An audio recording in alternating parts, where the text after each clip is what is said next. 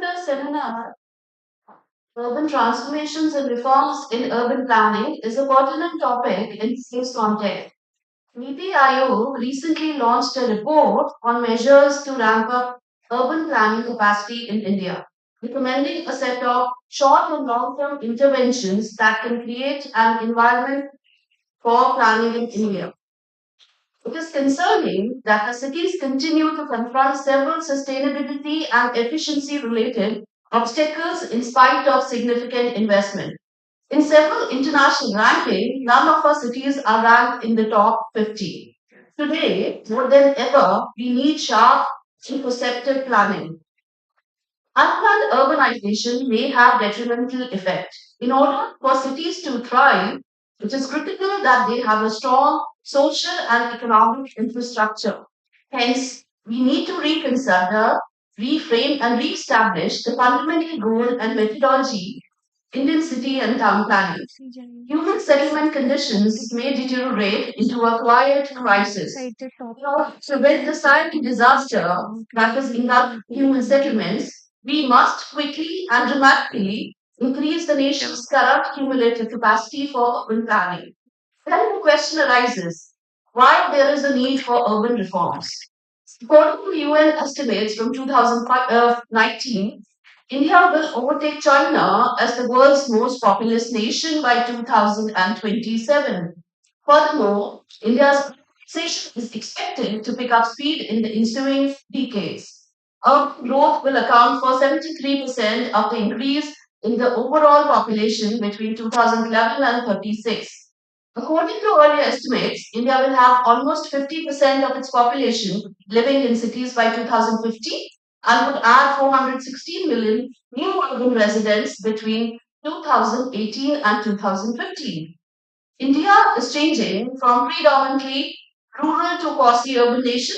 This creates obstacles for sustainable development, but also offers a fantastic chance to take us to make use of advantages of urbanization when there is a strong mechanism that is taking place. So, what are the challenges we are facing today? We are growing as statutory towns are without any master plans. In order to manage urbanizations, we know that master plans are essential. There is a research conducted by TCPO indicates that about half of our statutory towns are growing without a master plan through direct development and infrastructure expenditures. The master plan's execution is fraught with difficulties, including delays and legal battles. We also have a growing likelihood of urban water scarcity. Indian cities top list of global cities with the highest overall water risk, both now and in future. Furthermore, in the coming decades, a severe water deficit is anticipated in 30 Indian towns. It includes Jaipur, Indore, Amritsar, Pune, Kolkata, Bangalore, and so on. The fact that cities and municipalities lack the necessary infrastructure to manage their own solid waste and wastewater resources only serves to worsen the problem. This might result in surface water quality degradation or pollution of the groundwater that are still available. We also have another issue of financial crunch of urban local bodies. So we also say that taxes that collected by ULBs are not sufficient to cover the expenses. The economic survey of 2018 pointed out municipalities do not realize the full potential of their property tax. So in order to address some of these issues, we will have discussions through the lectures of invited speakers as well as panel discussion and deliberation across the day, how these transformations and reforms can shape the new urban areas through various approaches. I would now call upon Dr. Ashwini Luthra, Professor and Head, Ramdas School of Planning, to give the welcome address.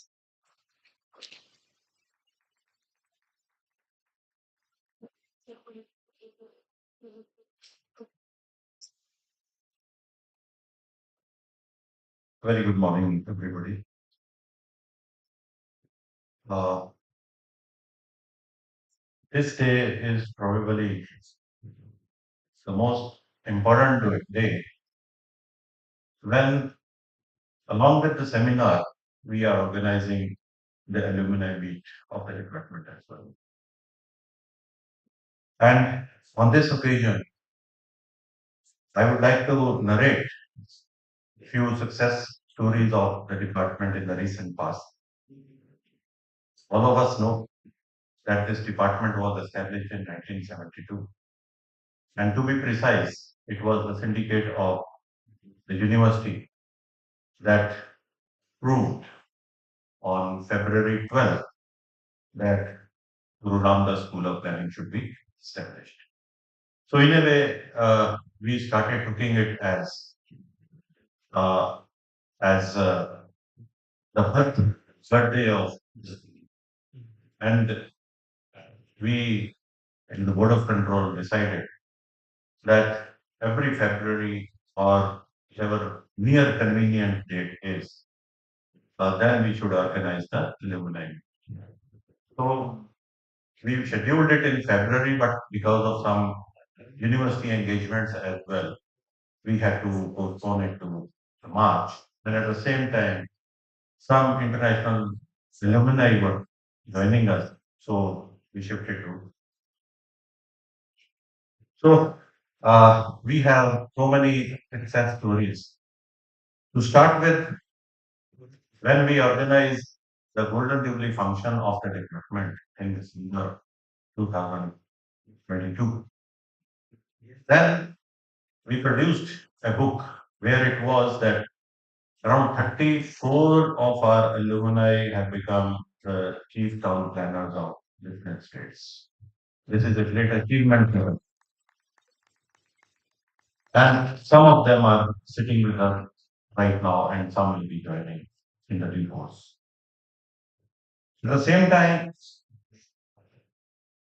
in that Golden Jubilee function itself, it was that we had Sardar Singh Memorial Gold Medal, which somehow in due course uh, was discontinued. And the reason for that was that it was for Master of City and Regional Planning. And since we were not having this degree anymore, that's why this was discontinued. Sir, I got it from the general branch. And again, the Board of Control of the department decided that this should be reinstated. And Sardar Mukhtar Singh, he was the man behind pushing this that uh, Singh is the father of this department because he was the person who established the department. Sir, with the kind permission of the worthy Vice Chancellor, we are going to reinstate this particular gold medal in the university. This again I count as great achievement because we should not forget our forefathers. Then in the last 1.5 years, I would say, since the golden jubilee of the department, we have organized series of seminars. And sometimes I listen from the fellow friends that every 3 months you are having some activity. And I think the whole faculty of the department was energetic that this department should be a vibrant department. And that way, uh, it was somewhere February 2023 when already four seminars were, yeah, this is the fifth seminar in 1.25 year that we are having the fifth seminar. And I announce from this stage that in November we are having another, next seminar. The brochure of that is in the kit which will be given to you in some time.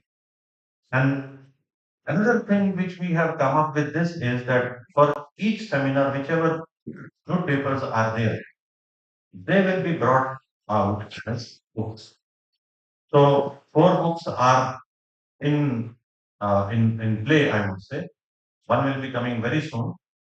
And in this process, my teacher, my mentor, was a Manjeet Singh. I got it from my faculty that he has given a task to the faculty, particularly Dr. Kiran Sandhu and Dr. Sukshi, Is some of the work, a small iota, I would say, uh, is to be published. And of course, I just pushed it because I think it was 1 year that the task was pending, and I had to request Perthamanji Singh that it was complete because there is always a revised edition. Today, we are going to release that book over here. Thank you very much for contributing to it. In this process, university has always encouraged all the departments, and in due course, we have got MOUs with prestigious organizations of the country. Three of our knowledge partners, they are sitting with us on dais. Mr. Jaswant Singh, we have MOU with Kamarsuddin Singh Institute of uh, Spatial Planner, Planning and Environment, then Environmental Research, then Center for Science and Environment, and Cities Forum London. This is in a way international MOU. And it is not, these are government NIUs. They are very active MOUs because we have been organizing workshops, capacity building activities under these um, MOUs. Now, along with this, I may submit here, though at the moment you are seeing lesser number over here, but almost 85 alumni have registered for the alumni meet, and they are on the way. Some have already come, and in the evening, we'll be having 4 to 6 session for alumni meet. I welcome all the alumni over here, and one alumni is becomes very special because he is the oldest town planner of Radar Mukhtar Singh. He is sitting with us. Sir एक बार खड़े होकर बच्चा नाम दिलवाते हैं ये मेरे सबसे पहले एग्जामिनर भी थे और बहुत सारे स्टूडेंट जिनके हाथों से हाथ हुए हैं he is a special case for us today along with that we have Vijay Kumar Gupta ji, everybody knows. Mrs. Sroop Singh, Vijay Pal Sharma ji from Uttarakhand, R.N. Mishra ji from UP, particularly Lucknow. इनसे शेरो शायरी सुननी हो तो आप इनके पास बस खड़े हो जाना ये अपने आप शुरू हो जाते हैं क्योंकि इनके अरमान यहाँ पे आके ना आप लेकिन yesterday he came and he said I went to the canteen and had hot dog and tea. And actually, he was enjoying the canteen life. And he told that he spoke to some of the students sitting there. So why I'm saying आप खड़े हो जाओ शुरू हो जाते because he is very interested. ये झिझकते नहीं है किसी से बात करने के लिए. इनके elder brother हमारे teacher Mr. S.N. Mishra will be joining us in the afternoon. So इस तरह हमारे बहुत सारे alumni is joining us. Along with this, we are having this time the faculty of Chitkara University participating in this seminar. We have students from Bathinda, Maharaja Ranjit Singh Technical University, planning students there also, they have already joined us. At the same time, faculty of Architecture Department, जो हमारे साथ हमेशा खड़ी रहती है. This is a large number today because Madam Harvinder ने बोला कि एक सॉफ्ट मैसेज आया था जिसके कारण आना ही पड़ा. I think you are all very close to our department and art. And interesting is that three of them, rather four, चार देख ही रहा हूं, they are our students also because they did their masters from this department. On this note, I welcome all the dignitaries on the dais, all the delegates who have come all the way from different parts. And special welcome to Professor Saswat also, because he has come from University Ahmedabad. Another special thanks to Professor S.L. Indra, Professor Anil, because They have come from Maharashtra. Mr. Anil is from Pune at the moment. He is president and chancellor of Nikmar University. And Professor Dhingra, he is Professor Emeritus from IIT. Thank you very much, sir, for coming over here. I welcome all of you. And again, this seminar is success. And the coordinators, Dr. Sakshi and Dr. Ravi, will be taking the proceedings further. Thank you very much. Thank you, Dr. Lucho. We will now set the tone of the seminar by inviting our guest of honor and keynote speaker, Mr. Anil Kashyap, President and Chancellor, Nikmar University, Pune on stage. He was formerly Professor and Head of Department, Geographical and Environmental Management Department, University of West of England, Bristol. Sir, you may.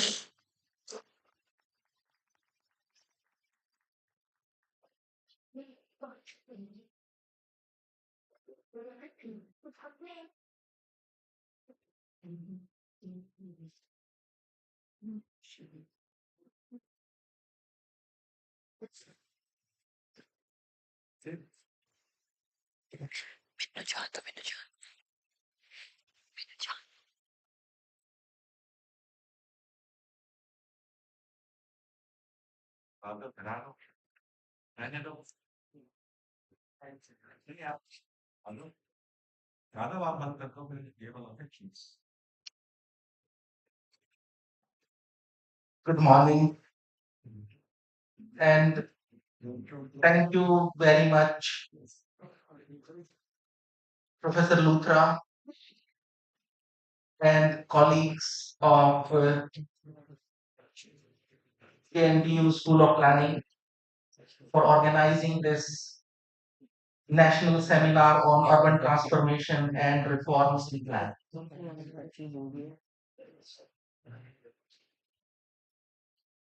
This is so timely in terms of the way national and global urbanization and global urban transformation is happening these days, and particularly post pandemic, we have seen a dramatic shift and change in the pattern of living, and particularly the urban living. And the one of the reason pandemic has brought this change is because of the factors and the needs of individuals and collective needs of the citizens and cities. People have started thinking slightly differently when it comes to living and standard of living. In recently concluded World Economic Forum, it was highlighted that Asian cities are leading the board in terms of most expensive cities. Singapore, Hong Kong,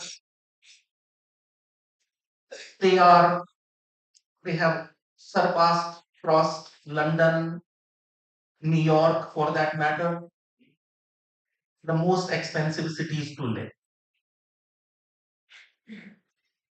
This is perhaps because cities provide more opportunities, quality of life, and also the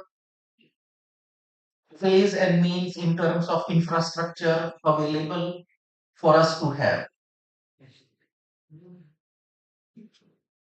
Globally, if we look at the share of urban population in the continents, you can very well look at the kind of growth from 1980s to 2000 and then 2050, this is rising quite fast. And that's where, as a planning intervention, we need to put in some measures in place so that we end up having more better infrastructure rather than planning chase the urbanization. We should be really ready for urbanization with the planning interventions. Sometime when we look at urbanization across the cities in here in Asia or India, before planning measures comes, the transformation or the urbanization has already exceeded the limits that planning can cope up with. It is important for us all planners to understand that and come ahead of the urban requirements and plan them in such a way that urbanization does not overtake the planning matters. It is a challenge, and that's where we are here to deliberate.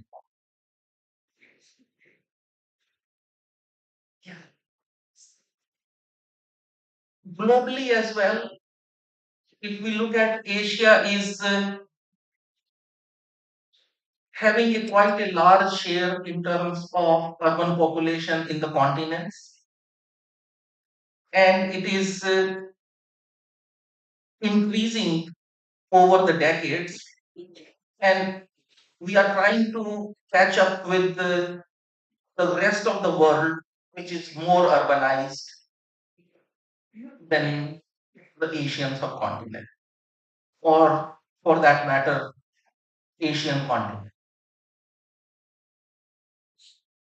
And this transformation is very interesting because the majority of the population is in this part of the world, and the share of urban population also is highest in this part of the world if we look at the absolute numbers.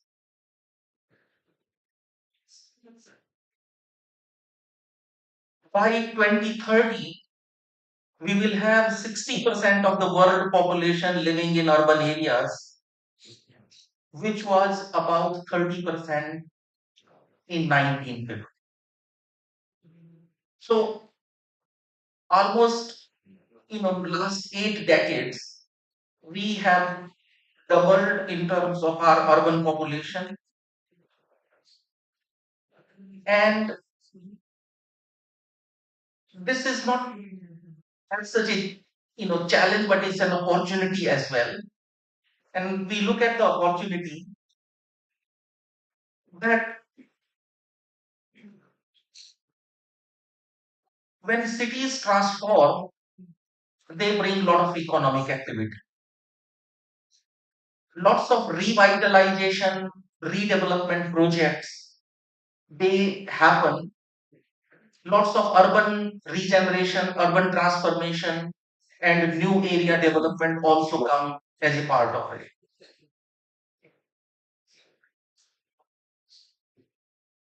Because there are number of challenges of sort of past urbanization, which poses challenges in terms of poverty, crime, deteriorating infrastructure, and in order to address these issues comprehensively, we have to have strategies in planning as well as a lot of investment is required.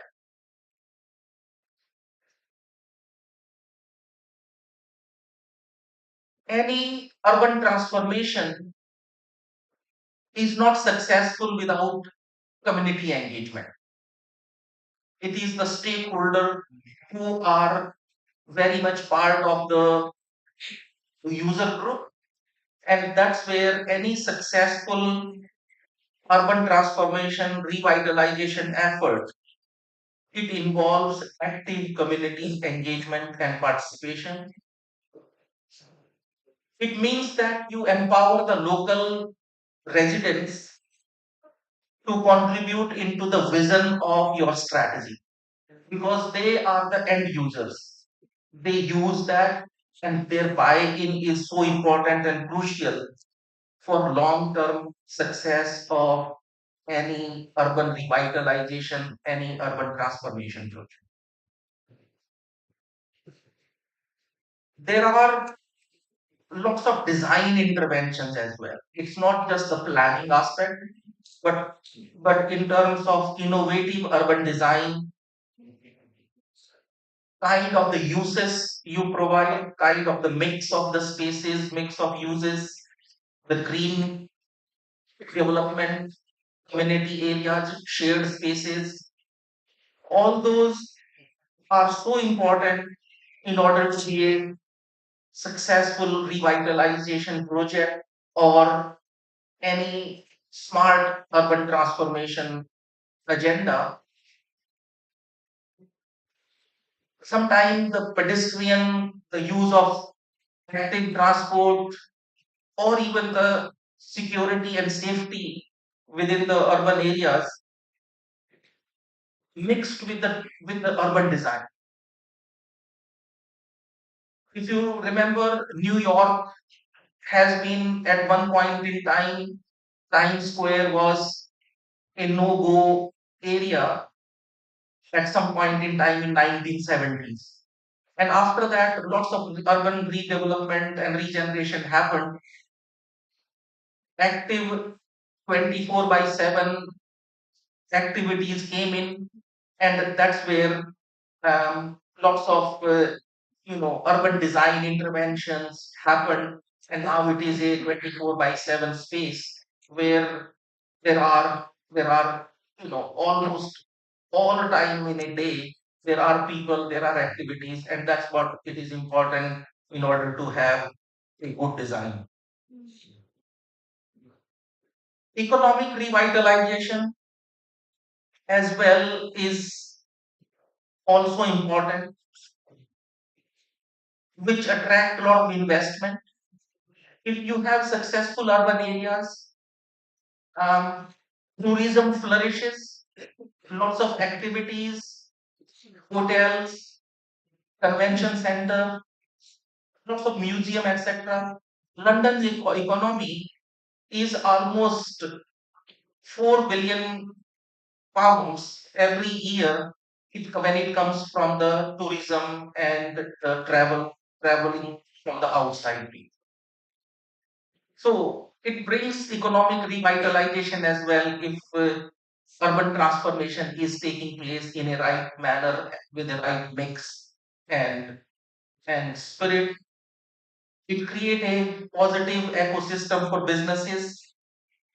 Businesses thrive, and when we talk about the property tax collection, etc., businesses contribute quite a large number of large amount in property tax, which in turn then can be used uh, by the municipal corporation for having the funds sufficient for uptake and maintenance of their services. Policy and governance is an important tool in order to sustain this for long term. There are a number of models you have heard in terms of public-private participation or even public-led interventions to begin with and then handing over to private sector or individuals or group of individuals. You might have heard about business improvement districts, BITs. BITs have been very successful in Europe, America, and Canada, where the city center, like Connaught Place, in our context, they are earmarked as a business improvement district, and with the small interventions of some advertising revenue and all, that money which is collected in order to keep that area safe, keep that area clean, and keep that area pedestrian or traffic friendly, the footfall in that particular business improvement district increases, and that's will then further increase in the revenue of the businesses and profitability of those businesses. And they grow, and that's how their value of the property, value of their real estate increases. And if there is a value of real estate increasing, property tax also increases. So it becomes a really a circle. And some of these initiatives are so important and useful and successful when it comes to policy and governance point of view. Sustainable infrastructure is important for long-term urban revitalization. Otherwise, what will happen that if you create, footpath, pedestrian or cycle lanes, and if it is not sustainable, if it is not long-term, then it goes away and people start coming back to the same, place. And that's where efficient public transportation, efficient, pedestrian-friendly environment, and resilient, city infrastructure, all those are so fundamental for having, a successful urban transformation, projects. Cultural and social inclusion are the last two aspects which I will talk about. And we look at cultural aspects coming from the city where we are in. We have the city, surrounded by the key uh, destination for tourists and religious purposes as well, and the transformation around those points, and then lots of, historic places are there. Revitalization from the cultural point of view brings lots of benefit to urbanization, and including smart and social fabric, and creating lots of, social inclusion, accessible services for all, and equitable services for all makes it more inclusive. And finally, that technology is fundamental these days in order to make things efficient. Internet of Things, IoT, face recognition, active supervision, CCTVs, lots of smart technologies are there, or even the crowd control as well. How you get into one area, there are fairs, and you can avoid lots of stampedes, etc. And safety as well. It gives confidence to people, children, families, etc. that smart technology are there in order to maintain the crowd and the safety security, as well as making it more efficient for people to move in and out. Just to conclude here, with public private partnerships, we can achieve quite a lot, because the public sector has got limited capacity. We, as a public, municipal corporations or departments, have got lots of constraints. So that's where number of examples of success can be studied and can be customized to local situations. And the measures of success can be looked at through pilot projects, through collection of data, through continuous improvement, and informed decision making. If we have data, and we can make informed decisions in order to sort of review the policies in order to date them. And finally, to conclude here, that urban transformation is inevitable. It is going to happen. It is going to continue. It will continue for a long time. And there is a long road ahead in terms of us planners, particularly here, sitting here in this part of the world and the country. urban planners have a lot of agenda, lot of work to do. Therefore, just to make that successful, we need a holistic approach. We need a holistic approach which involves community, which involves economic revitalization, which involves sustainability, sustainable infrastructure, which includes social and cultural inclusion as well. And this all can be aided by the smart technologies, smart, ways of data collection and informed decision making to make this really something which is suitable for our environment. We are not imitating or copying somewhere from outside, but we are crafting our own solutions. We don't have to be looking outward to find some solutions. Solutions are here. Solutions are within these holistic approach indicators, which I have just mentioned through my slides. And if we can actually fine tune them, we can create something which is very long term, sustainable, and will be more successful in our context. So, just to conclude my talk, as an urban planner, we or even urban design aspect, or even with engineers, it is not just only a single dimensional approach. It is a multi-dimensional approach to a more viable and a successful urban transformation.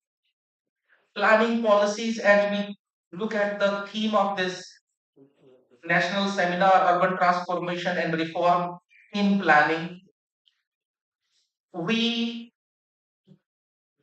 need to innovate, and we need to bring these solutions and bring them back into our planning profession as well as planning practice.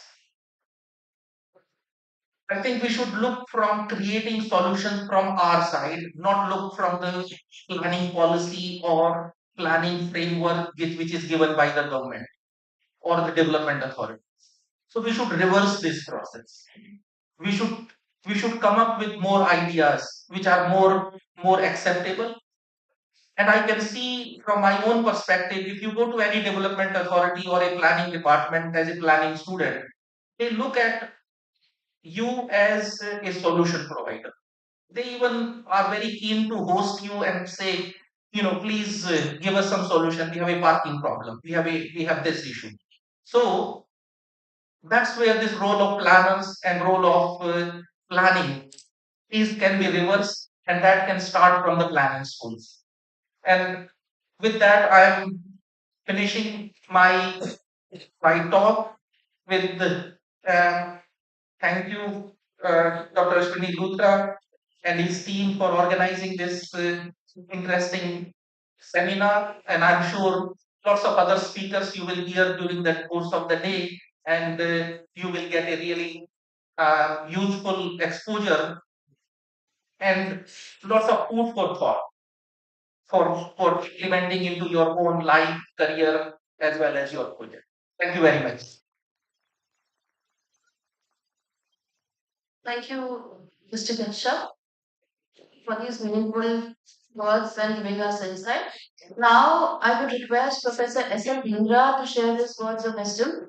Professor Dhingra is Institute Chair Professor, Emeritus Fellow at IIT Bombay. Sir, you're most welcome.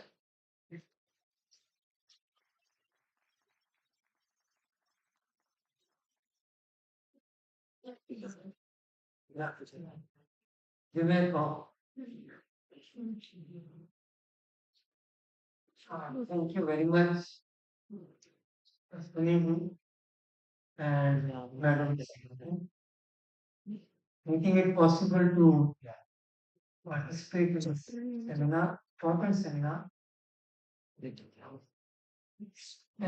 is of course on, as Mr. Prashad mentioned, urban transformation and reforms in tech. Okay. When we are looking for total transformation, I will take it in a different way. I will say that okay, city development or urban development should be led by transportation plan. I mean, they are together basically should be. I mean, I will give so many examples later. And normally, what happens when you are attempting transformation, you feel that where the money come from for all these transformation. I tell you, there also you have to do innovation. I'll just give a small example. Like, we wanted to connect Navi Mumbai with Mumbai. Because no development was taking place on the other side. So how it will happen? Transportation link. So the rail connection between Navi and Mumbai was to be provided. Then only the development will take place. Who will do it? If you have railways, we don't have money. We are always a losing concern in the urban scenario. Always. I mean, that fare, they won't get even much anything from the fare and all that in urban scenario. Then, my friend, Mr. R. K. Jha, Chief Transportation Communication Planner, he said, okay, how much money can you provide for this link? So, but there was not much answer.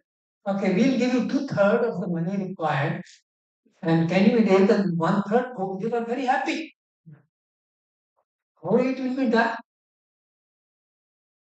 Because it's an important link. So he said, okay, we'll give two-third money. How they will generate the money? So immediately thought of developing multi-story commercial complex on Vashi station and Belapur station. 6 story. Okay. And sell it. And remaining, they put maybe 1.5 rupees for surcharge and a ticket of 5 rupees. People are very happy. And through that, surplus money, why we always, I would not say please, if we ask for money, when this should be in renovation, transformation, and from the thinking itself. So they could get a lot of money and this link was provided, suburban link. And the development started. No, they have to really take the lead to bring that money. No, the multi-story commercial complex on the station, they wanted to sell it. No takers. What to do that? You have to see the trend of the time. And they thought, okay, IT is going to boom. They converted into IT park. It was sold like hotcake quickly. So you have to be very agile. What to do? Raise money. Okay, it was sold in CBD, Belapur also was sold, 6 story building, and they could get a lot of money. So one, two-thirds, they could get more. And of course, again, for other purpose, 1.5 rupees is a charge on the ticket of 5 rupees. The people were very happy, accepted, and they were ready to pay. Well, no charge. So this is you have to have a solution, real thinking. And I would say this funding, that's a management decision. We should not think in planning itself. I'm not required this. There is separately a management decision. So that way, well, I will give an example when I give my presentation. Like in Dubai, how they did it, and in Shanghai, how they did it. Raising money. Money is a financial decision. You have to take it separately. Don't consider the planning and all that. You go on going with your transformation and all. Okay. But then again, you have to think also. Like just small thing like now this new link has come 21.8 kilometer to cross Thane. Okay, how could they get money for that one? Now again, my friend, he said, okay, when you do this one, so a lot of development will start taking place on the Navi Mumbai side. Okay, whatever revenue you get out of that, can't you give us 5-10%? See, the new thinking, how do you get money? They were ready. And now they have already it has come. I think with these things, we have to have new innovations and all that. And later on, I will tell you how the transport lead when you give it, you can get anything done. Money is never the problem. And because and what is the source of money? Land is the only source of money. Remember, land is the only source of money with any government. So that you have to convert this way, that way, and then get money and think way. But think of innovation, transformation. That is required from your side in any way, and unified development, city, transportation, led urban development. Thank you. Indra sir. Now I would request Shri Jaswant Singh ji to speak some words of his wisdom.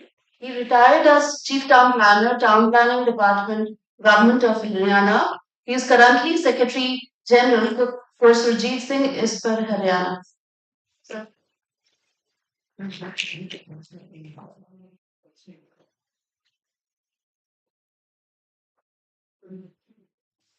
Thank you, Sakshi.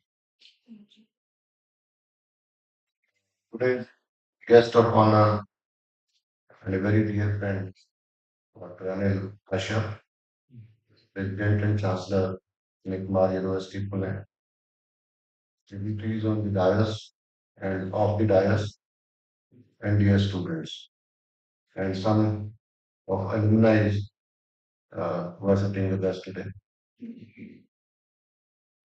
Every visit to this university, takes me back to 1983 when I joined as a student in School of Planning. We call it Ramdas School of Planning. It's very nostalgic, and whenever they invite you, when Dr. Mitra says that you need to come here, so that force, that bond with the school brings you there. You doesn't don't have the capacity or the strength to say no when you are invited to the school. No sense.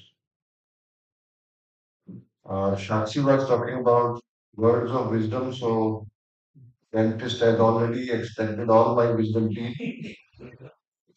So now, what words of wisdom?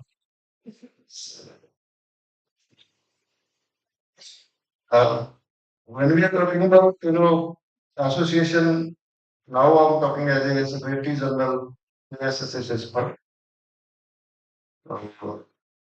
KSS ISPER and School of Learning go hand in hand for a long time. Professor Manjeet Singh was our founder president and still continues to guide us as our mentor, being part of our governing council. Latecomer Sujit Singh, other illustrious alumni of GRDSP, was founder secretary general of KSE. We used to call it ISPER then. After unfortunate and sad demise of Kumar Sujit Singh, we have now prefixed the name Kumar Sujit Singh Institute for Spatial Planning and Environment itself. Uh, Now this responsibility to manage this institute has been fallen on me, and I'm looking after. We are thankful to the university for agreeing to institute a gold medal in the memory of Kamar Surjit Singh. Uh, Professor Putra initially was talking about the Sudhar Singh Gold Medal. So ISPER has instituted a gold medal in transport planning in the name of Kamar Surjit Singh, and this gold medal, I think, from this session onward, it has started already. So that will be, given every year.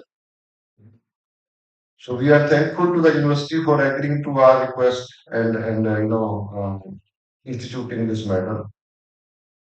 We have also signed an MOU with the university in the area of mutual interest.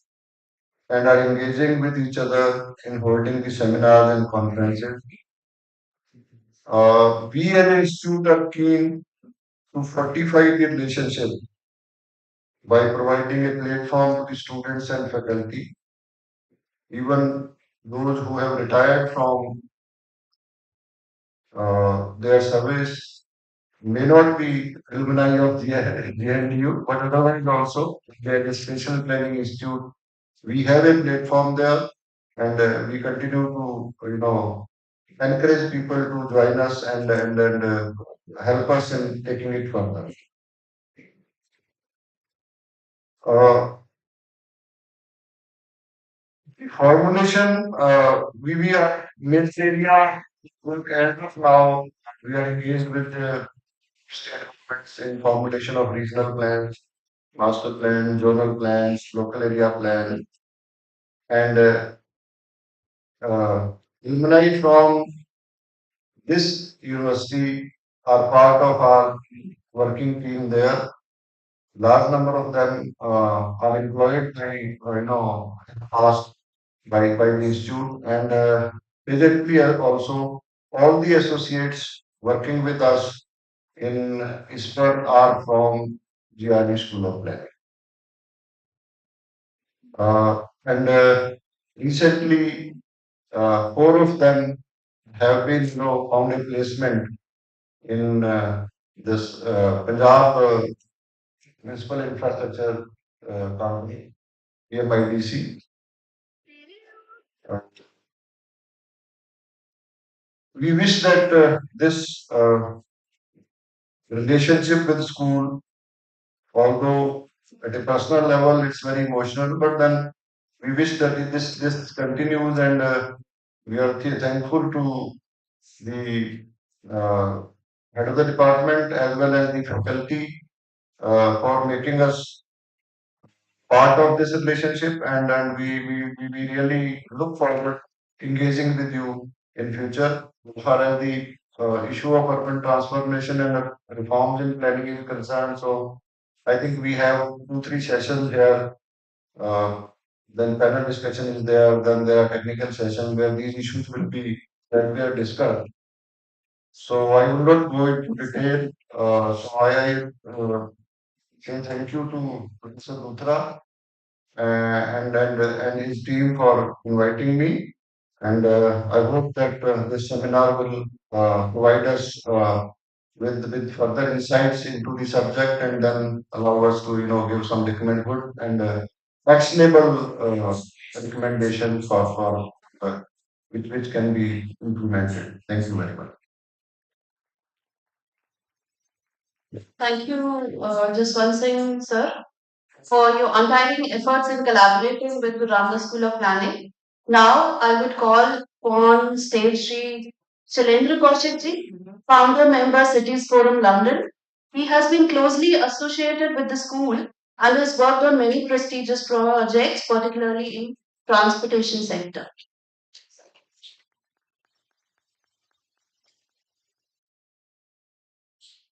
Hi, good morning, everyone. It's always a pleasure to come back to the school being a faculty, sorry, being an alumni. Faculty. Yeah. Thank you, Professor Luthra, for inviting me on this occasion. See, I will not talk too much, but two things basically which I want to share. So we have an MOU with the school in terms of how the city reforms could be made. Because as Professor Kashyap said, that cities are going through a lot of transformation, technology, data, smart cities. You hear all these kind of words coming on.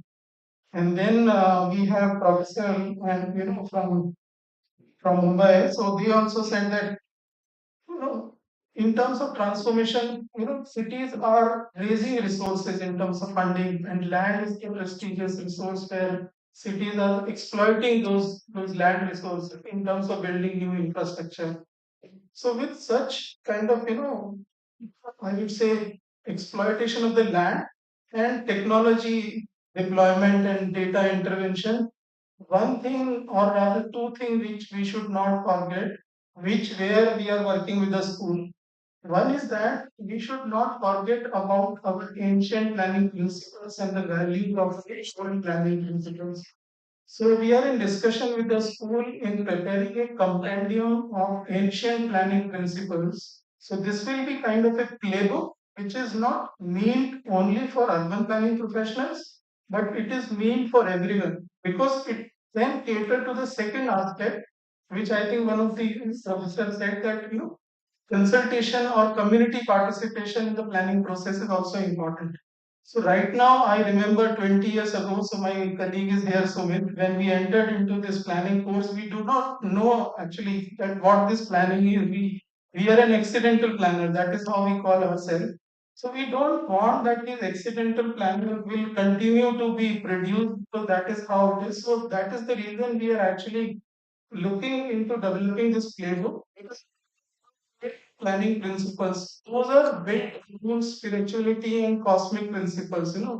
We have these centers which are built around physical planning, astronomy, and then looking into the happiness of the resident. When we talk about 15-minute city, I think everyone must have heard about this concept which is given by this French professor Carlos Moreno. And all these things, if you look in our, it was always in existence, but somehow because lack of documentation, we could not take it to the world. So that is a kind of void we would want to fill working with the school. And I am really, keen in terms of wider collaboration with other institutions like NICMAR or SET, because this is an area where we have to work together. We have to show to the world that how our, if you look at Indus Valley civilization, excellent drainage structure, water supply structure. You see Madurai, the temple town of Madurai. Look at the Jaipur, this lane width in Jaipur. If you see the old cities, 10.5 meter or 11 meter, which is equivalent to 3 lanes in the current context. So all those things are built using science as a principle, but we have not kept that as part of the documentation. So this is one area we are working with the school. Second, in terms of involving community in the planning profession, because no one knows who the town planner is, frankly, no resident, if you go to any city in Batinda or for that matter Sangrur, any resident who's living in these small areas or these small, they don't know what the planning profession is. They know कि भाई नक्शा पास कराने वाला है. That is not the planning. So we need to educate the community about the planning. So for which we have actually tied up with the foundation from UK, and we are working with Professor Luthra on that, where we are developing, rather we have already launched a pilot project in terms of imparting education on sustainable cities to school children. So right from grade 1 to grade 12, we have delineated these school curriculum to three: junior, middle school, and senior school. And we don't want to add any subject. We basically, look into what could be taught to these school children as part of their existing subject. Maybe some topic can go into science, some topic can go into social science, some topic can go into physics, some other subject. So we have developed some 12 modules and run this pilot in 200 cities, 200 schools in India, in Bihar, UP, and Delhi. So that is already being done. So that project expansion we are working. So this will then cater two things. One, we will be able to build the compendium of our planning principle, which can be used not only by the planners, but you know, by raising that awareness also. Secondly, city, transformation of city is not something which can be done in 1 year or 2 year or 4 year. That is what we were talking with my colleague in the morning. It needs a generation shift to think. And once you educate these children in school about sustainable cities and urban planning, they will be knowing about what is their role duty as a citizen once they come. Second, there will be a lot of serious planning rather than accidental planner. This is what I believe. So with this, I would end my talk. So I will be talking something which we are doing in the afternoon. So happy to chat around. So saying thank you so much.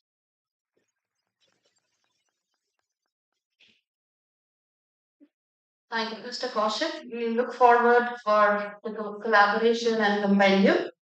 So now I would call upon stage Sri Rajneesh Sarinji. He is the Program Director, Sustainable Habitat Program, Center for Science and Environment, New Delhi.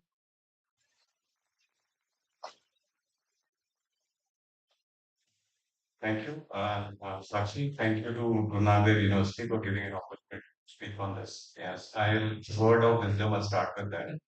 College में अच्छे से पढ़ो भी तो बार बार college छोड़ता है हम अच्छे से पढ़ेंगे हमें बार बार अब आना right so I think this is an opportunity for you to really work hard and I think you have wealth of wisdom already there which you can capture it south में जब मैंने काम करना शुरू किया तो वास्तु पुरुष मंडला में ना पांच भूता भूत नहीं मतलब यहाँ पर तो इस कमरे में ना पंचभूत हैं मैं बताऊंगा उनके नाम एक प्रोफेसर चाहल है एक मैडम किरण संधू एक प्रोफेसर लूथरा है प्रोफेसर बहल आज और पांचवा मुझसे आज मैं we made an MOU 8 years back that booth has actually made the Vastu Purush Mandala.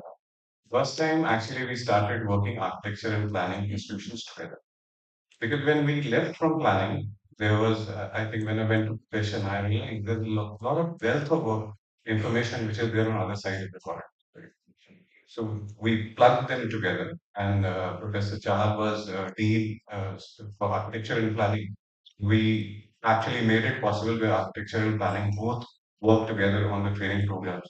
So this is my 8th year running in CSC as well as in GNDU in my 2.0 version of residency where I've been working with this university. We have done, I think, endless number of seminars. We have done conducted training programs. We have done induction programs. We have done, you can say, internships, and as well as many of you have been there on a detailed program with us. So I remain committed, and I think this is where the wealth of alumni, which we're going to celebrate in the evening, the relationships. They are very important. Remain honest in that because the last word which I want to say is कि जो तेरे और तेरे है परवाह न कर हर रात तो बाद सवेरे है परवाह न कर इतने सारे प्रोफेशनल चंगे नहीं है परवाह न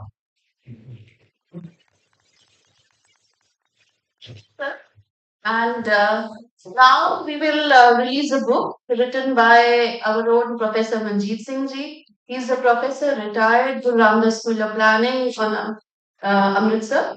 So Professor Manjeet Singh has written a book on resplendent urban planning and design concepts of Amritsar, where planning, design principles, and development strategies of Amritsar are evolved on the basis of Shabad Guru, the Adi Granth.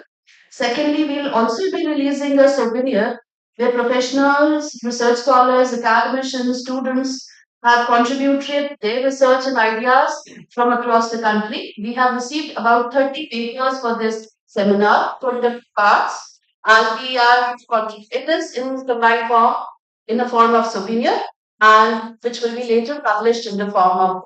So I would request all the dignitaries on stage to do the honors, first for the book and second for the souvenir. We have a huge round of applause.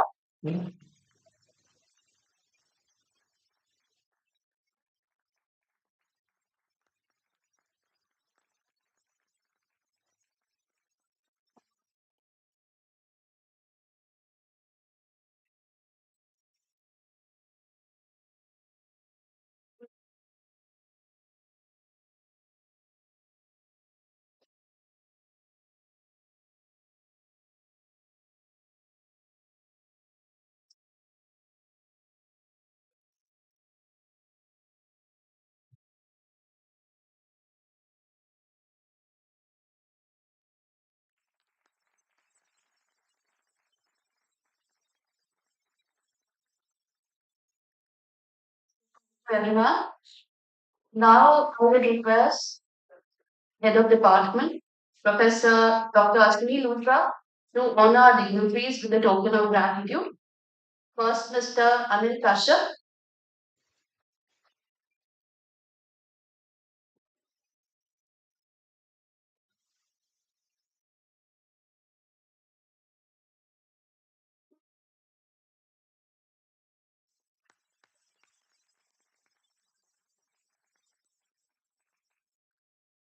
Professor S.L. Lingraji,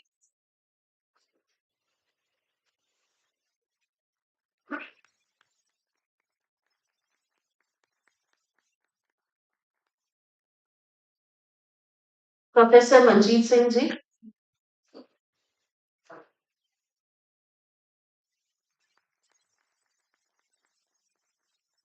Mr. Diswant Singh Ji,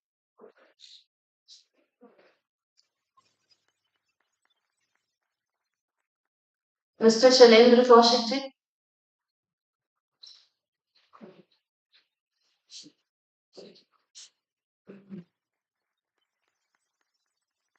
and Mr. Rajneesh Salinji.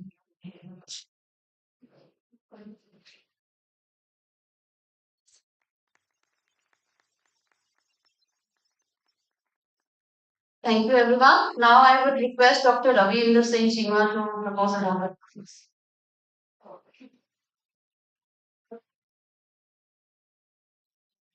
All the pain. Let's just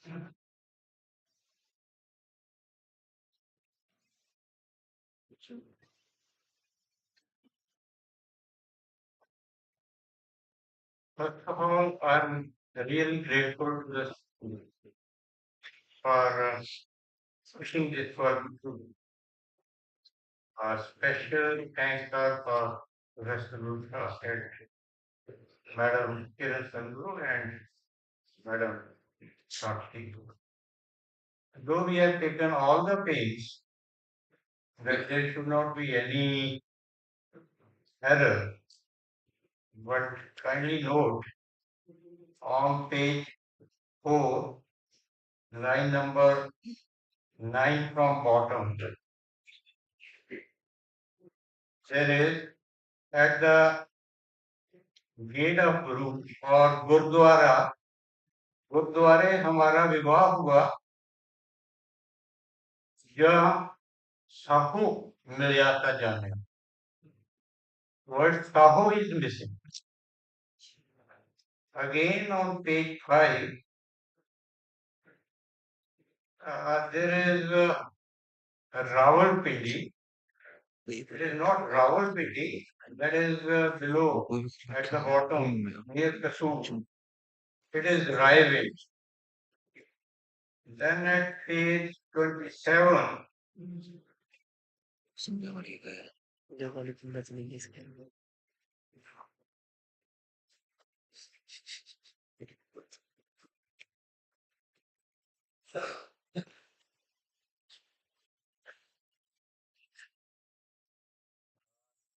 from top still, a riser of each stem. It is not stem, it is kindly nature. Thank you.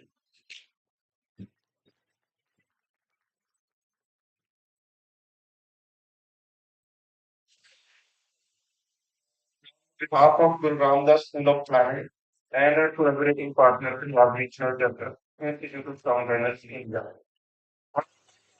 We thank Honorable Vice Chancellor Sir Dr. Pal Singh Sandhu, though he could not, but he happens to be the actual source of inspiration and a guiding thought for back-to-back events being organized by our department. In his tenure of 7 years, the university has touched the peaks in various spheres.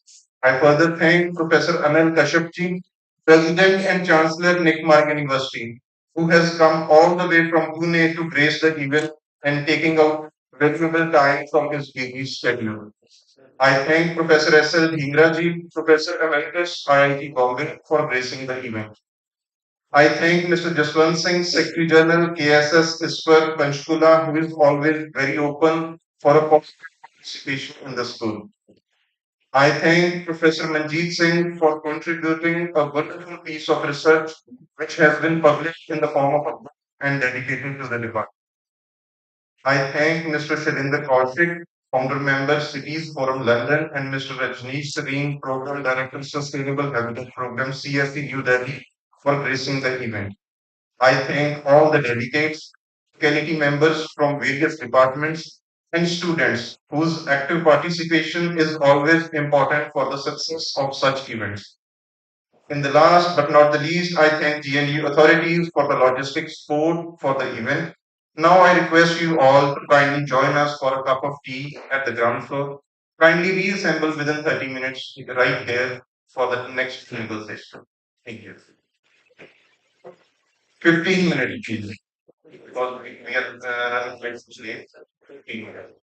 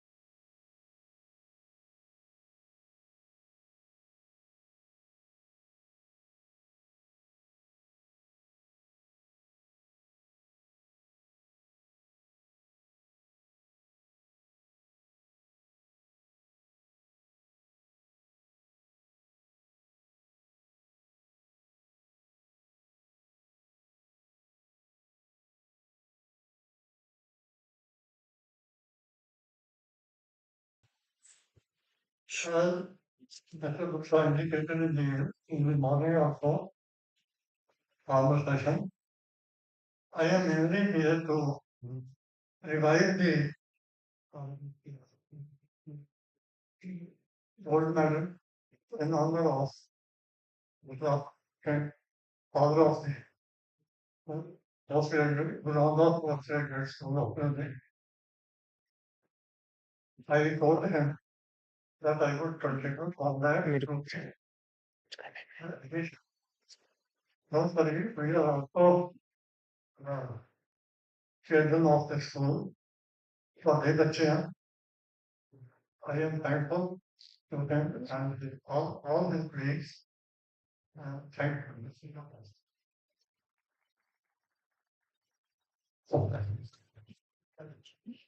I know he is having illness because he told that he was sick sometimes.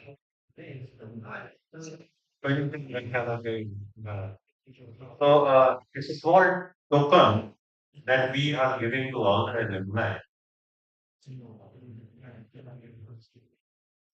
Sir, Dr. Kiran has written a poem for all the alumni, and this time we have compiled it in the form of a wall hang. It depicts the pictures of the university. It will be a memory for you. Of course, yesterday doctor Mishra sir set के इसमें hostel की तो होनी चाहिए थी क्योंकि hostel के साथ बड़ी यादें जुड़ी हुई लेकिन वो इंटरनेट पे हॉस्टल की जो फोटो थी ना उसके पिक्सल घूम रहे थे तो ये फोटो जो है ना खराब हो जाती हॉस्टल के कारनामे सबको पता ही होते हैं कल आप भी गए थे हॉस्टल घूम के आए बाकी लोग भी हॉस्टल घूम के आए हैं अपने अपने कमरे देख के आए वहीं पर है ना sir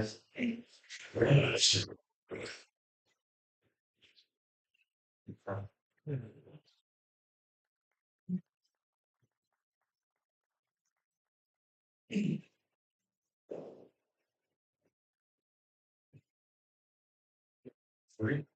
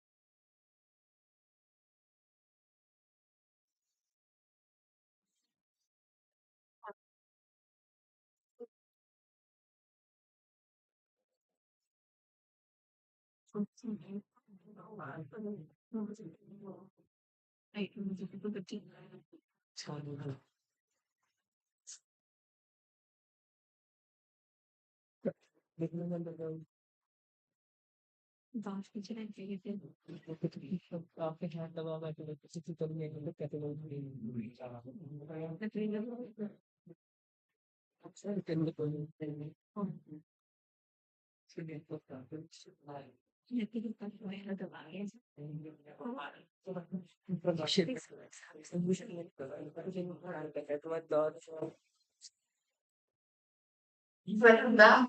Now start with panel discussion. So I would request Mr. Swansingh ji as moderator, and we have panelists Professor Sarup Singh ji, retired Professor Ramdas School of Planning, Guru Nanak Dev University, Amritsar. Professor Manjeet Singh ji, retired Professor Guru Ramdas School of Planning. Professor Dr. Shashwat Bandyopadhyay, Professor Sept University. So I would request all these people to come on the stage, and I hand over the mic to just one second. Sir, take your feel free to audience.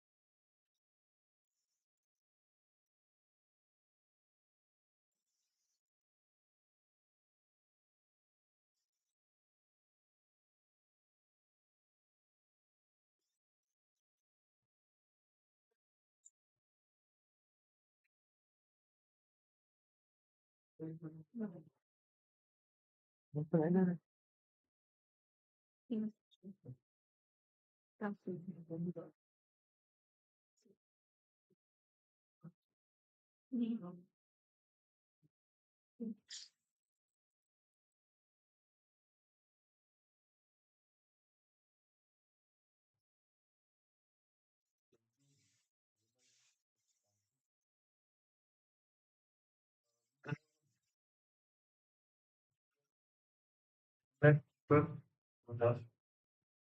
on this slides, on this channel discussion. My right are Professor Manjeet Singh. He is not only alumni of this institute, but also doing the faculty of since its inception. I say because it started in 1974 when he joined as a faculty, I think in 1974, 72 men. And since in 74. So just then, that's the journey which he has traveled with this institute for a long, long, long time. That's a true thing also saying. Professor Sarkos is a very eminent professor from Seth University and he has insights, urban planning pressures and urban planning systems is very, very, very uh, thoughtful. Plus, Sir Ranjit Singh grew up in, very long association with urban planning profession and his journey as a urban planner. He wanted that we should make such a presentation on urban transformation and requested to make a small presentation. And, I, organizers have given me a very strict warning to now adhere with the time schedule. So, rather to prepare the time, so I request to give some to, get a little bit come to about 10 minutes. So, that's what it is.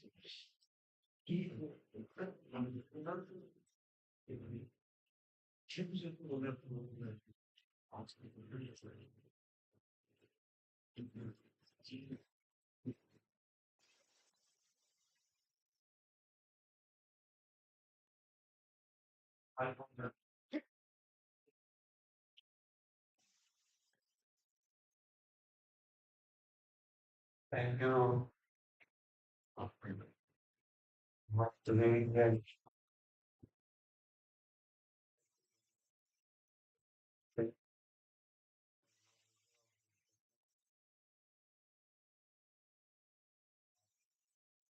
it's very long paper of in which I wrote in my handwriting, and I was typing it in more than 20 pages.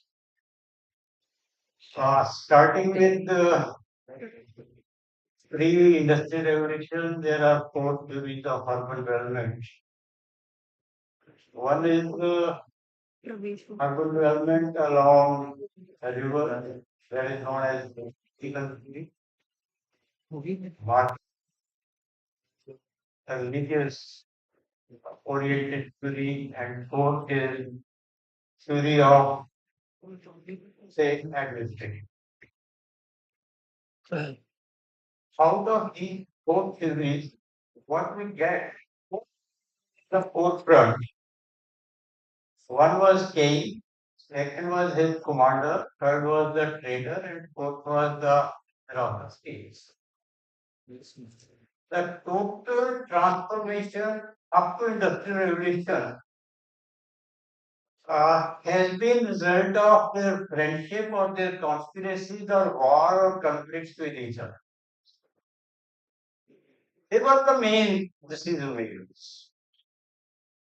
Coming to industrial revolution, most of us are very familiar with it, and what we get out of this industrial revolution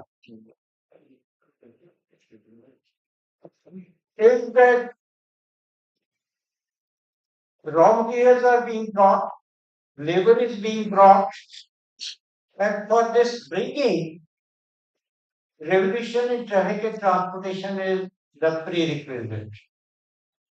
The nationalists adopted the sites which were very cheap, might be long water bodies, and crash program for the labor housing was taken off.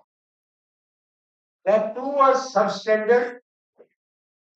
And out of this unplanned substandard housing, three things happened continuously or recurringly. One is floods, second is fire, third is epidemics. And then whatsoever was the thinking of intellectuals, they started thinking that city is not worth living. On one hand, the chimney was giving a surety that there is a job. On the other hand, it was pollution, epidemic, fire, floods, and things continue to went down. In this context, various initiatives were taken. One, people started thinking that there must be planned development and some acts were being thought of. Second, some ideal town concepts they were being perceived. Third, planning education, research, profession, it started might be in very rudimentary form. Fourth, the people started thinking in terms of research along it, and a new set of thinking developed where there was no role for king, no role for trader, no role for the religious faith, and accordingly no role for commander directly in the decision making of urban areas. So ultimately, I'm just skipping some of the slides in view of the time. The determinants of urban transformation at global view, what we get, series of explosions were there. I've dwelt these explosions on the basis of C8 oxidized existing concepts. One is population explosion started. Second is energy explosion. Third is explosion in traffic and transportation. Fourth is income. Fifth is mobility of labor, vertical and horizontal. They started. Then second issue which was there after industrial revolution, most of the countries throughout the world, mind that I am using the term most of the countries throughout the world, they adopted capitalistic centralized tendencies for urban development. And out of this, large cities, democracy, and capitalist tendency, they work in tandem with each other. On the other hand, socialistic pattern are relatively more decentralized and not so democratic system. These two parallel systems they started. That out of what we got, ultimately that international world bodies they started taking serious for us.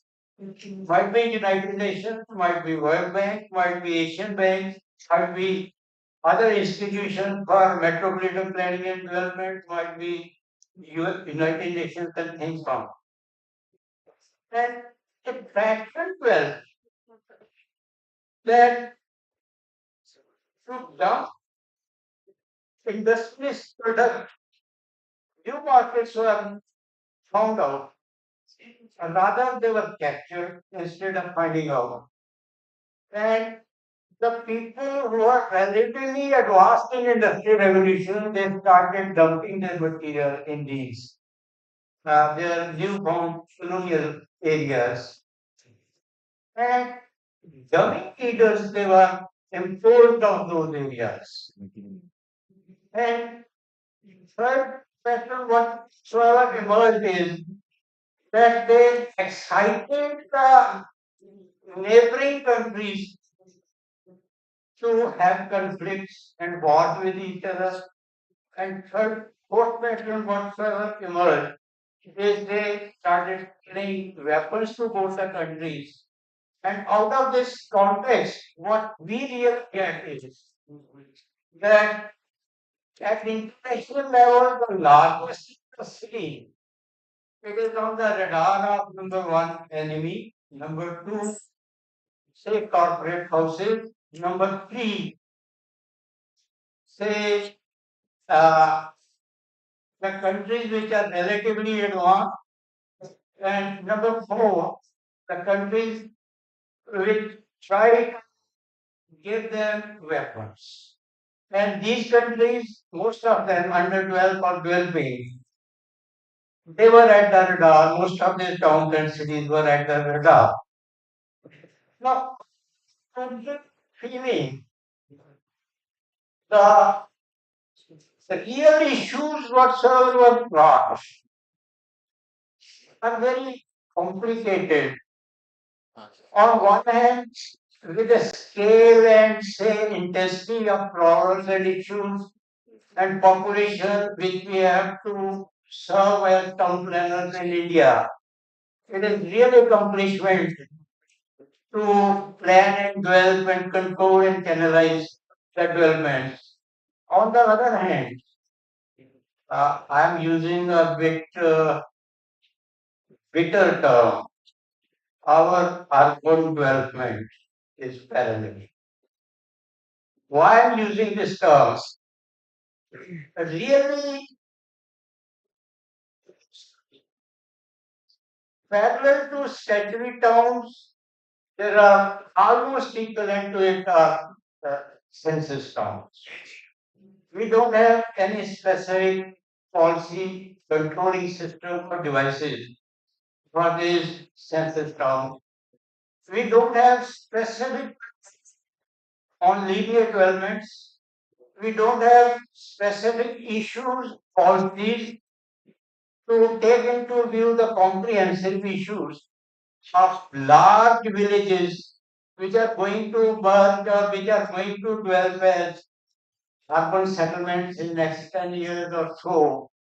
We don't have the policies. Actually, in the morning, Professor Kashin was giving us the concept of being in those terms. We don't have the a real correct how to control and develop our say core of the cities. Specifically in India, more than 85% towns are centuries old. And our core is really the problematic. We don't have any specific terminology or we don't have even the branding of individual towns to develop their, say, develop them as economic magnets and so on. Normally it is said that for town planner, master plan is Bible, but what kind of Bible it is? We, for most of the towns, we don't have water budget. For most of the town, we don't have proper drainage systems. For most of the town, we don't know what are the natural laws. For most of the town, we don't know how much is the population living in unauthorized areas, colonies. These are the issues and concepts of say the way transformation is taking place. Practically speaking, even the term urban itself is transformation. It transforms villages into towns, towns into larger towns into cities, cities into metropolis, and so on. And with this concept, say process, the individual is losing its identity. Number one. Number two, there are two counter currents going on throughout the world. One current is that most of the people or countries want their cities, they should have cosmopolitan thoughts. Correct. And second is there is concept of sons of the soil theory, and there is conflict between these two.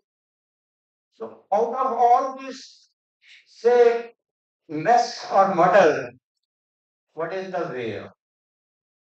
The way outs are in terms of taking into consideration number one, ecological constraints, number two, cultural backgrounds of the people, number three, making master plan not only the aim, but most of the towns they should come now out of this master plan concept and start thinking how to convert them into investment magnets and so on.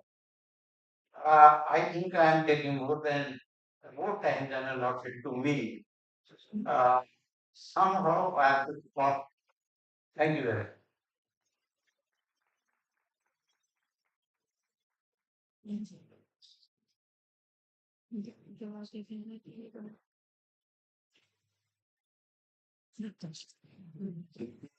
So it's always very mesmerizing to listen to think his thoughts, his lives into the recent issue of urban planning, urban education, urban planning education. I will say the example, in a nutshell, the theoretical work of evolution and how geopolitical systems, shape the form, the structure of urban centers, and what is making the, our urban areas, problems in the road, problems in the so issues of sense system. So I think in a small talk of about 2 minutes, we have almost synthesized the top questions from the others. So thank you very much, sir. Now we start some question and answer kind of question here. Slides and all the हमारी शक्ल नजर आनी चाहिए ना अपने वालों हाँ हमारे good so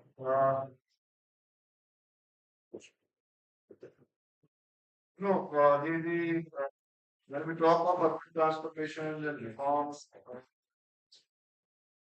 then issues comes into mind about learning education or learning practices then learning administration uh, finances all these issues come to mind and we will deal with some of these issues in session here because time constraint is there, so I'm not sure whether we can deal with all the questions here. Uh, as Professor Manjeet Singh was, mentioning that master plan was considered viable. So yes, we are in education, but we go master plan is considered as a viable, as a cornerstone teaching or planning education. Even in practice also, when we frame our law, must then take center stage in our planning law. So my question, to Professor Snoop Singh as well as to Professor Shastra, both of them have been there. They have long, career in teaching urban planning, and Professor Shastra is engaged with the previous state governments also advising them on this issue of master plan. So how master plan is a viable, and then why should we continue with this only? Are there any alternatives available, or master plan is a solution for all kind of situation? Like say town of say 20,000, with a growth of 2.5%. So what is the annual or decadal growth there? So what kind of structure we need in 20 years for a 20,000 now? Do we need that kind of situation where we need master plan for every city? When we say, TCPO or any other agency, when they say collate the data, they say, this might be these many towns do not have master plans. Do we need master plan for all those towns? So I'll start with Professor Sashwat there, then Professor Sudhir. Thank you and good afternoon. One rider, I'm not an alumni from JNDU, so because many of you are mistaking me as an alumni, but I come from South Ahmedabad, and I was requesting Professor Luthra the frequency at which I am coming here. They should give me an honorary alumni certificate. So Dr. Luthra has left the room, probably finding a certificate for me. Thank you very much, because every time we come to this city, I get delighted. Most importantly, the campus. The campus, the environment, the people. So thank you very much for inviting me. And I requested the chairperson to start the light. Happy Nihar to sleep through so that the parent can listen to us what we are saying. First of all, is that for the student community, how urban is India? What is our urbanization? Sir just spoke about urban. How urban are we? What is the gut feeling behind from the all the organizers, students, volunteers? Any thought? 37%? Is it? We had about the last census happened. We had about 900 plus now. What do you think? What is the gut feeling today? How urban are we? 45. Any guesses? Come on. See,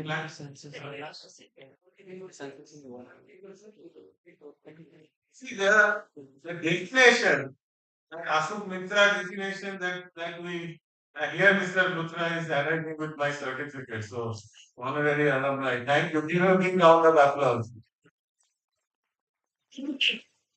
See, that's the first question that we as a planning community student we should ask. Keep continuing to ask how urban are we? If you take those classification of way back, Mr. Ashok Mitra's classification, 5,000 population, the occupation, etc., etc., in that we are all underreporting our urbanization. And if you look at global definition, I think we need to change. And Professor Dhingra was hinting at that at World Bank and many other continue to suggest we are more urban than what we think is urban. And there are measures, which is nightline data. There are measures which, like what in South Africa, many nations are using, called continuously built up areas. If you see a large number of built up areas which is continuous, character like urban can be also termed as an urban area. So in that measure, we could be close to about 60% urban today, and there are many estimates that are going on. Now, this is a terrific, tremendous challenge as well as tremendous opportunity for all of us to look at it. And this kind of growth, I don't think any country has seen of this nature, the way we are. Like, I met somebody during the tea break that I do GIS. With many of you through GIS, you can map the growth of the cities. How much is Amritsar growing every year? filter point. How much is Jalandhar growing? And you will be able to tell your government, your department, and we are monitoring in Ahmedabad, we are going close to about 12 square kilometer every year. And and we just we are submitting a data for the state of Gujarat that every 5 years Gujarat is adding one Ahmedabad. And that progress is going to accelerate over a period of time. And it requires certain amount of spatial control. And that spatial control, would that be a land use master plan, which we have inherited, we are trying, we have failed, or we need to actually, invent, evolve, and see how this growth can be controlled. That is number one. And there is no answer, black and white, but you have to start applying, looking at that how those growth can be managed. And the second point, what actually Professor Dhingra mentioned in the morning, we always thought that money is not our business. Money will be provided by some XYZ. But today it is also planners' business to actually use planning tools and techniques to actually mobilize resources. Any idea how much money do you need to manage our cities? Again from the backside, not the professors here. How much money do we need to manage our cities? Any gut feeling, any thoughts? Because sir, I'll come to you, but I'm more inside, kind of inclined to listen from the student because light is it's a air conditioned room, good breakfast, a good recipe for sleeping because that's what I want Nihar and Harpreet our control. I'm looking at their eyes that trying to pick them if they're sleeping or not. So they are the indicator, benchmark. But I want some answer from the back. How much money do you think we need to make our cities like Singapore, Shanghai, XYZ?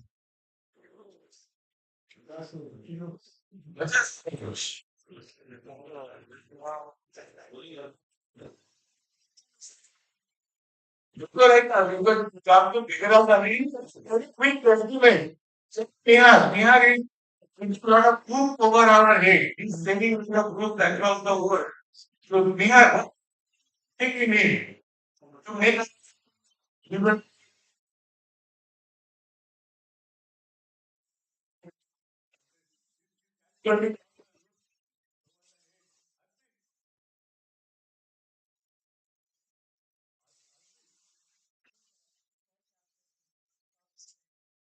expenditure about $10,000.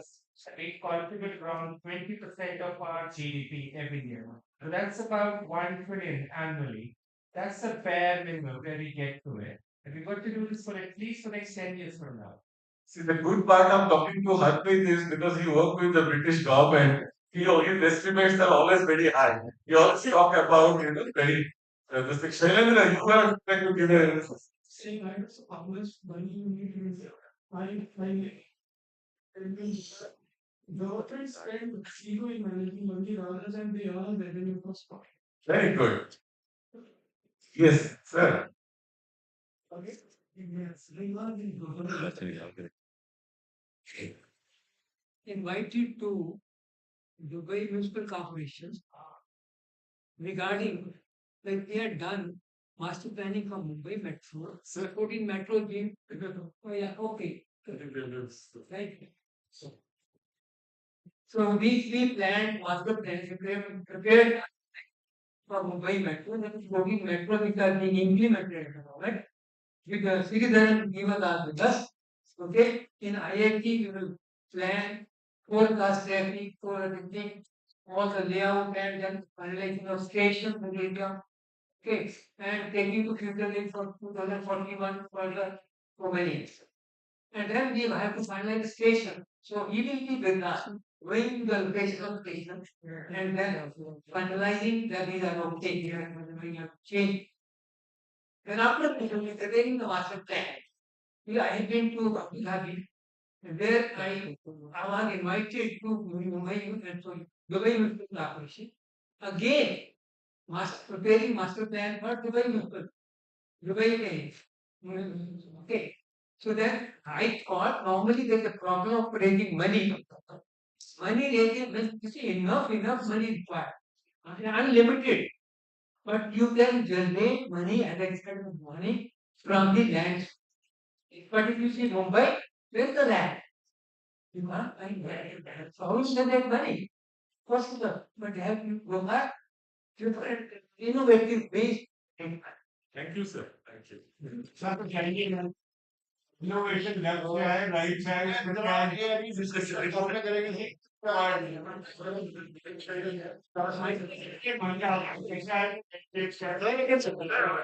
come back to yes, one I understand that. No, when I get there, take the presentation, and after thinking that lot, it done so many. So I said the top method of raising fund for transport infrastructure project. And soon I started as a police now. I'm surprised. What is happening? All states are getting, and I well, okay, raising that. Mr. Then I said, we may have enough money. So no, we don't have money. Yeah. I think thank you very much. And why I was question was because if you can't actually measure, you can't able to manage. Okay, neither you can plan. So the idea was as to answer to that question, whether we should continue prepare a master plan or whether we should do something. First, we need that what is our extent of urban, how we apply the kind of technologies that are emerging because see we have many of the professors here when we started we were doing drawing by hand. Now there are technology aided, you know how much are you growing, how fast are you growing. The second is also that, from the planning community, from a very abstract sense of livability, sustainability, I mean, whatever those buzzwords are, we have to start measuring ourselves. That what is it that we need and what do we need to plan. And these are the two things. And then we start looking for the tools. Sorry, sir, you extended your time. Wait. That's the problem with the professor. It's very difficult to take the mic back. You have given me a difficult task of managing three professors. So then ask if, a minute to Professor Dhruv Singh to comment on that. Thank you. Now, since you have raised the issue of master plan, I think master plan are a good tool and the planner to have plan developed. But the irony is we are not preparing implementable plan. Plans are prepared and kept aside, they are not in. So I think I can be I cannot be more believe that way. Thank you very much. Thank you, sir. Uh, Professor, there was a lot of money. Oh, yes. If anybody needs to, understand how urban infrastructure needs to be financed, please come to Haryana. We will let you know how urban infrastructure is planned. We have not taken a single paisa from the government for developing urban infrastructure in this state. Whether it's a good model, bad model, that's for the professors to discuss. Yes, we have been able to do that without taking a single paisa. Only rupees 5 crore was initially given in 1977 when Huda was, created. And every year, Town and Country Planning Department contributes about 3,000 to 4,000 crores in a small state, Haryana. This state exchequer, I'm not talking about urban infrastructure. That money they themselves create. So they paid around 3,000 crores to the state exchequer also. Then you can check from the department. So that's there. So yes, financing issues can be tackled by innovative ways. The entire, the Western Peripheral Expressway, what you call the Kurdi Manesar Expressway. So we should owe that to Professor Sujit Singh. He conceived it, planned it, and then financed it from HSI DC resources. The development of industrial estate, highway. Express. Yes, that issue can be taken care of. Innovative needs are there, and town planning planners have to be agree. And this, when we talking about planning, definitely, this part should now become more and more,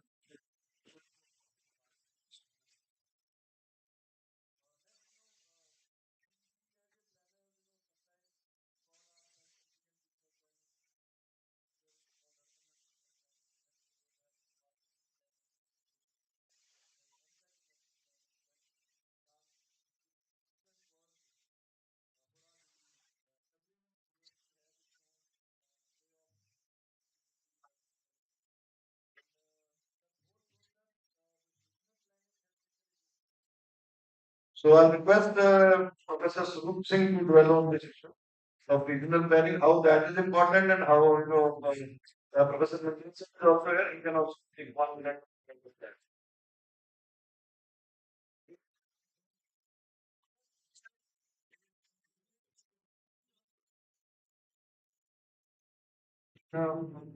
Regional planning as an independent area of academic reform is certainly relevant, very valid, particularly in countries like India.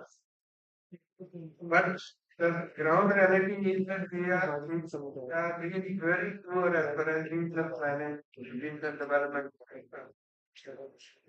Our emphasis mainly is on urban centers or otherwise big centers, but not in the context of, not in the regional functions. Uh, as far as uh, the preparation and implementation of regional plan, we have a good number of the experiences, and those experiences are confined only to large size cities. For example, Mumbai metropolitan region, NCR, Delhi, and Calcutta metropolitan region, Chennai metropolitan region. These are few examples where we have done something in the name of regional planning. Otherwise, if we are not anything the realm of regional planning and development. So here I would like to quote the case of Punjab only. Now, a very good exercise has been undertaken by the, let's say, Town and Country Planning Department of Punjab government, wherein planning areas have been delineated for almost all the city councils. Incidentally, the boundaries of these planning areas are completing the state as a whole. I mean, not even an inch of land is left over from that particular designation of planning area. Right? Planning areas are delineated so accurately, so meticulously, and I think the issue of regional planning and development can be taken care of by way of declaring the planning area and then controlling the development in those planning areas. So the legal context, I think, will be covered in this particular plan. And Uh,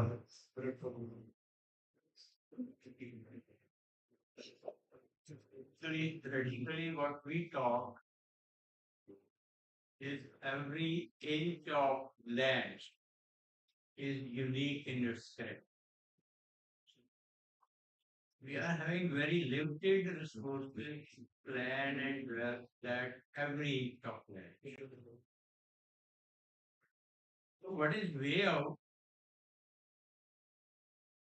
Three parameters. One is contiguous area. Two, homogeneous character. And third, definite boundary. These three parameters they define terrain. Then there are delineation techniques. I'm not going into those. But issue is once we are talking about urbanization pattern in India, whatsoever is emerging, highly urbanized, industrial changes dwarfs. then coastal areas, and areas of old princely states. These are highly urbanized and their rate of growth in urbanization is what is that is what hilly areas, what about Thar areas, what about border areas, what about southeast resource region, what about areas around Raipur and all that in Chhattisgarh? These are highly underdeveloped urbanizable areas. Now, with this kind of development, we are creating not only gap between rich and poor, we are creating more regional disparities. And if it is a country of democracy, then everybody has a right to dwell. And that right of development is not only to be given only in big mega cities and all that. If voting pattern is same and every citizen is on of equal right, then equal development rights have to be given. This is one thing. Second is, although our 5-year plans they are no more there, mission is not there. There are three complements, three parameters of our 5-year plan. One, quick returns. Second, a social equity, and third is balanced regional development. Critically speaking, all the three are contradictory to each other. If you go for regional development, quick returns are not going to be there. Social equity is not going to be. So ultimately, that is why this regional planning and development is being ignored. In this context, if it is country of democracy, country of capitalism, country of centralized tendencies, then definitely whether we like it or not, regional planning is going to be ignored. More so in the light of Russia's contribution on economy, urban economy, creating those resources of land. Once land is a resource, it is going out of the affordability concept of poor people. Kindly take it. Thank you. Because will not be other issue here when we are talking about transformation. What kind of transformation? We talk about personalization, which is the initially started with how urban we are. 70 is about less than 30%. Now we are 2011, 51%, and then in the year 2005, we are expecting around 50%. That 50% is about 800 million. Whatever we are today, so another 400 million we are adding another 35. So who are those people who are going to come to that? Is it only the existing urban population that will grow, or the people who are pushed from the rural area because of their unsustainability of agriculture to these urban centers? So now what we are doing for that? I think that's a very important and very major issue. We can arrange money, we can create infrastructure, but what kind of infrastructure we are creating for that? And they are part of our problem. So, do they have a right to come to the urban areas and have a dignified, living there?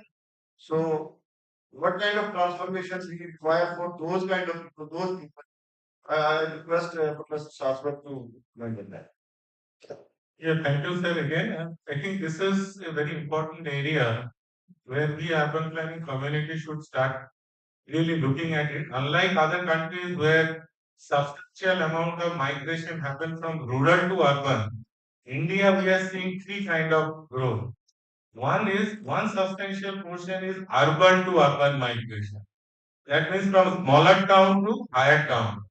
There is of course there is the second is rural to urban, And there, because there are a lot of agricultural distress where agriculture is failing, the third is natural code, which is also accounting in our urban area.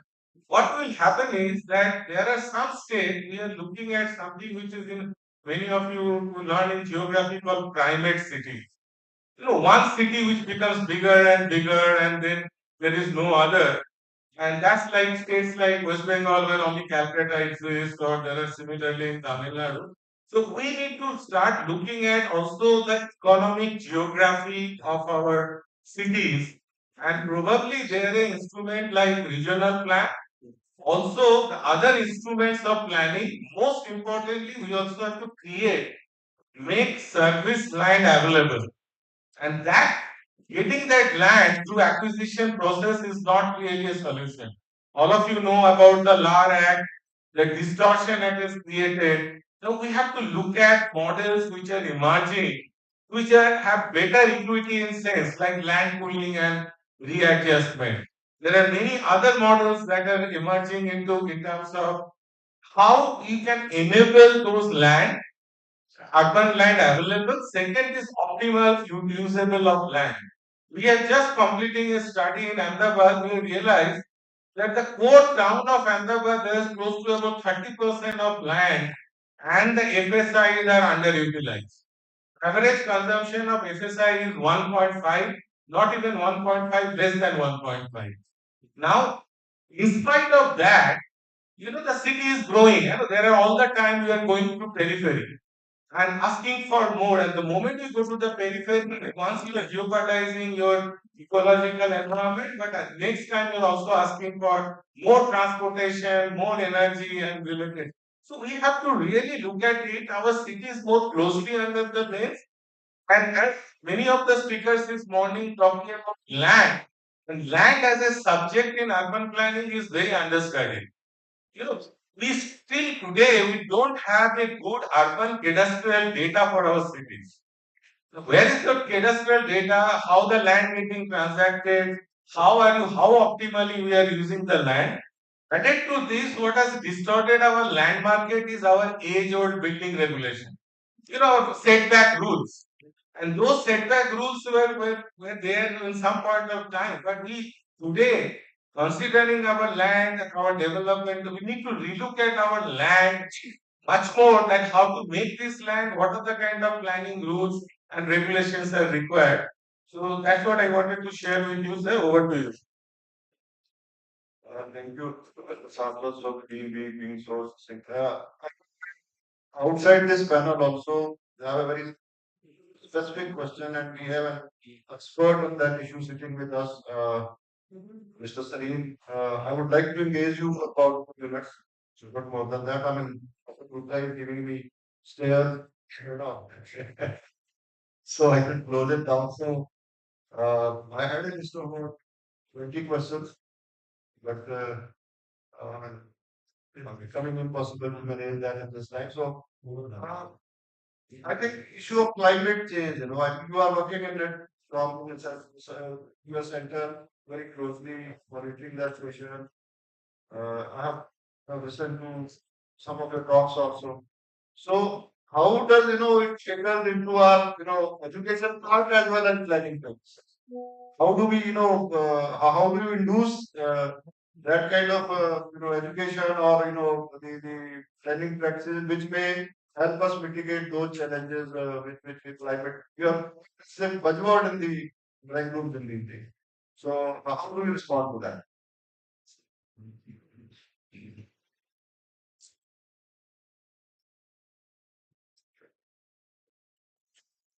It's one of the very interesting questions that how you figure out something.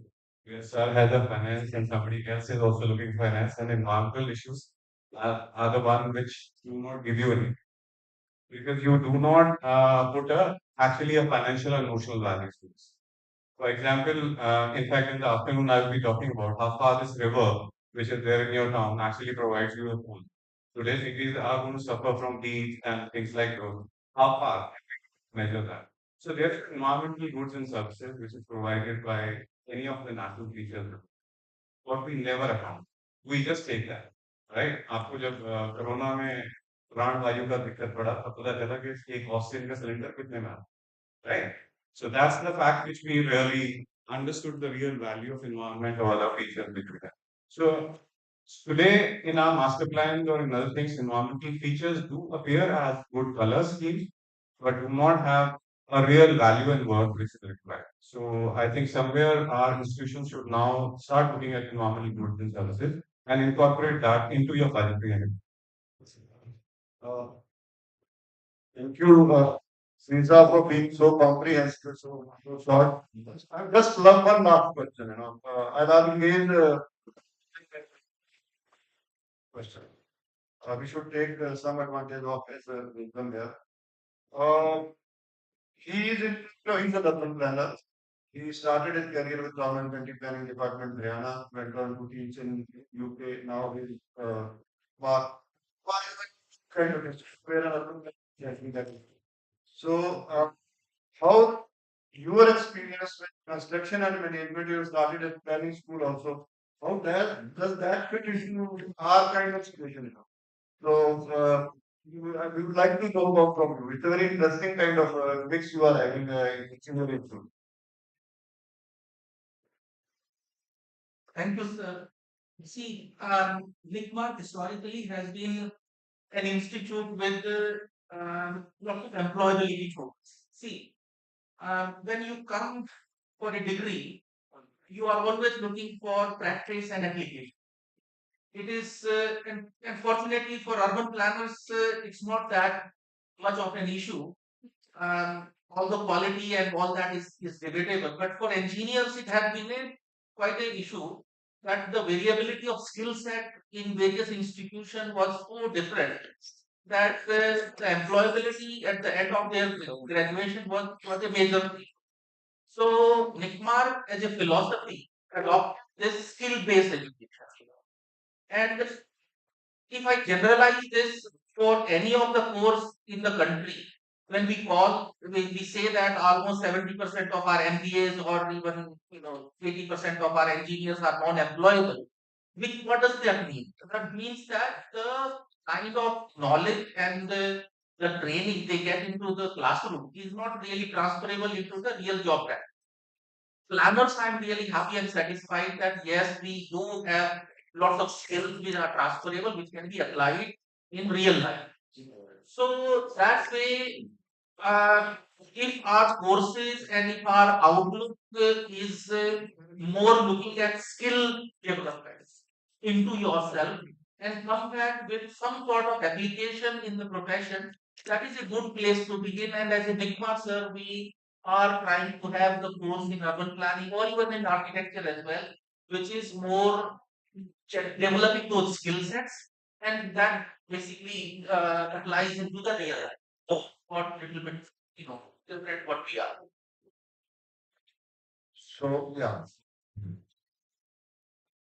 Government of India has taken up this issue of urban planning and reforms in a big way. We're talking about DPIO reform. Uh, every year budget is being, although whatever is required may not be there, but budget, substantial amount of budget has started now for the country. We're talking about 15,000 crore now. So, Further Shashwat is involved with most of those decision-making processes at the national level. He is part of those ILF committee which are deciding all these things. So I'll ask briefly do this talk in 2 minutes and then we close. I know you are still not happy with me, but it's okay. I'm not just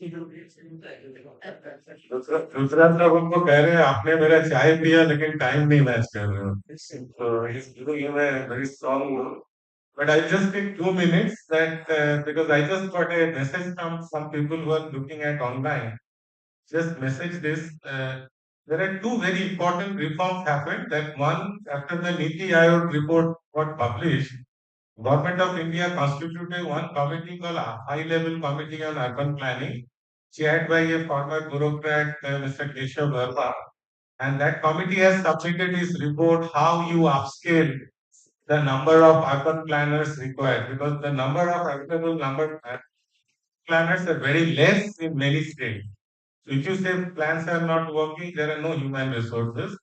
The second component is based on this report, Ministry of Finance have started an urban reform financing special assistance scheme of 15,000 crore, which is available to all the states. Basically, there are three, four agenda. The first agenda is that you hire urban planner and keep up, raise the number of planners that are available in your state.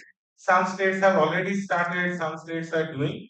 The second is that they are also giving kind of a reform linked incentive for new planning tools like TOD, TDR, blue and green infrastructure. There is a range of, so I will request those of you who are interested, particularly from the student community. This is called Ministry of Finance Special Assistance Scheme for the state. So Government of India also is sharing certain amount of urban reform, urban planning reform, and this is going to go bigger when we have a later budget this year. So you see more and more opportunities, and so this is the time actually very appropriately time title this scheme.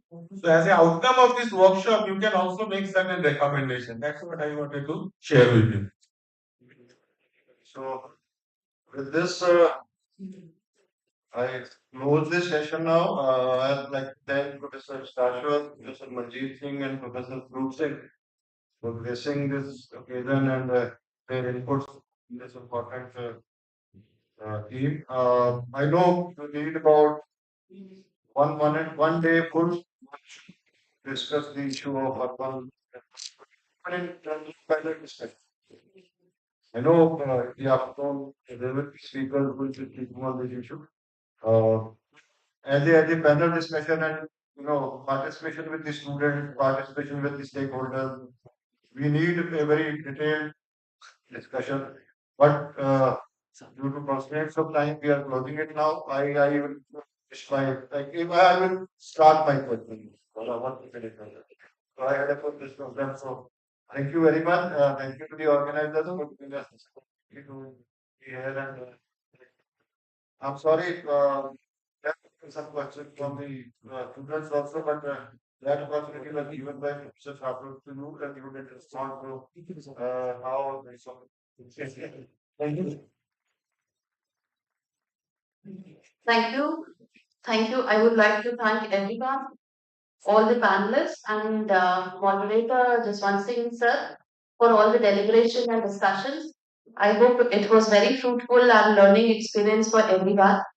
Now, proceeding, since we are running late, so we need to we'll begin our technical session one, in which we'll have three speakers. And I would request Professor Sroop Singh sir to be seated.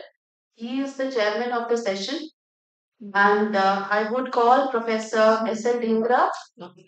He is Institute Chair Professor, Emeritus Fellow of IIT Bombay.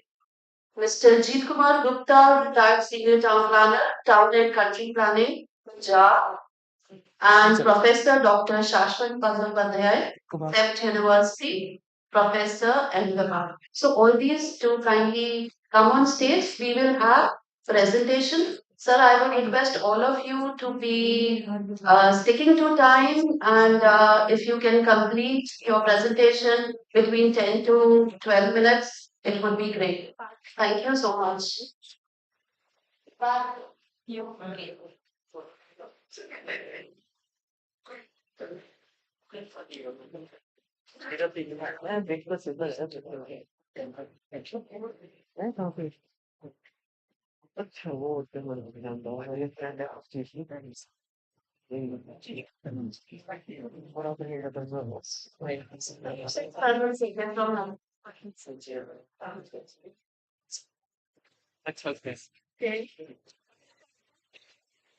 We have Mr.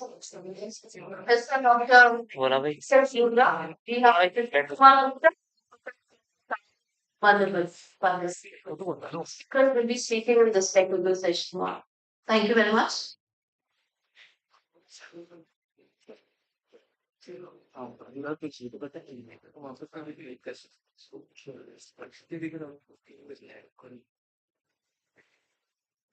For technical section, you very very dynamic speaker, and I think the time allotted for this session is 1 hour, and I think between the session is just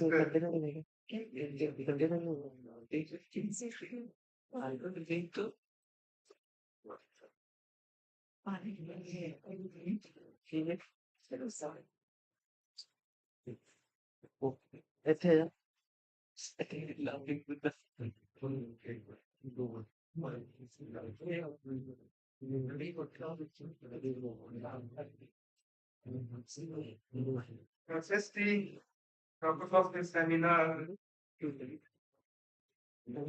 Very topical have three distinguished speakers, including Dr. Sanatan English, Chief Mark Planning, and Dr. Sanatan. So to say a few words on the subject urban transformation, I would like to start with the very relevant and important comment of Supreme Court of India. Is comments are taken to the city of Lucknow. So sadly, if you will be sent to you about your Lucknow city. The last year demolition of residential building was on city of Lucknow. So many buildings were rolled off, and the stakeholders went to this Supreme Court. And Supreme Court had passed very right of order, saying thereby that the planning policies are quality choices, and that's why she is using of various buildings. So Supreme Court immediately discontinued the process of demolition going on in the ground and ordered the concerned authority to do the justice with its findings. So this is happening because of the transformation that we have allowed over the years. Where were we when the unauthorized constructions were carried out? That was because of the policy. So my point of view with regard to making a reference to this the order of the Supreme Court is to request the distinguished speaker that urban transformation, since has got both positivities and negativities associated with it.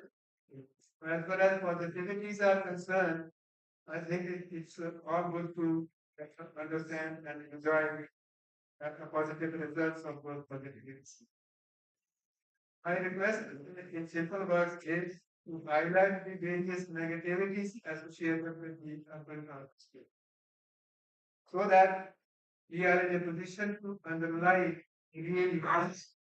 And if real issues are underlined accordingly, the solutions for dealing with various issues marked with negativity can be easily and very comfortably found.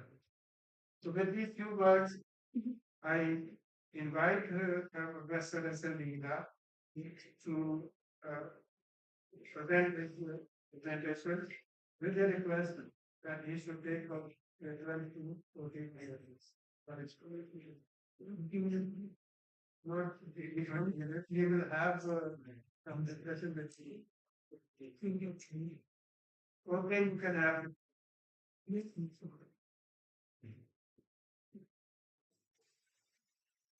Oh, thank you very much. So,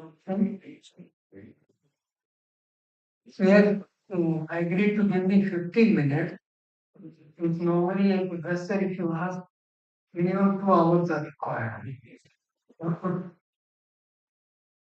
Okay, now see here, uh, we have to achieve our goal.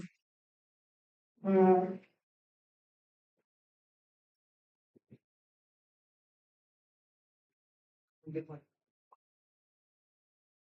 yeah, we can achieve our goal through the innovative out of box solution and not the solution through the existing problem solving to the existing solution like we were doing earlier. That also even Einstein told that you can't solve the problem through the existing solution. So that is one. Then this one with the sustainability when you say and through smart city sort of that we are going to engage. Now smart city means what I want to go. One is the quality of life. You have to improve the quality of life of the people. The quality of life contributes, or I would say, happy cities. Then I attended couple of workshops on happy city at Vijayawada. And I was only in the Andhra Pradesh Capital Region Development Authority for 1.5 years or so. So every year we were trying to get the new capital Amritsar, and there we tried. So purpose here is to improve the quality of life of the people. Number one, attitudes are already sent to a person, uh, you know, and then he can share it. And then second is generating employment. These are the two things which is when you go for smart city, quality of life and employment. When we are taking a smart city, we have to take care of that it generates employment, it generates money, it improves the quality of. Normally, the development, when you think of project or something, it takes about 10 years. Coming to, if properly done, even then it takes 10 years. But then, while improving the quality of life and employment, then you have to think of the smart city. Okay. Now, smart city will be, different for different people. Smart people, smart infrastructure, and everything looks like smart. It's smart. Very smart. Yeah, really. Smartness in a city means different things to different people. So everyone is looking from own time. Okay, what is the mean by smart? But basic thing you must remember, you have to generate employment and improve the quality of life. That's it. And these are again we have to think of sustainability. And sustainability pillar, which I have given here, economic, social, environmental, political. So these are the things, and then there are I think it will do. Pillars of smart city and then sustainability have to combine. Okay, so these are again 5 pillars of, but main thing is generate again employment and improve quality of life. Pillars of smart city, again detailed, in a the variables you can take, these are given under each of the subheads. And most important is inclusive growth. Whatever you're doing, when you take the lowest set of the society with you, you have to plan starting from there. Okay, how will you take care of those? And now I'm thinking of something like city, which is a travel-free city. Travel-free city without taking into account also the inclusive growth of the people and yeah, these are the inclusive growth. No, when you are such smart city, So what I'm saying, the transport should give a lead to development. How it can be done? So when we are like we did master planning for Mumbai Metro, and 14 metros have been ordered, and these are under construction at the moment. They will take another 2 3 years completely. No. Along with that, every smart city, uh, every node will be a smart. That is, every station should be a smart city. Okay, it means development along, above, below should be on this node, maybe in an area of about 700 meters by 400 meters rectangle or 500 meters radius development. Okay, and then that development should be such that everything concerned with house, job, other employment or any daily needs, everything should be available. School, colleges, hospitals, everything should be within this. This will become a node. So every station should become a node. So that for daily needs, you need not go anywhere, even to office also, there is no travel. The metro, but if you have to sometime you have to travel for excursion or meeting the relatives and all that, yes, you can go through metro. That again, if it is underground, will be preferable. Why it is underground preferable? Why? Because city like Mumbai, where is land? No. So where can you get the land? Underground. Underground, if you do that, like I was giving an example in the morning, like Dubai. So Dubai is there, and I was asked to sit down, that is, raising fund for transport infrastructure projects. Okay, that I was very different. When I said no, that is why you give a lot of money. You don't want me to tell you everything. No, we don't have money, but then you have come with a largest quality contractor of this area of the Saudi Arabia. Okay, we have already given something that not a problem. Then you can go ahead. So then went ahead, and then once underground station, 14 meters below the metro line station, and then covering an area of literally 30,000 square meters.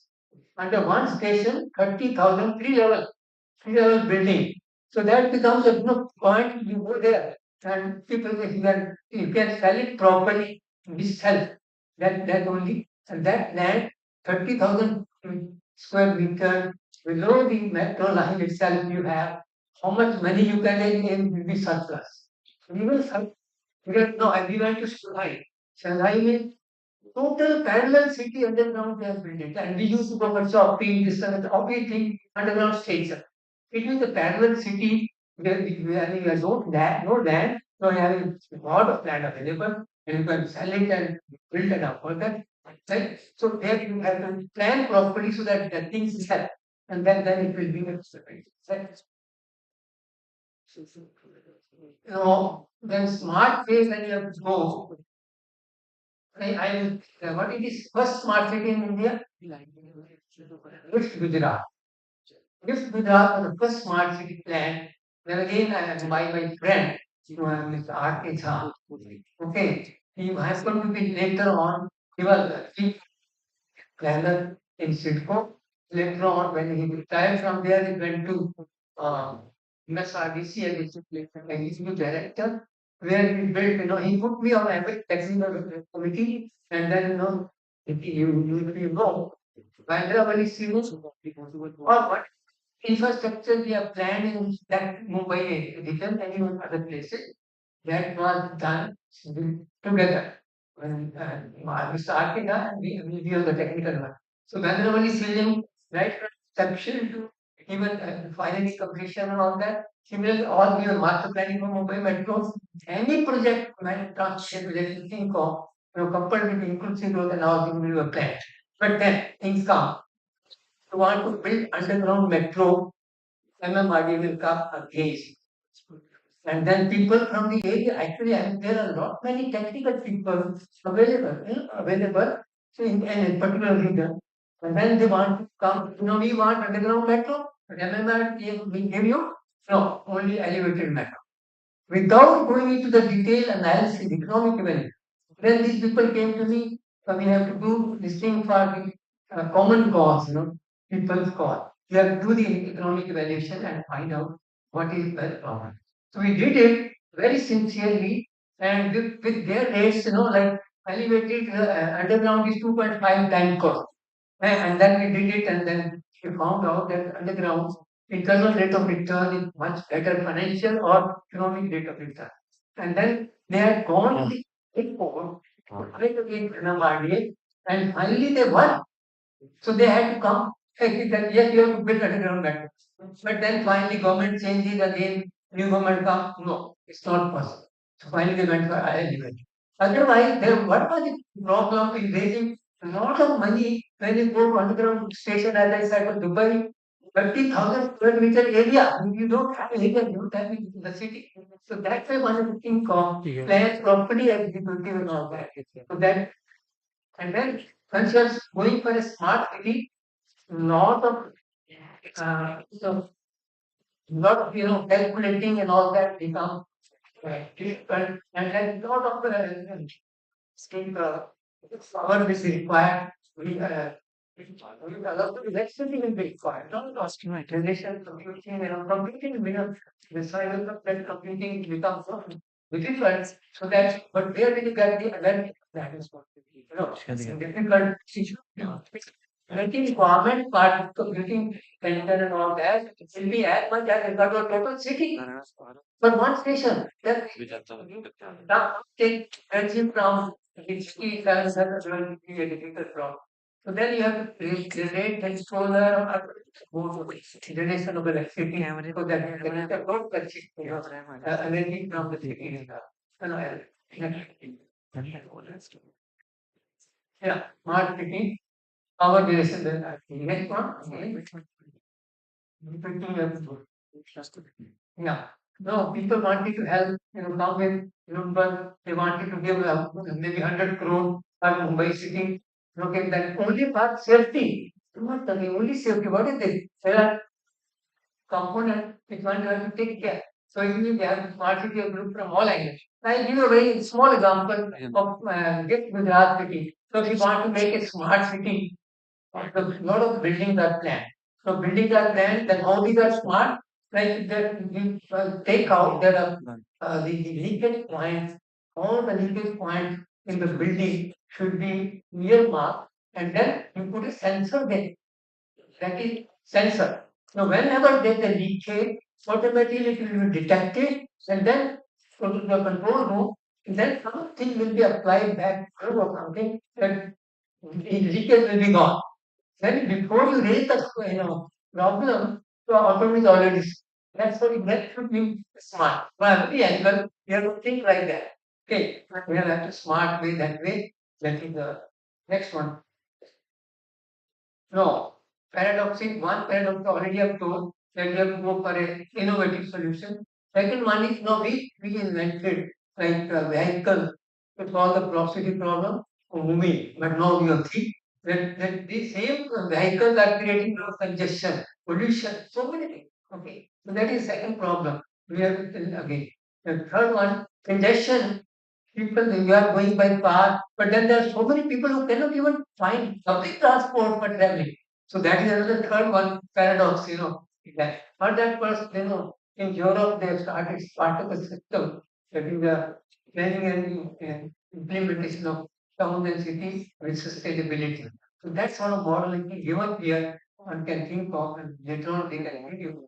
So that earlier we were environment and society we were not taking. So what you land use, transport, environment, and society. All the link wallet model to think of. Really the planning of total city is smart.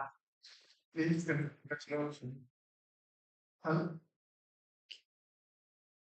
let's fine. So we have some balance. No, sustainability finding means that is transit oriented development, not transit proximate development. That we were doing having it earlier. Like in Mumbai, all the suburban train and development is just along the line so that even train cannot move. That happens sometimes. So you have to develop smart cities only at the station, and in between nothing. So that's what thing what is okay. And normally, of course, when we did another study that we tried on the private vehicle, why don't you go by our suburban train? If there's a big suburban train where you are carrying 5,400 people in place of 1,790 only, that is factor 4 per time more you are carrying, and you can enter in the first class. So that will be difficult. That's why we went for metro, master planning for mobile metro. Okay, when we give them metro, air condition and everything, and then we can ask them now, whether you can go there. Yes, and then we can. If you are not going, private vehicle, but will charge. If you enter one place, next downtown, if you go again, we double the charge. So that way, we have to bring people to the metro so that properly, then they don't lose money. Now, then, integrated mass transit system. You are brought to the station. Okay, now feeder system there should be linked and should be planned by metro itself. Otherwise, it becomes a bit so loose, man. And they can't to come to the metro station, or you to the house, or to the office, to the residence. Okay, that no, then energy and fuel are already I mentioned, but I'll give more. Then intelligent transport system that are to take. So I'm just we will see in the light of these what should be our vision. Like no, yeah, no vision. They thought of Ministry of Urban Transport. That is for the next 2050. Many years back, they thought of. They asked opinion of the experts and all that, and finally came to this should be our vision. That is easily accessible, safe, affordable. All categories should be attached to the transportation, so that don't leave anything in all our cities and towns. So that's was the vision. Now, to achieve that smart transportation, smart cities and all that, and sustainable cities, all thing one and thing one. Yes, sir. I think your point is well taken. You have taken more time than science. It can come to the last. Just last UC statement. Yes. Sir. No, yeah, just yeah, yes.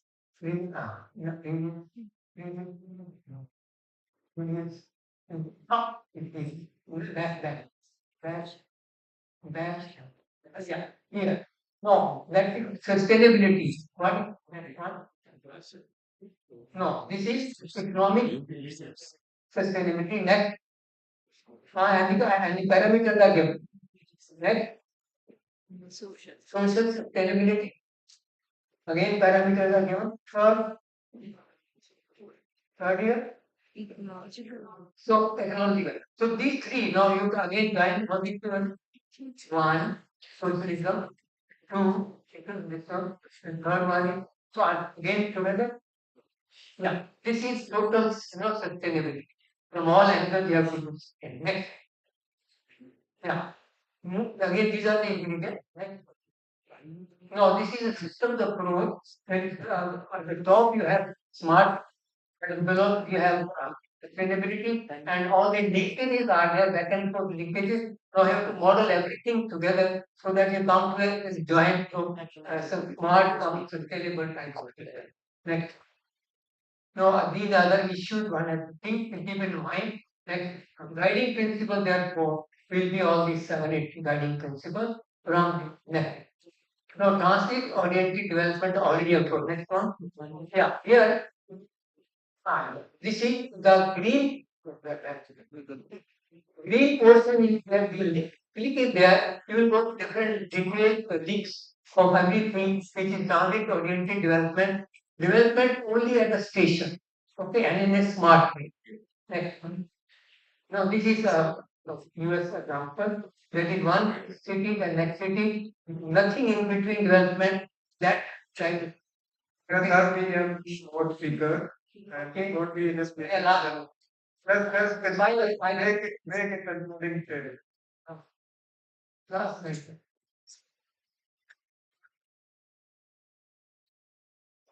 And just one for Amritsar PRT. We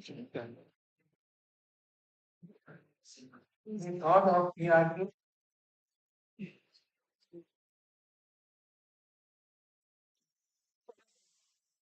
But like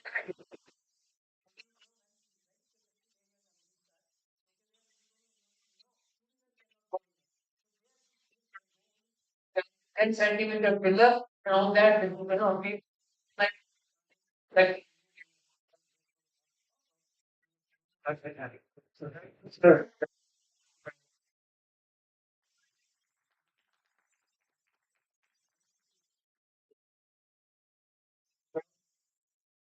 Wasting any more time. I request and invite the Pradeep Kumar Gupta to present.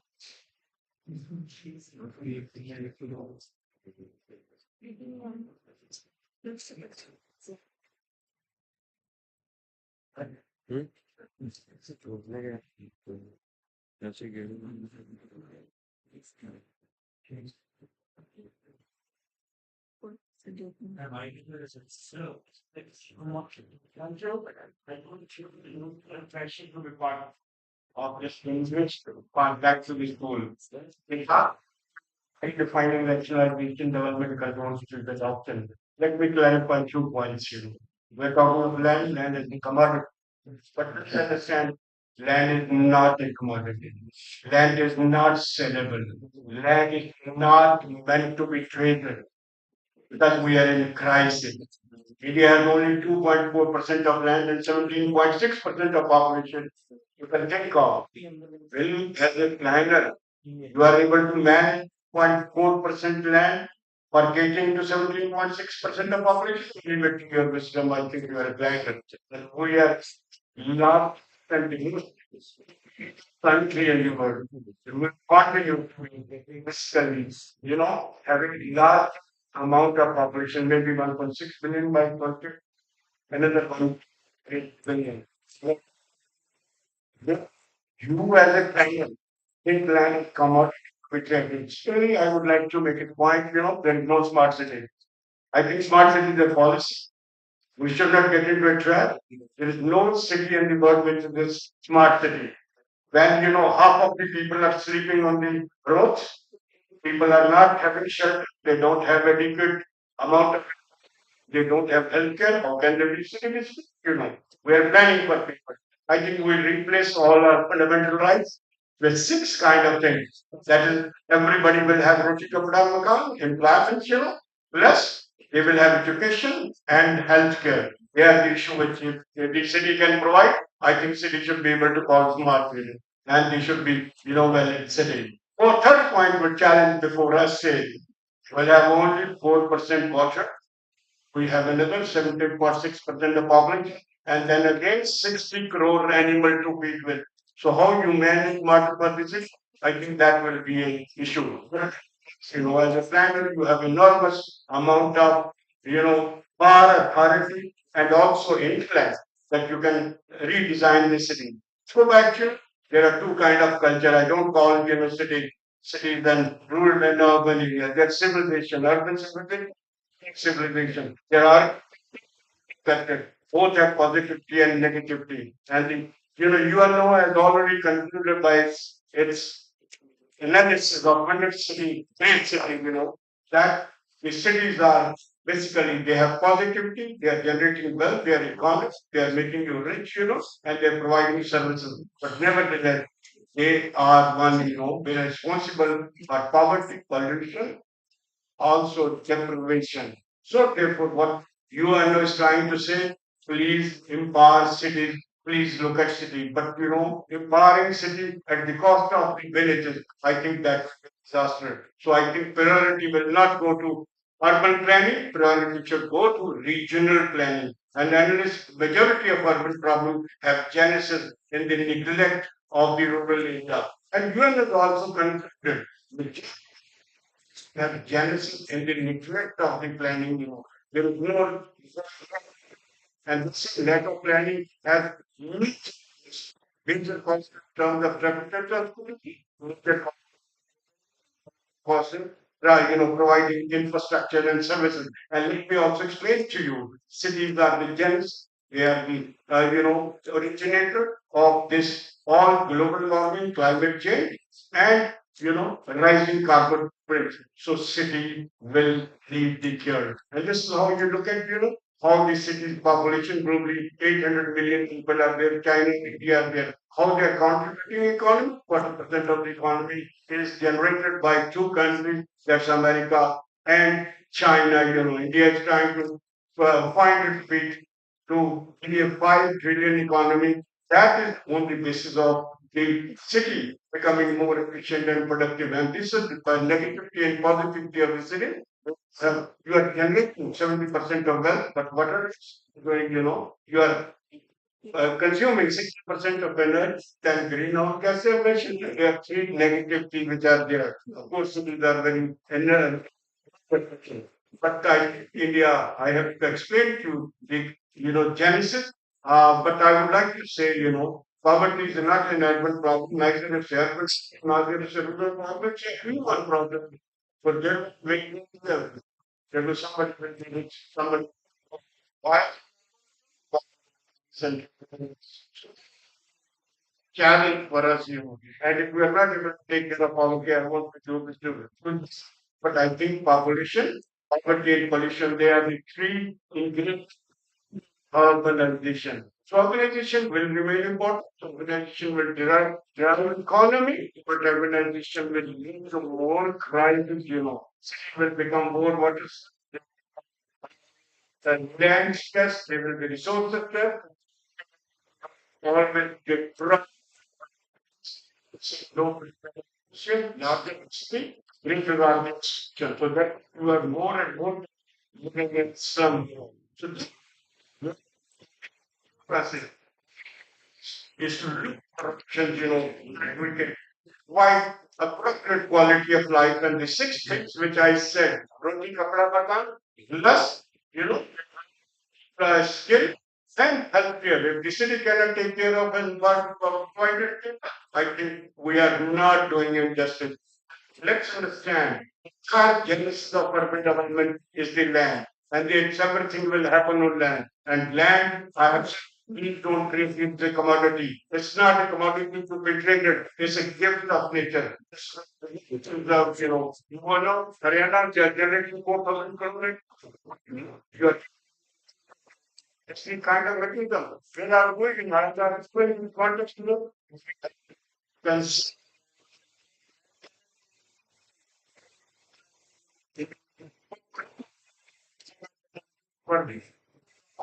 everything. We're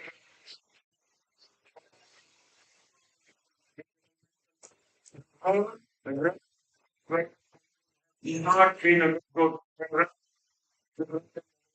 the city, not management. But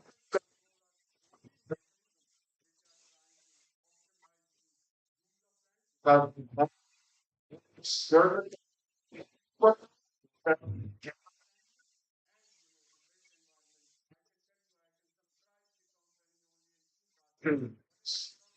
is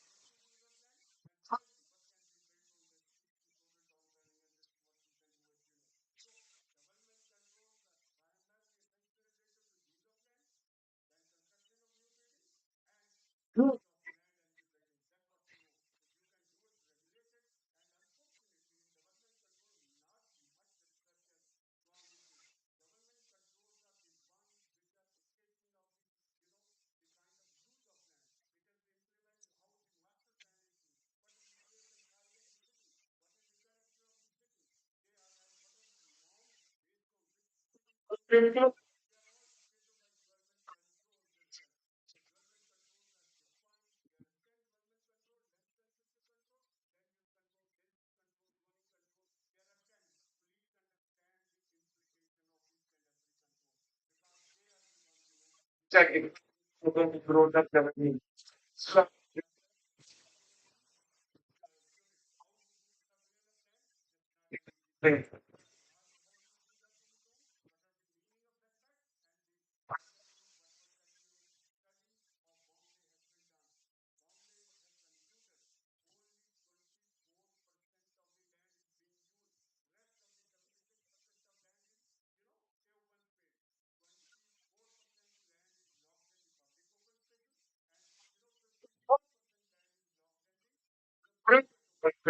So then the concept of front and back and they are tragedy, they are all by the open fix, which should be added rather than enclosed by this. Yes, I mean, FAR, which can be quality, so have to be very careful. FAR is not a number, not for moving, but it having simplification. You can see what has been done in case of Haryana, where they allow 3 to 4 story and everything went into place.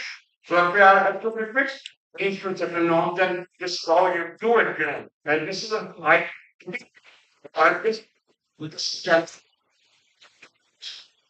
Development country projects had never had a master plan.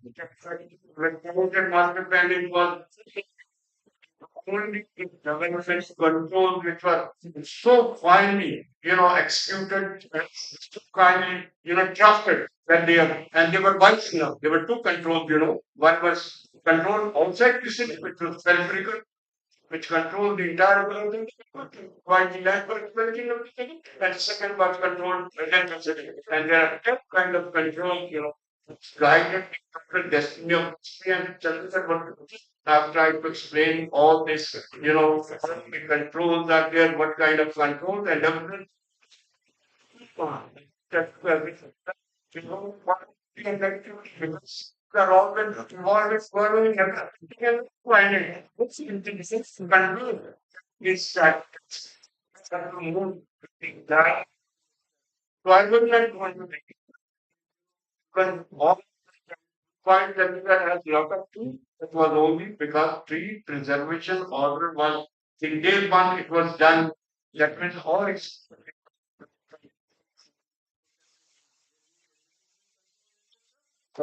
when the school certain thing in mind. I will occupy and then by 7 by 6 understand your local standard. Our standard says for 15,000 people you need a high school, right? Having 4 acre of land. Why the norm should be there? High school 6 hour or 7 days. Why can't it work twice? That means immediately 30,000 people will need a high school or 10,000 will need your land requirement will go down. So please, land needs to be used by 24/7 by 365. The norm should be, revised accordingly. So we have to put land development should be, that you are right. Define the agenda, they should be cost-effective and energy efficient.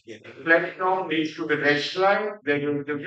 They are definer of the kind of buildings. They are defining the the personality of the city. They are dictating the climate itself. They are looking at the urban and time country. Yeah. So I will the government can because line of find the physical, social, economic connotation. Group personality of the city that so their development control will have to be looked holistically. First, good. You are optimizing, you are promoting the economy efficiency, you are also looking at the climate because you are looking at the land, you are looking at the environment, So therefore, ultimately, your role will be how to how to provide all kind of benefits, how to provide a benefit of quality.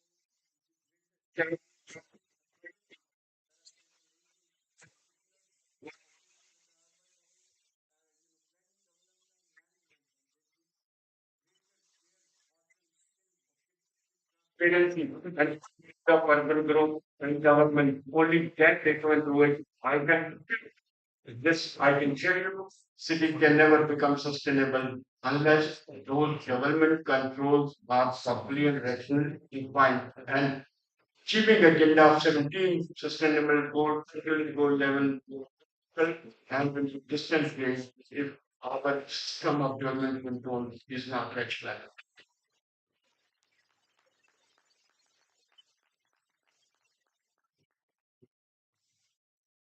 Thank you, Dr. Dar. Now I write the last paper in this president of the South because of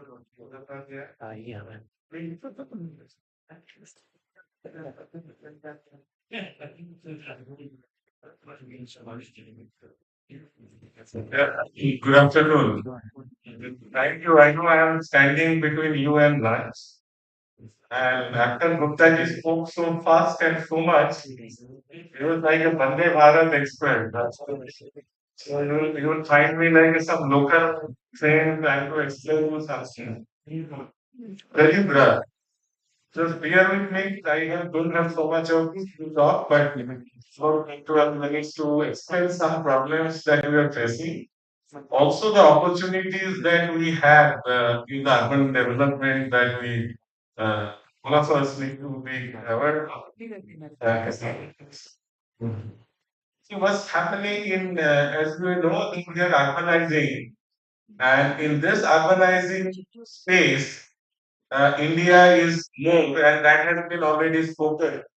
This- That when any nation urbanizes, it also has a relation to the economic development. So, urbanization and economic development goes hand in hand.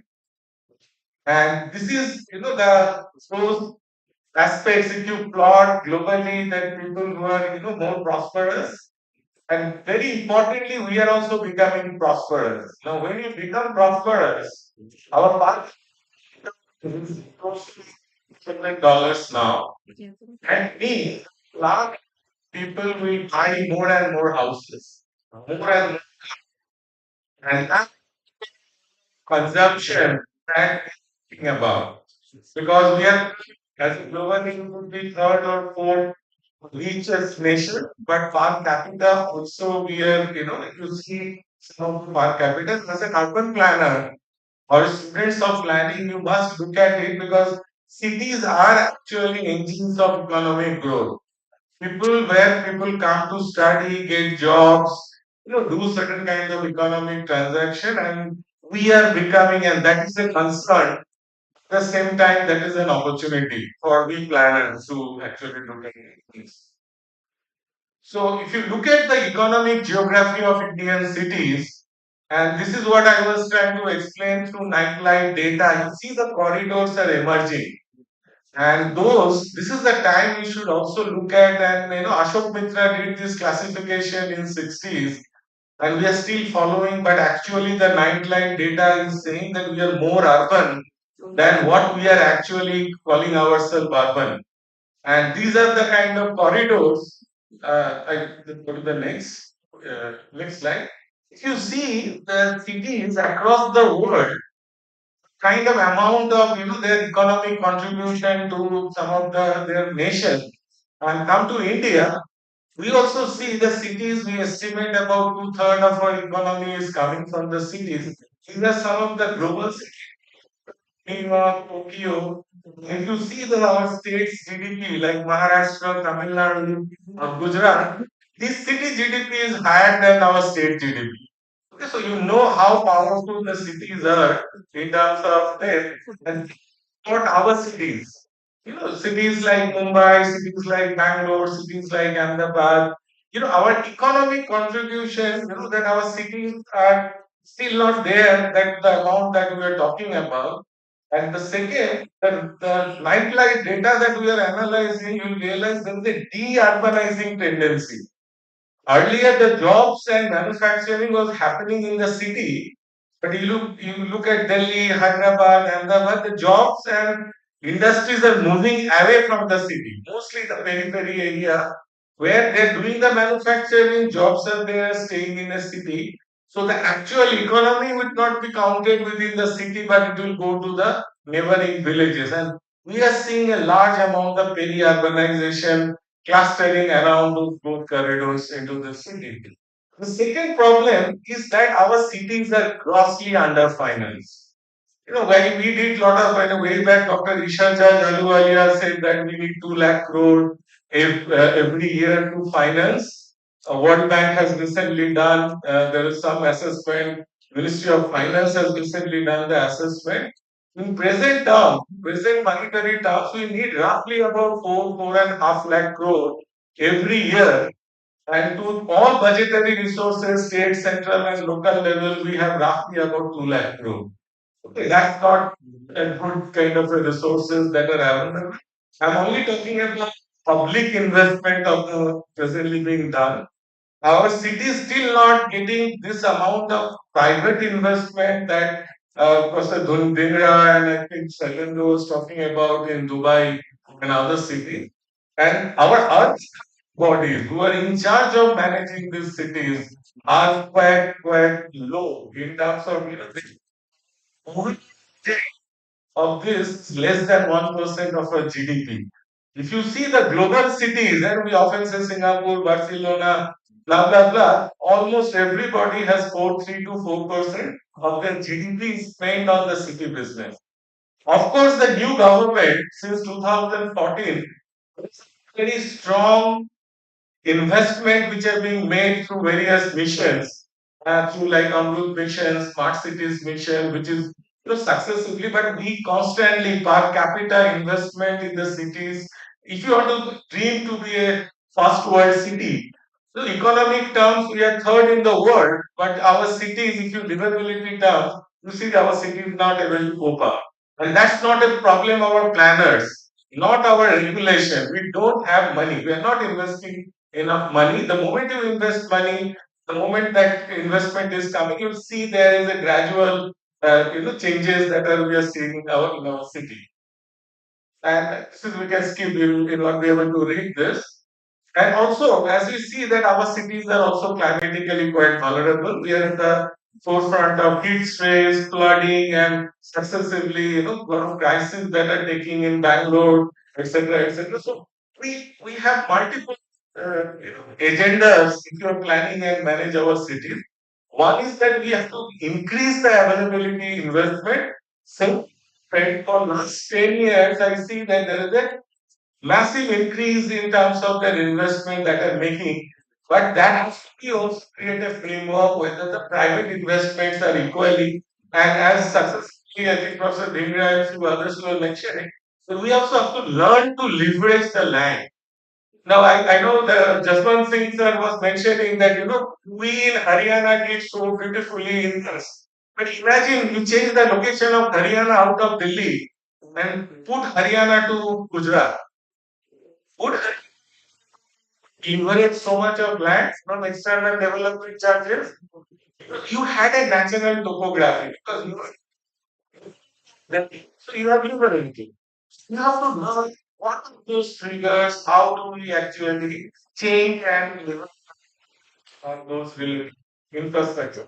Just some of the images, but I'm a very positive person. I really create a chaos and make it cities are going down, cities are, this will happen and that will happen. This is a crisis, but here we are. We are trained professional. We have to stand up with the crisis. The way we have managed our COVID, the kind of barebone health infrastructure, you see our health officers, the way we have managed our COVID, it should give us that our urban crisis will be very similar, and we should have enough confidence in our planner, designer, architects that will stand up. So these images should not scare you. These images should only make you wake up and say, let's do finance, get finance, get knowledge, get human resources to solve them. Similarly, the climate quickly just pass through because these are the heat. Next, this is what assessment I'm doing from Asian Development Bank, showing most of our cities are multiple climate forefront of climate risk. Next, this is livability indices. This is global livability indices. On global livability marker by EIU and other, most of our cities rank below 140. So when you are investing one outcome, you should see that our livability must improve over a period of time, and we are following this.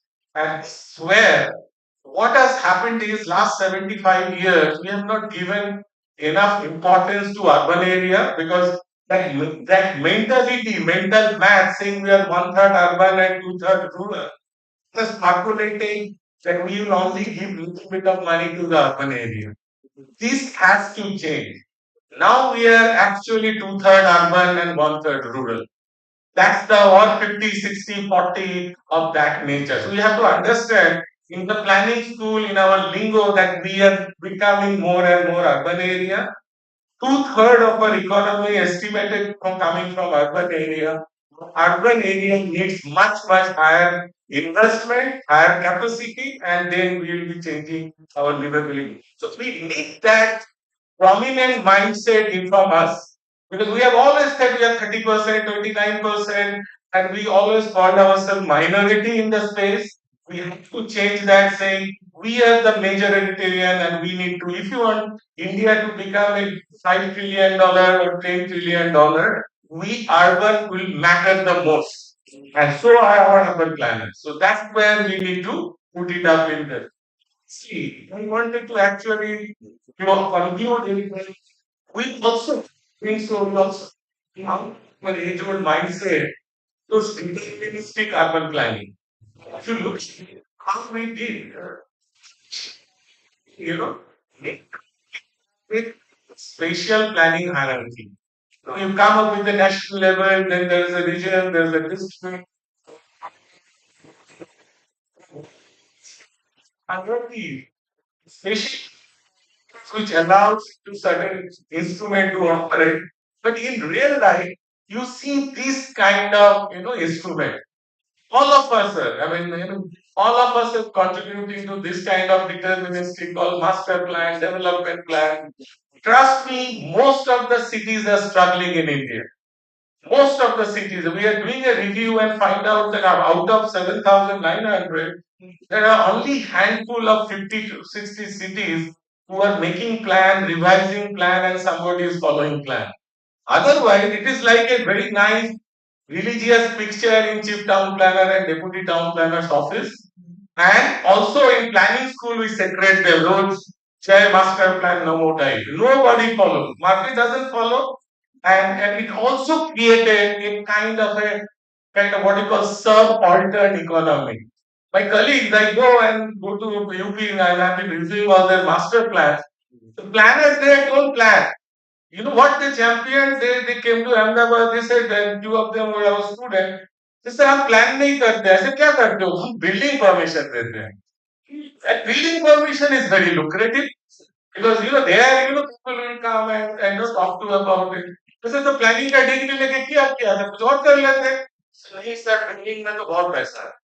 This needs to come out of our mindset and say we have to be in the center stage and we have to keep up our effort making this planning work. So we make the planning work when plan is working with the community, plan is working, most updated your data. You know what happens is that every time a plan making exercise is taken, it is a waiting exercise. Just before making the plan, all the data is collected. Later, even the core consultant is responsible for collecting. And he or she makes all the effort to collect the data. But if you see cities which are making data collection, the data collection is that as Gupta was saying 24 into 7 into 365. The data has to be every building that a given permission gets updated. We took some of student to urban planning system in Johannesburg. City of Johannesburg has an urban observatory. The building permission which has been given last week is on their portal. You know this plot has been given. The job that has been created, it is on the portal, and you see the changes that are taking place. So we have to think. So why are we investing in a record in an instrument and that we all think as sacred master plan in planning school? We also have to see that how we make it more dynamic, more usable, so something that we are very uncomfortable is dealing with private sector.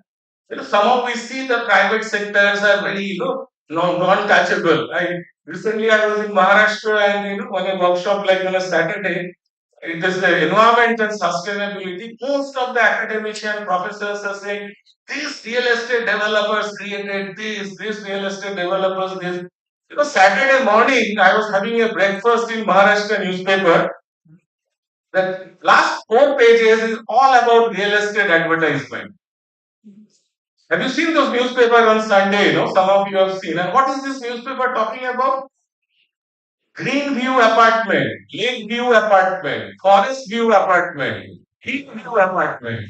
You seen any newspaper talking about Street View apartment, Slum View apartment, Railway Station View apartment? So these developers who are making money, they are actually doing is like those hoteliers, Taj View apartment or Snow View apartment. These guys are actually making money, putting premium on the environment.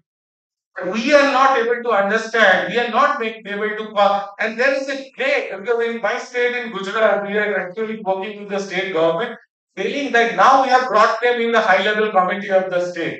There's so much of register, private sector will come in.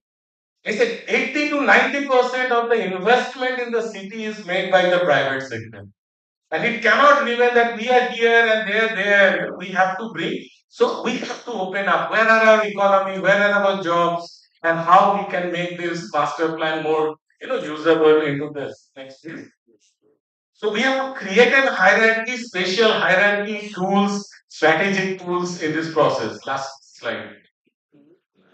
Okay, so we have to come out of this. We have to create some of the new tools for land acquisition. Since we work in Gujarat, we are also using land use and town planning, land pooling scheme. Various states do certain amount of it. Haryana has done tremendously well in bringing private sector in preparation of master plan, and that has been traditionally into this next.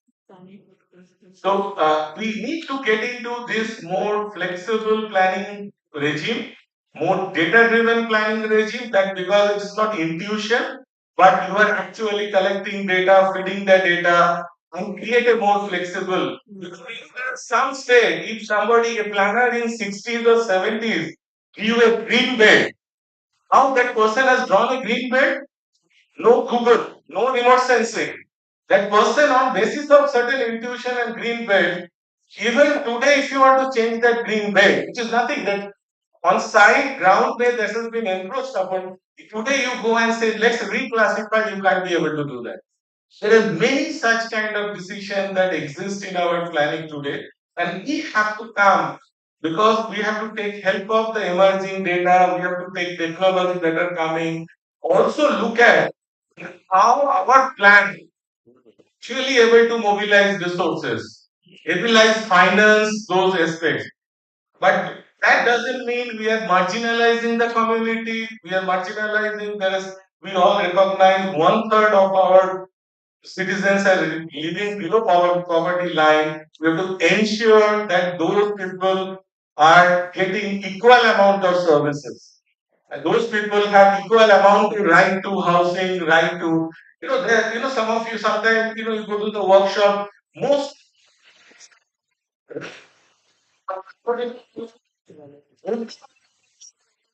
how much you are going to finance affordable house. To actually finance, it's not tax to give them our affordable housing. So lastly, what we have to, if you want to create, we need to think transformational change because this is the opportunity. We are already urban, we will be more urban, much of our economy will be dependent on urban areas. There play a significant role. The mindset that we need to change is that calling ourselves that we are 1/3, 31% urban. That data was in 2011. We have already grown years past. So we are almost equal. So we have a responsibility to manage this urban. So thank you very much for giving me this opportunity. I know you are very hungry. So what do you, Chairman, sir? Thank you.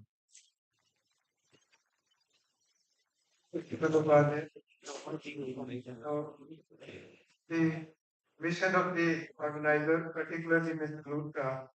Can we have 4 minutes? Have 1 minute?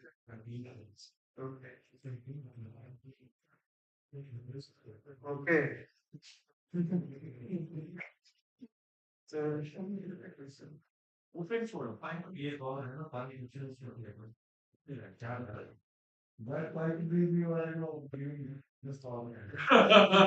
He's promising credit load. anyway, we had three, you see, very distinguished, very brilliant presentations. First side of the graph. You talk about smart city sustainability, travel creativity, planning the land underground for building the resources, and often quite often that's a good point. As far as smart city is concerned, I would like to have my own smart city. Of course, has not become smart, but people have really become smart. But this is the negative connotation. You can also have the misnomer. I agree with it. And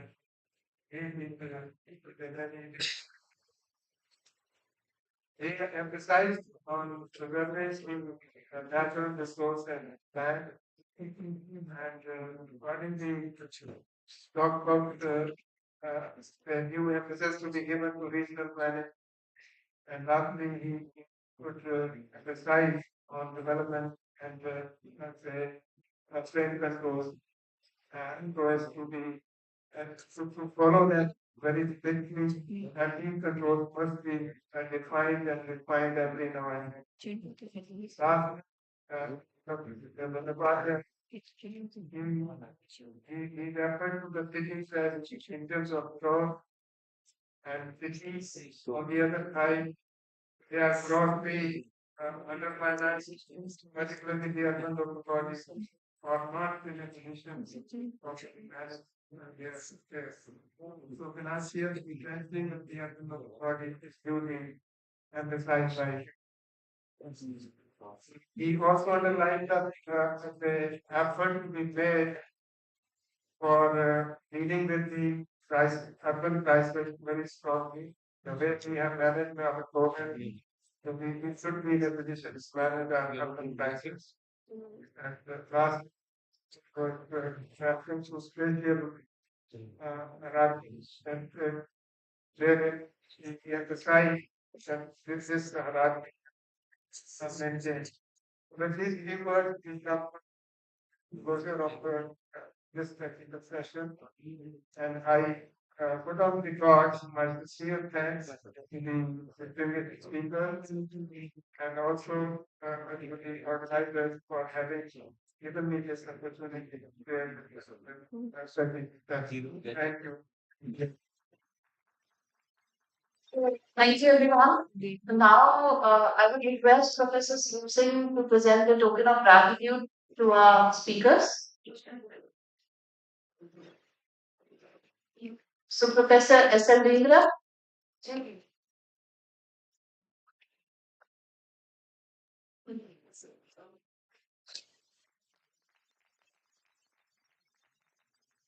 Shri Kumar Gupta ji,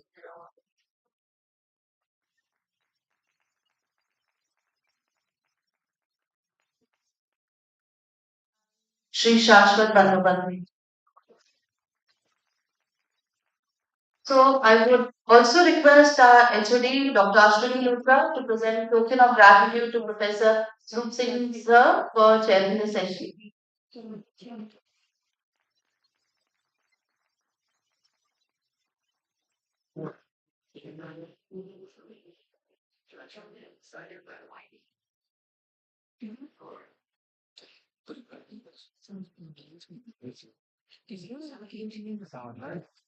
Thank you, everyone. Now you all are requested to join for lunch, and we assemble here back by 2:45. So we have 30 minutes break, and then we join technical session. Yeah. Thank you.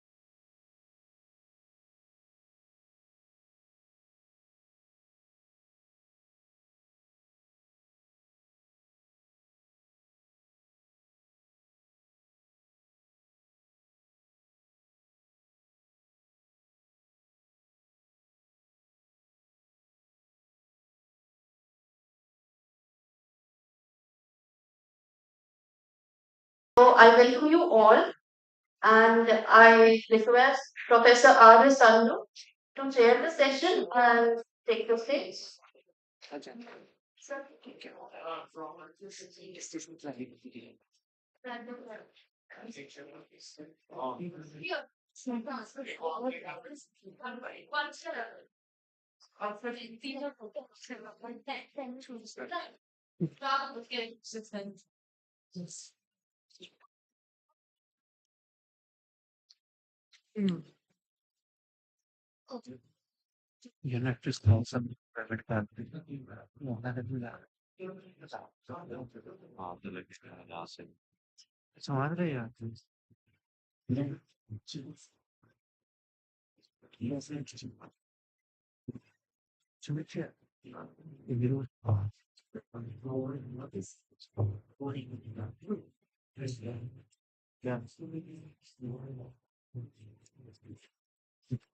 इधर कुछ बोल रहे मैं गाल कर लिया मेरी तो नहीं बनेगा क्या ये गाल कर ली बहुत बोलता है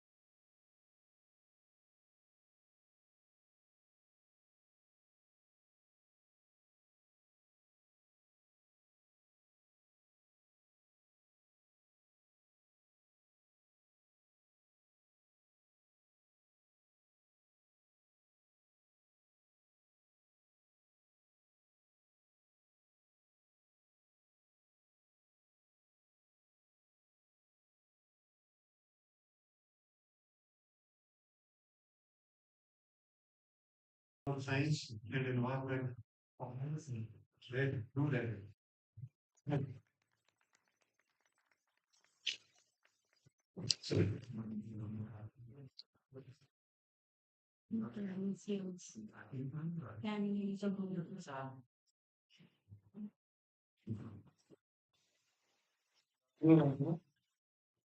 number now.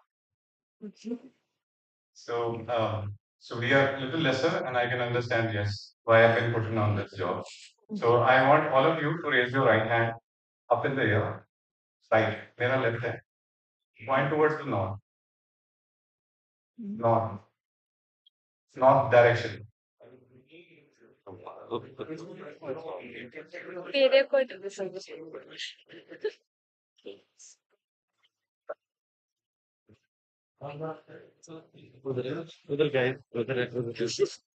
So, so if I just wanted to check whether you guys are there with me or not.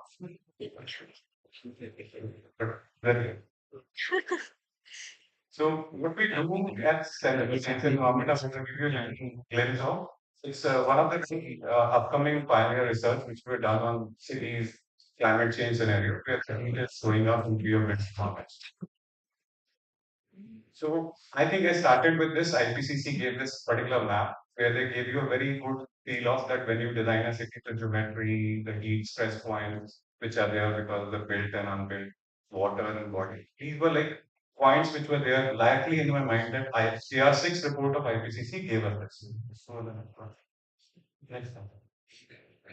So when I started looking at the cities from the perspective, I think everybody looks at the cities from a very limited perspective with their own opinions. And this is again the opinion which I carry in my mind. One is urban morphology, anthropogenic, potential, and material. These are the core areas. If India has to look for decarbonization, India is looking for 2070 में हम decarbonize करने वाले हैं, right? तो heat centre मुझे वो report card देता है कि मैं डिकार्बोनाइज नहीं हूँ। ऐसे बताता है क्योंकि आपकी हालत इतनी खराब है, सिटी में हीट इतना आने वाला है, आप और इलेक्ट्रिसिटी कंज्यूम करेंगे, डिकार्बोनाइजेशन का मतलब बनता है, right?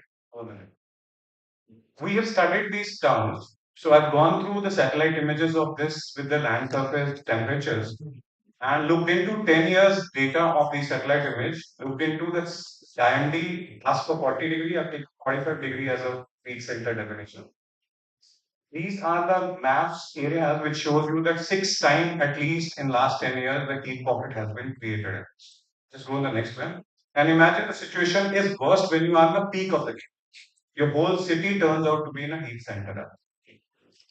Now, the issue why we are into this kind of heat stress, we need to understand. So, where I think Professor was telling, Professor Bandapade was saying that data nahi hai hamare paas. We need to generate these things. And this is high-end classic work which you have to just go on the next one. Now, it is not only heat, it's the humidity relationship. It's like मतलब deadly cocktail बनता है आपके environment में और उसका 3 level का exposure है. Number of days you are exposed to it. क्योंकि कितने एयर एक्सपोज हुए हैं उस आपके इम्पैक्ट डिसाइड हो। ये नहीं होता कि आप एक बार हीट झेल लिया तो आप अंदर कमरे में भाग के आके एसी चला लिया तो कुछ फर्क नहीं पड़ने वाला। उस लेबर को फर्क पड़ेगा, उस मजदूर को कंस्ट्रक्शन जनरेट हीटिंग के बाहर जाने वाला कोई people will die out of the situation which is bad. School you know that summer vacations every time is in our country. Schools are stretched because 0 to 6 is a vulnerable. Just go on the next one. So what I've done is I've taken heat impact zones, I've taken the vulnerable population, looked at your ward-wise data. Yes, it's 2011. I know the census is not there. So what is there? It gives me a method of it. Let's go on the next. This shows the map. Ward-wise level, you know materials. You know these are the centers. And look at the other map which is on the other side. It's where the poor population lives. Exact overlap fact है आपके शहर। जहां आप कह रहे हैं ना कि जो आदमी आपकी इजाजत के बिना शहर के अंदर आ जाता है वो कहाँ रहता कहाँ जाके इसी लोकेशन। अच्छा फिर और थोड़ा एग्रेसिवली देखा है आगे चलिए। This is the comparison from in Kolkata from 1990 to 2021. That's the amount of built up vegetation surface. Go on the next. You will see this is a decline. And this is all based on satellite. कुछ मतलब ये हो नहीं सकता कि ये situation तुमने कहाँ से लिया था, सोर्स क्या है, फलाना क्या है, nothing. Clear fact, you know that we are in a very disturbed pattern. Water body is here. Green जा रहा है and built up increase हो रहा है. Next. And जा कहाँ रहा है? When we look at sensitive land, we look at the flood analysis also. Sensitive land कर लिया, sensitive population किया, infrastructure किया. Go on next. I don't want to do this, but yes, East Kolkata wetland losing its ground. So ये picture नजर आ ही रहा है कि water कहाँ खत्म हो रहा है. Because when I go and ask Kolkata guys, how much is your CND generation? वो बोलते हैं सर नहीं, because everything goes here to fill up these lands. Go to the next one. Now, water never forgets its past. याद रखिएगा पानी अपना पुराना रास्ता नहीं भूलता और अपनी पुरानी जगह नहीं भूलता। जैसे हम नहीं भूलते ना, जब अमृतसर आए अब तो शाम को चाय कहाँ पीते थे, हॉस्टल में जाके डी ब्लॉक का चक्कर मारा, ऐसे ही पानी भी मारता है, अपनी लैंड को रिक्लेम कर जितने total of they are the same place where the heat centre was. वो क्या है? दिस कॉम्बिनेशन इज वही सबका एनवायरमेंटल प्रोटेक्शन सेफगार्ड्स को we are not bothered about environment, we are selling it whatever they देते हैं कि भैया अच्छा जब कम से कम क्या है कोई नहीं। Go next. Because we don't know it.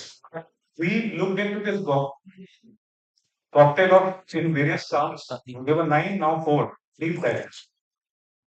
Almost this many amount of surveys were done at every location to see what kind of heat centers are formed and what kind of setup agglomerations which we have.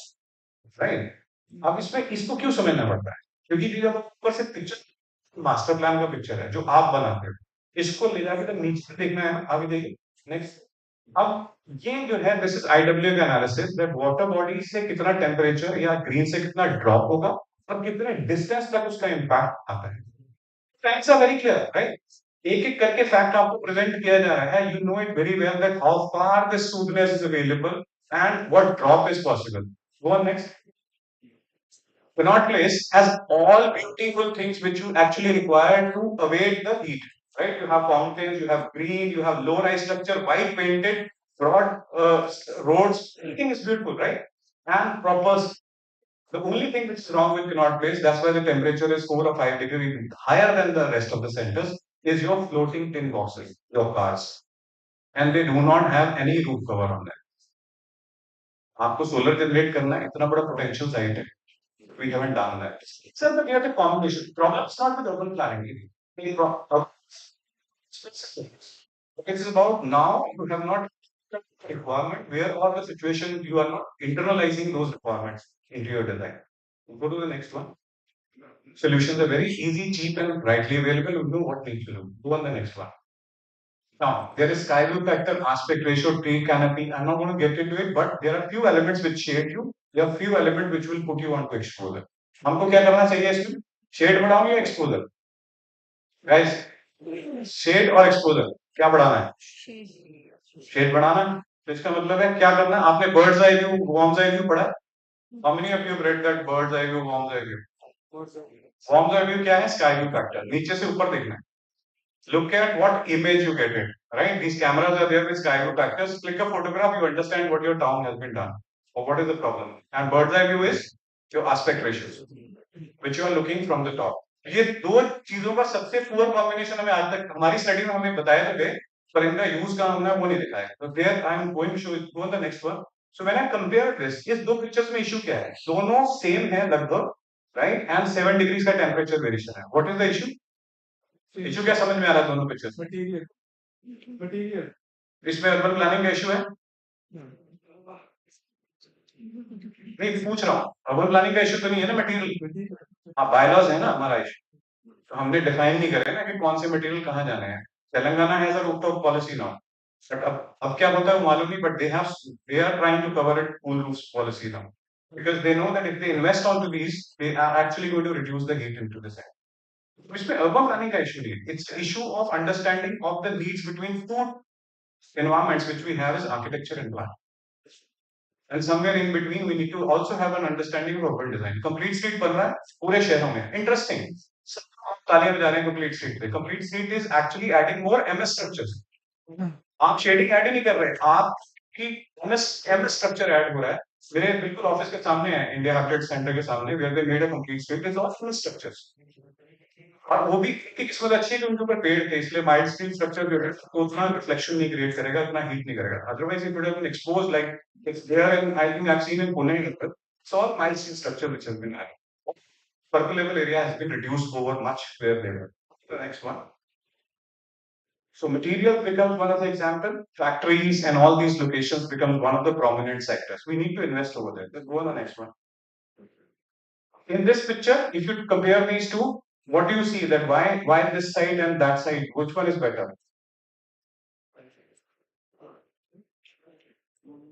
Which has more green covers, right? Let's go on the next slide. This gives you a beautiful dissect. So you have to go in these locations and see what is going wrong. जब तक आप इसको देखोगे नहीं तब तक आपको समझ में नहीं आएगा. It's not always your problem. Many times whatever you've given you have not tied up with the good specification rules. The problem is in the specification.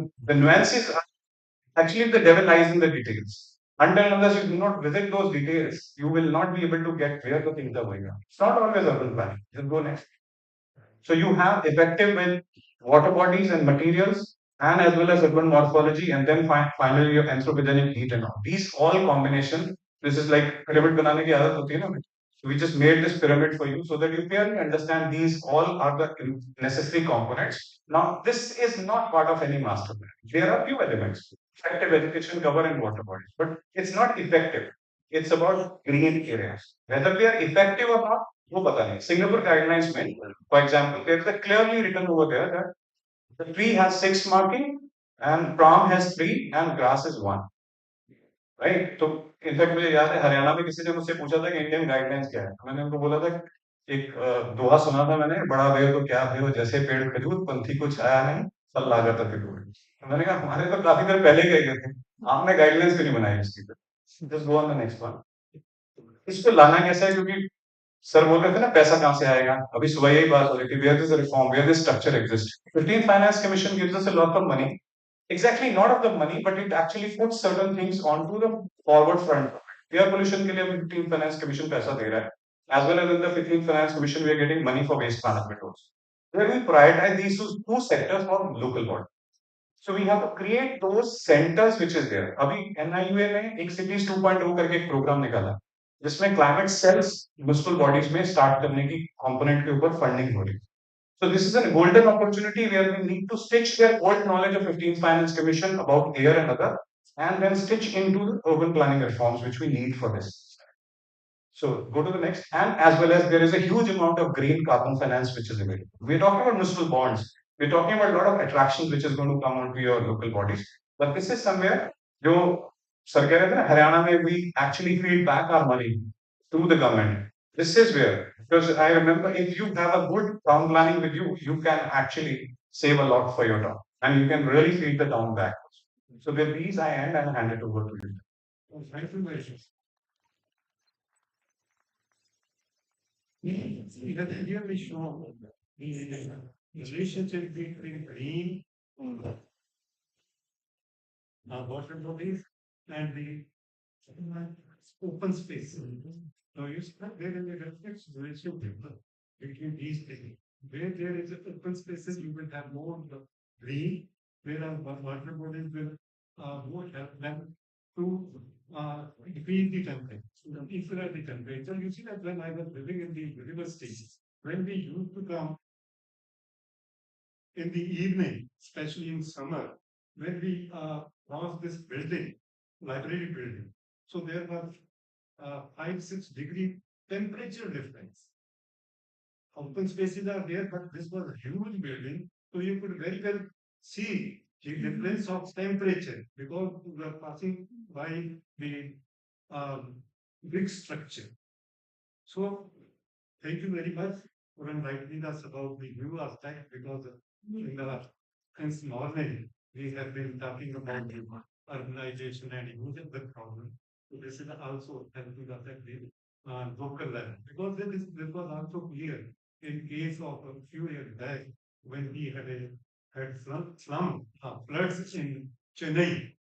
So there I read the article, so then I found they said that 50 years back there were 628 water bodies in Chennai. And at that time there were only 28 water. So again, as he mentioned, कि जो पानी है अपनी जगह नहीं ढूंढता अपना रास्ता नहीं. So problem is the same. So with the urban plan, with this type of urban planning, even I faced this. I'm staying in urban state in Patiala. So that was built in a low level area. So this time we had 3.5 feet water in our house because new that is infrastructure development. They had they made a bypass, big embankment on other side, another bypass, and there was no channel was given to pass people. So we suffered for the leak here.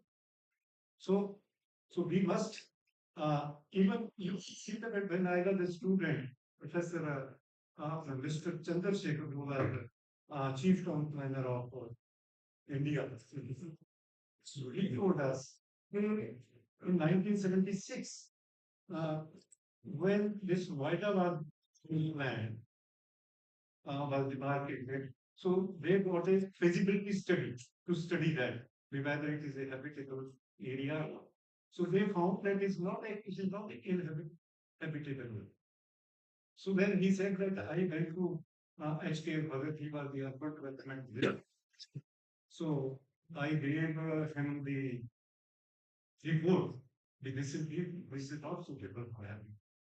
So he said that okay, city के साथ मैं ना जब संजय जी अच्छे mood में होंगे तो बात वो बात नहीं टाउन वहां हो गया तो तभी पता चलेगा जब 10-20 साल में वहां इतना फ्लड आया तो तब बड़ी बड़ी हाई राइज बिल्डिंग सब. Thank you very much for inviting us. Next speaker is Mr. Wilson. So he is the founder member of City Post London. So let us see. what he will tell us.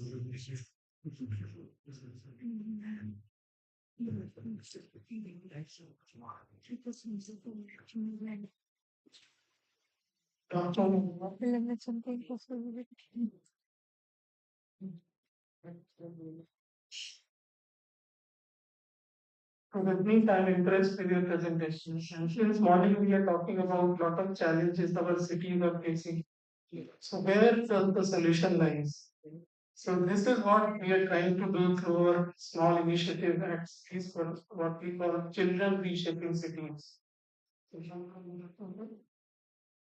So, first thing, as Professor Kasper was also saying, what is a city? This is a very, very fundamental question which we need to understand before coming to what are the challenges in the city. So next please. So city, if you see, it is one of the world largest phenomena that has occurred over the centuries in terms of size, form, structure, composition, and it is not static, it is changing. If you see, the nature of cities are changing. And as the nature of city changes, the challenges around cities will also change. So you need a continuous loop in order to resolve those problems. So if you see these numbers in the last 65 years, in 1950, 29% of the world was urbanized, and that is expected in the by the year 2050, almost 7 out of 10% would live in cities. So those are the projections by UN Habitat. And yeah, so at the moment, over 4 billion people living in urban areas, and nearly one third of those population is basically children. So they are the single largest stakeholder in terms of the way cities are managed. And it is also estimated, by Climate Friendly Cities Initiative that almost 70% of the world population of children will live in cities by 2050. So 2050 to 70% of the children in the world will live in cities. So it's a huge voice. Next, please. So then understand, as my first slide says, that what exactly is the city. So there is no one definition of the city which occurs. UN Habitat itself defines city in multiple ways, and there are some but, multiple ways to define. So what we do, we have gone to children and asked them how can they define what the city is. So if you see, it's an interesting definition because they are actually beyond the urban planner or economist or policymaker perspective. So what they say is a city where we meet other people. Someone says it's a large area where there are buildings and open spaces comes in. Then there are other guys who say where I can find my friends outside school, play, place where we have schools and hospitals. So that is how the child relates to the city, where you can find large playgrounds. So that is the perspective in the children's mind. And this study was done in schools in Delhi and Bihar and UP, where we have actually reached out to more than 200 schools. Right? Next, please. And then, if you see in the morning, also I said that cities cannot be transformed overnight. And looking at by the year 2050, we have almost 70% of the children will live in cities. So that is where we have to do the penetration. Unless you make them aware about sustainability around cities or what friend Rajneesh was talking about, unless we become a responsible city resident, you cannot resolve. Otherwise, the problem will keep on generating. It's who is creating. So we need to understand around city problem is not coming with that extending the problem. We are the problem. So since we are the problem creator, we have to change our behavior. So behavior change cannot happen overnight. So that is where this children reshaping cities was introduced by our company. And then we partnered with a UK foundation, Save the Children Foundation, and reached out to multiple schools. So all this initiative is helping us because one is that it is building the awareness about sustainability in this children. Second, they can become an emerging active, champions in the way cities are functioning. Yeah, next, I'll skip that slide. Yeah, so I think this you can't see. I don't know whether you can see it visibly. So what we've done as part of this initiative, we have done an audit of the school curriculum from grade 1 to grade 12 CBSE school books and divided the school into three categories. One is the junior school, middle school, and senior school. So grade 1 to 5, 6 to 9, 6 to 8, and 9 to 12. And then after screening the subject, because we don't want to introduce any new subject, after looking into the course curriculum, we developed some 12 modules, which you can see, I don't think so, you can read it. But these 12 modules are around a basic definition of what city is to a complex definition of what smart city is. Okay, how the waste collection is being done. So everything has been looked into that. And in the relevant chapters in the science curriculum, in the history curriculum, or the social sciences subject or other subject relevant subject, we have introduced certain activity based learning. Yeah, next please. Yeah, so this is what we have done it. So it's a step-by-step process where we have looked into everything. And then a pilot was also introduced in 200 schools, and based on the feedback from the pilot, we are now improving upon it. So out of out 12 modules,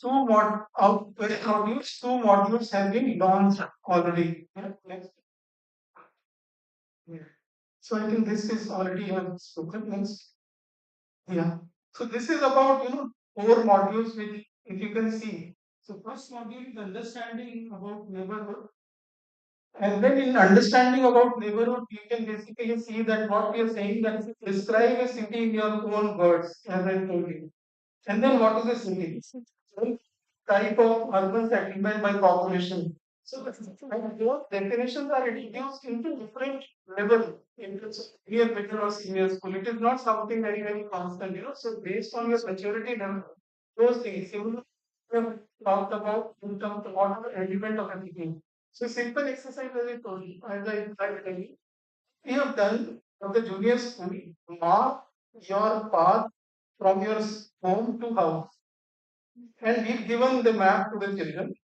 And then they mark the path, they take either to the bus, whatever they know. So two things have been imparted. They understand the map, in terms of reading the map. Second, once they have marked their if this is Bihar school, we ask them that identify an area where you don't feel safe in terms of and when it comes to mind, safety means some kind of crime or something. But interestingly, the areas which they have identified, those were intersection where they were not feeling safe to cross because there was not enough sight distance through which they can see the traffic which is coming up. So it is a design engineering problem of that intersection. And that problem, otherwise you can't notice because as a user, as a city user, they identified and then we delve deeper into that and understood that this is something related to the side distance and then improve upon it. So those are the exercise which we have done as part of this initiative. Next, please. Yeah. So this is, I can say that in Delhi and Patna we have done it. Yeah, next. Yeah, so once the whole curriculum pilot was done, then we had a program in Heritage Center where, we have made workshop where a lot of, consultation was done with various experts. And then we asked the children that, do something and then try to perceive city in your own way. And those are the school children from Delhi school and Patna school, and the kind of ideas they have come out, that what kind of transit system they wanted to see. They wanted area where they can walk. They don't want an area which has got, these big rail projects or other things. It's very simple thing. If you build city for children, you are building city for everyone. So it is important for taking them in. Yeah, next. Yeah. So this also shows that on-ground impact because once we have launched this pilot project, then after 6 months we get to know that it is already, producing some result. So some society in Patna, their children, they reach out counselor because as part of the curriculum, we've told them that what is their right. In case of any problem, you can reach out to your counselor or mayor. So they have written a letter to the mayor, and then after Children in school, they have no choice except to start.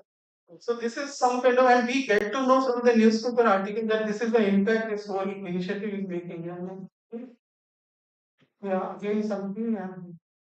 So let me please the last second. Question. Yeah. Yes. Mm. So next, see, this is what next. So, yeah. So this is how we've done. This is in Patna where we said that मोहल्ले को समझना, आपके शहर के क्या कर रहे हैं, कहानी. So we do a lot of interactive thing through stories, through activities. And मोहल्ला कैसा हो, आओ सीखें. So everything is being kind of, so that we believe that once these children will be out of their school, they will not only change the way we live in cities, but also, a lot of these children would want to get into this field of urban planning. So this is the two objectives which we are trying to meet as part of this initiative.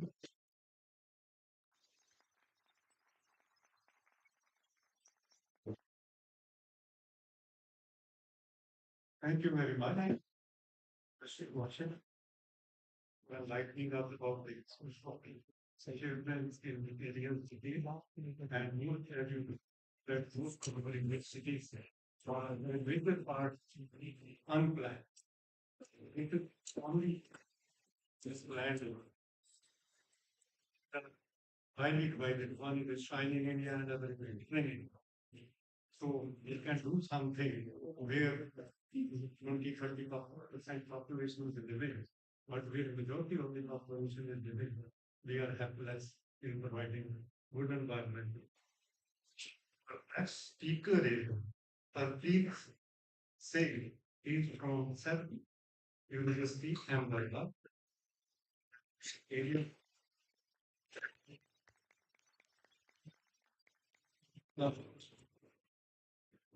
Thank you very much.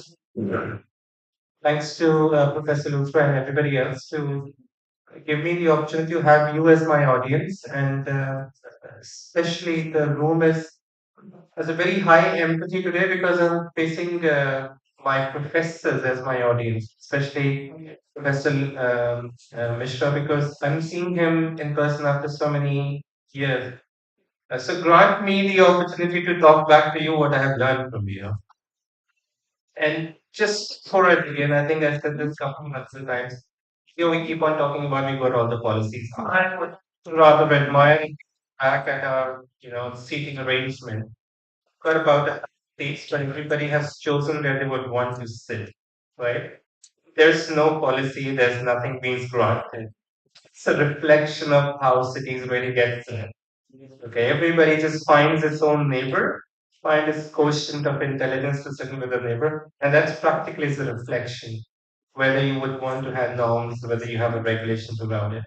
What I'm going to talk about is very briefly. I know the time that's been allotted to me is 10 minutes. My carbon footprint of coming all the way from Chandigarh to here has to be summarized in 10 minutes, and that's what I'm going to do. I'm going to talk about from the private sector. We just continuously talk about cities as engines of growth. Next slide, please. Engine of growth is, someone's actually putting into something, fueling something and finding returns to it. Cities typically, we've got about a choice of about 52 metropolitan cities and about 7,000 odd other cities, different categories, right? You'll obviously find, your probability of going to a city is where you will have higher returns. That could be either employment, where that could be investment, that would be real estate investments, or your probability to find higher skill sets. You would rather invest your money in the suburban Gurgaon or suburban Delhi if you would want to have interest and returns on estate. And that's how city has it. It has a beta factor. Imagine if cities were just stocks listed on stock exchange, right? Where would you put your money? You would put the money on stock which is giving you the highest beta, the highest return. That's right. Probably you'll find evidences that continuously we're talking about Bangalore getting flooded, Chennai experiencing drought. but still it contributes the highest amount of GDP from the urban areas. There is a disconnect that why people would want to continue into a city, into an allocated resource that has a higher amount of risk. And that's where the answer is. It's just not about the attractability of it. It's just about the suitability that goes beyond just that city. And that's the skill mapping round. What I want to talk about is that how that impacts into the decisions of housing that comes up. And that is basically framed by the nature and development that we talk about as urban planning.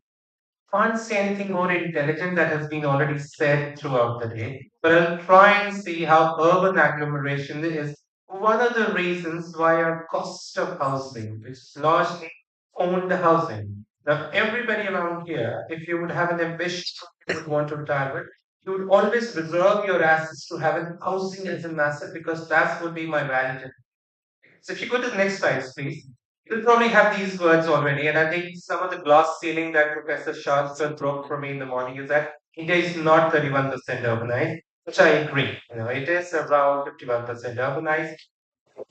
To associate that urbanization, it's the character of that urbanization. We didn't do anything. In reality, cities are the most unorganic form of development, if you really would like to know. We plan it, we say we plan it, we are basically just coincidental actors of doing it. It happens because of economic resources that goes beyond it. Now, because I think it's for you guys to understand. It's just not about planning alone that creates this connectivity that happens. 1991, when we opened up economic prosperity, it was the opening up of funds that could be getting allocated to reserves that could be getting allocated. That's when it created the economic opportunity in larger cities. Next one, please. That is what has been driving urbanization against the popular belief that people from rural areas come to urban area. But that's not the case. So that is, I would say, probably what we would want to realize over the time. It's just not that's not the majority case. What we see is this agglomeration. Possibly, cities are designed in a way that's largely because we don't densify our cores. Hesitation to compare ourselves with Singapore or other developed geographies is largely from the perspective how big that city is and how much investment that goes into the city. But in reality, if you see the per capita space allocated, FSI wise, it's the least as compared to Singapore and the highest as compared to Bombay. We still end up getting higher urban spaces in Bombay as compared to Singapore. Singapore total developed about 14% of land, maybe the land area is slightly. So increase the productivity of the city. That's what you want to look at. Don't only look at just the scale of the city, the template-driven urban planning norms that we have about 30% should be on road. And we are fast making choices where we would not even need significant amount of circulation areas. We will largely be dependent on public spaces. So that's how we would need to densify that. If you go to the next slide, please. That's largely the story to see how clearly the urban agglomeration between 1 million people family in cities are being had. The next slide, please. So clearly, there is a diminishing return of agglomeration. The larger you will have cities, you'll keep on investing. For example, Haryana, everybody says it's doing great. But all the gains, all the monies that have been made from rest of the Haryana is all spent in just two cities, right? All the gains that have been made from Punjab are largely spent in just six two cities, whether that's Ludhiana or Mohali. In reality, these agglomerations do not give return. The returns are largely not coming to the public expected. It largely goes into private sector. Is that creating employment? The answer is practically no. We still have a lot of deprivation of agglomeration that happens. So that's why I feel that the areas of addressing is not about having another new norm or having another new policy. But just looking from it, from economic return perspective or agglomeration models, where it is land use planning model or defining what a city could look like 20 years from now, I think that's somewhere or the other is a failure from an economic returns perspective. So next slide, please. Maybe just go one more slide, please. I'll just possibly talk about portability. It's just about finding the needle, not where it's lost, but where the lamppost is. If you compare the affordable housing market across 52 cities, you possibly find that all the licenses that have been given for affordable housing market are at least 30 kilometers away from the city core. Makes it unaffordable. So you basically, if you're from Bombay, you'll find Panvel and areas beyond Panvel are now being decided as affordable housing. That is absolutely not the way that affordable housing business works. So land use economics largely should work on densification of core and then creating assets which are returnable to the value of the land. So, one more slide, please. Next, please. So, logic comparison, it's just a few more slides. India is investing at a peak scale. You'll possibly find Prime Minister Modi handing out keys of housing to a lot of people. We're trying to create again the same thing, asset driven allocation. If you have a house, you probably find yourself secure. We've got to shift it away, and that's where an urban planner's job is to largely work at models of rental housing, creating assets where you don't have to spend a lot of your equity in creating those assets and start repaying for it. Largely models supports migration, and this is one of the evidence that we have from Hong Kong. It's about 30% of the housing stock is affordable housing stock. I'm very happy to report that Punjab has been doing some work on affordable housing, has not been very successful. Largely, the area of affordable housing is thought so it will be people or migrants or poor. Student housing is one area where we need to invest and enforce that affordable housing is created. It could be co-owned as well between the students and the municipal organizations as well. So that's where I take a pause here. But all I wanted to say again is thank you very much for granting this opportunity. It's a very diverse area. It's a very diverse field. One size fit all does not work. And if there could be one less policy to be named and claimed and trained, that's we are better off. There's no new policy that is required. We've done enough of it. It's largely on citizens-driven action and thinking more pragmatically, cross-sector thinking. That's largely what I would want to propagate. Thank you very much.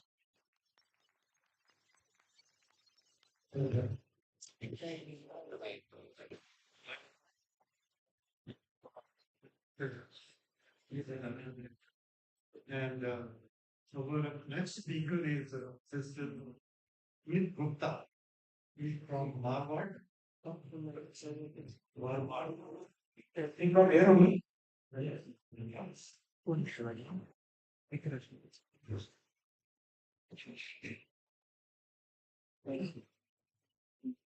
can keep the lights on. For the presentation. So I'll take 10 minutes. And so, how many of you feel that you are lucky to feel in downtown? Like, सारे लोग ऐसे हैं who don't think they're lucky to be in downtown. I don't think that's it. Yes. I was also not very sure that great choice of joining downtown. But today I can tell you this thing that whoever is not raise the hand, here later they will say you're lucky. Again, so we heard about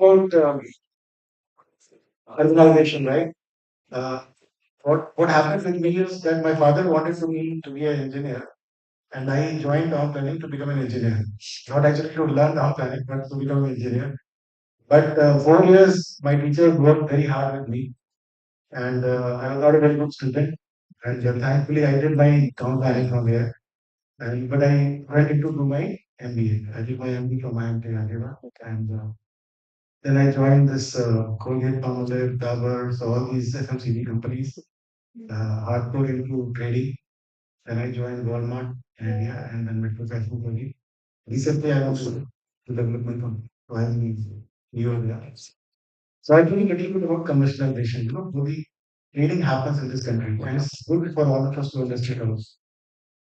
So just imagine 200 years back, right? 200 years back, अगर professor x का लड़का और professor Y की लड़की की शादी होनी होती तो कैसे शादी होती? How will they marry? Just imagine. तो प्रोफेसर एक्स प्रोफेसर वाई से पता है क्या पूछते हैं कि आपके घर में आटा कौन सा यूज होता है? राइट? एंड प्रोफेसर भाई बोलते हैं हमारे घर में मोहन आटा यूज होता है, बट हमारे घर में गणेश आटा यूज होता है, शादी cancel. The way people used to relate with themselves with the brands, in the old days, earlier days, these are the people used to relate with the brand. ISI mark, or there was no Hindustan, there was Colgate Palmolive, or all these kind of things. They also relate themselves with the brands. Okay. And how they distribute. Then what happened in 1875? There's a company called Hindustan Lever. They came to India and they started everything in this, running on word of mouth in this country. There is no brand, there is no, ISL mark, and somebody is feeling great about an atta and he's selling. In Lucknow, you go, there is a brand called kind of a oil selling like a hot cake.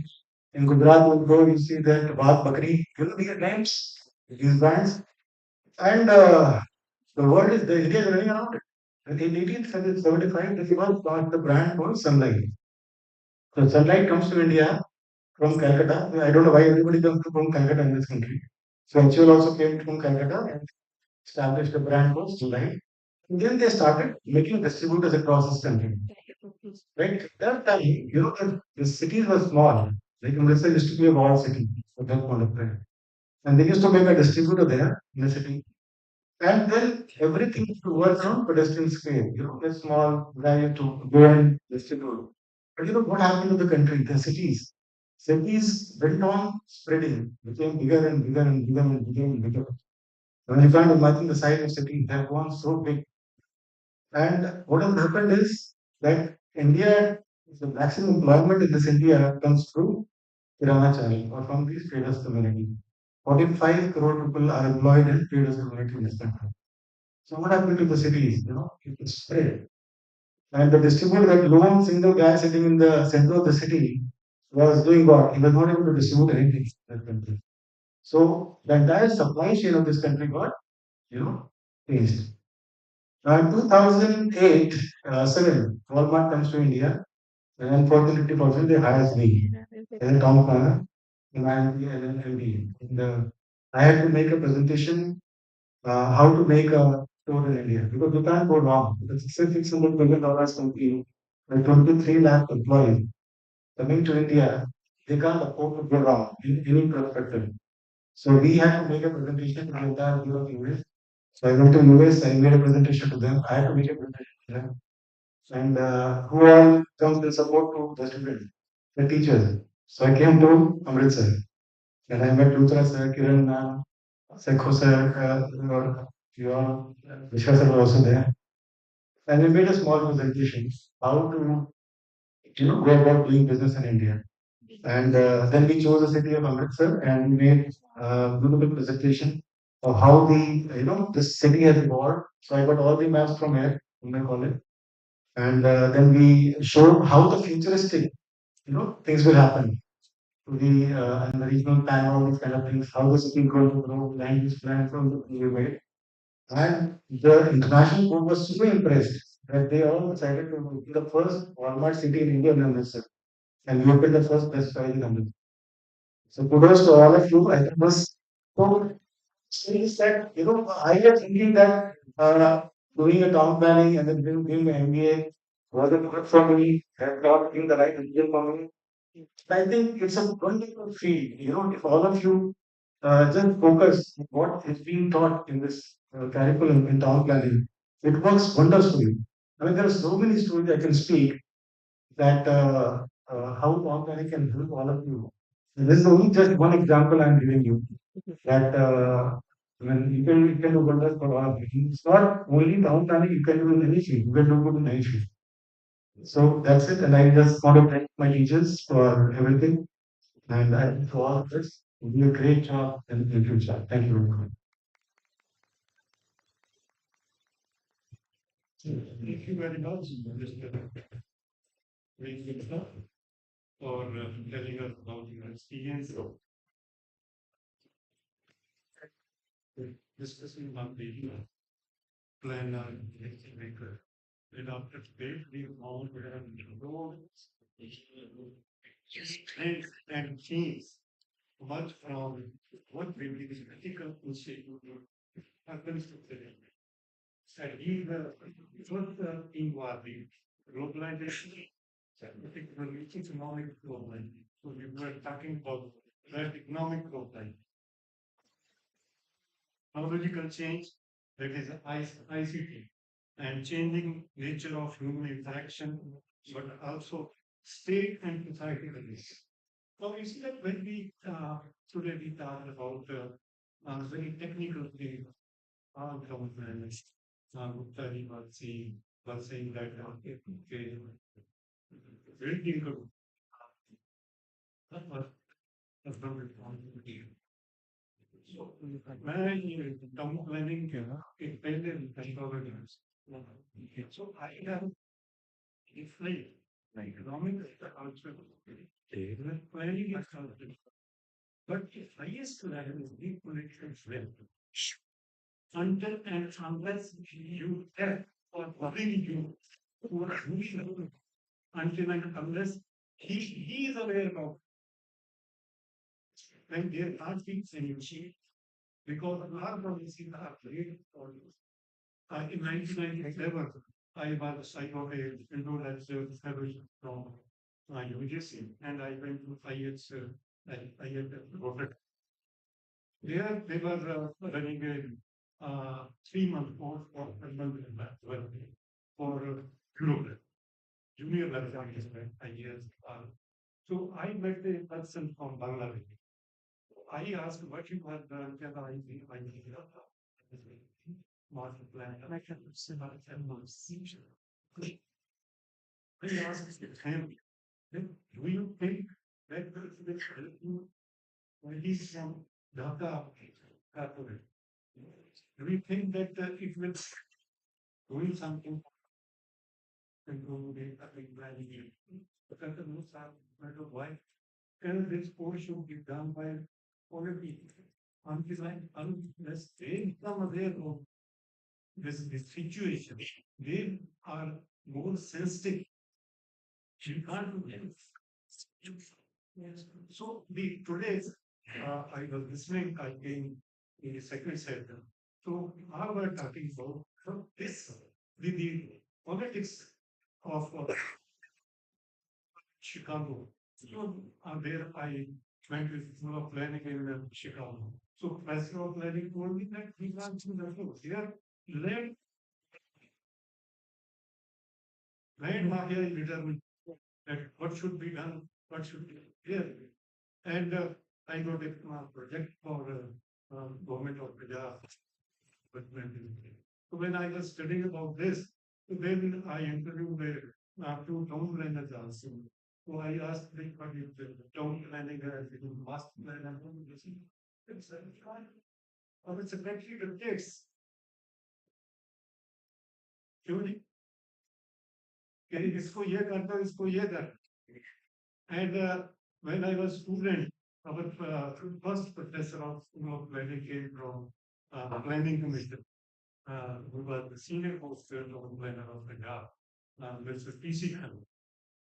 वो जब हमारी देखते थे तो charge present अरे साले ये कुछ क्या करेंगे पीला रंग लगा दिया नीला रंग लगा दिया रंग चुने दिया मेरा लेकिन शहर का टाउन सेंटर जो कौन पूछता है वो तो मिनिस्ट्री चले क्यों कुछ चले so ठीक है we should do an effort to do this because we have been planning for right where we are Professor Mandoka was telling that the cities are unlivable and you can give any more that how much population will be like as per the World Bank it will become 600 million by 2036. So for that they will calculate that World Bank has calculated that you would need 840 billion dollars to provide infrastructure to that. And at this moment, our cities are lacking 70% infrastructure. What about housing and everything? So we are a little bit things, but what we don't realize before. So until and unless we get educate our politicians, make them aware. So this is the problem, this is the solution, and how this solution will help him in retaining the power when he will do. Sovereign पूछता है मुझे क्या मिलेगा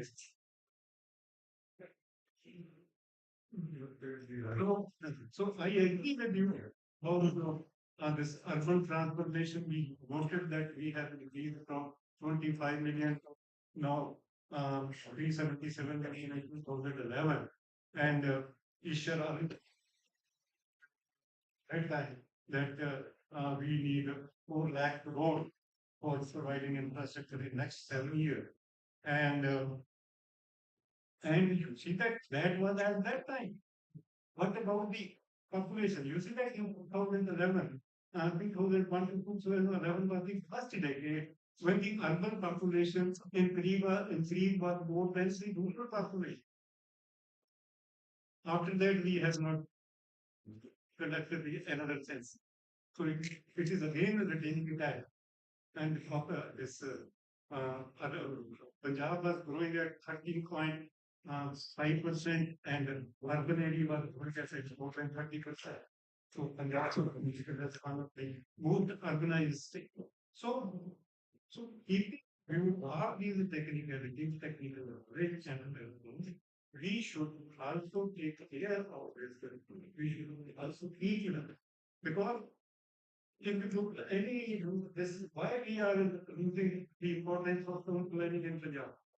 वो कहते हैं कि अड़ीका बात कर रहा है ये तो काम ही नहीं कर रहे जितना कहते नहीं मेरी तो मास्टर प्लान में ये दिखाया मेरी मास्टर प्लान में ये दिखाया सो बाकी थे जो आपकी मास्टर प्लान दी है वो तो इम्प्लीमेंटेबल है ही नहीं जिसको आप मास्टर स्ट्रोक समझते हैं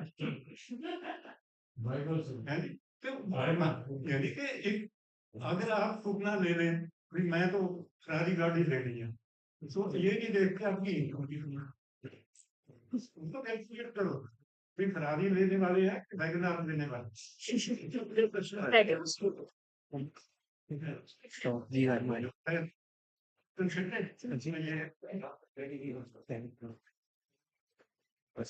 टाउन प्लानिंग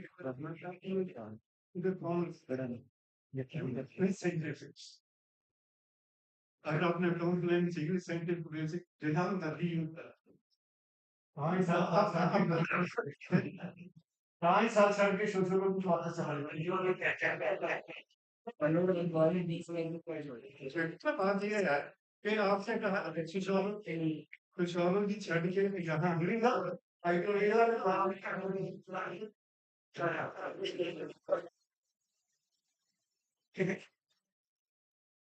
ये सो मैच करके वहां वही काम करता था सारे टाउन प्लान का मेरे पास ही आता है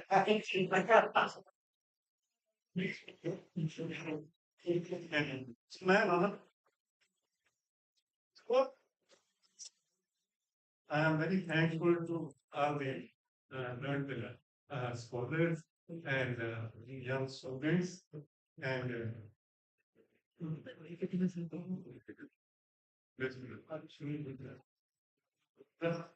for thank you.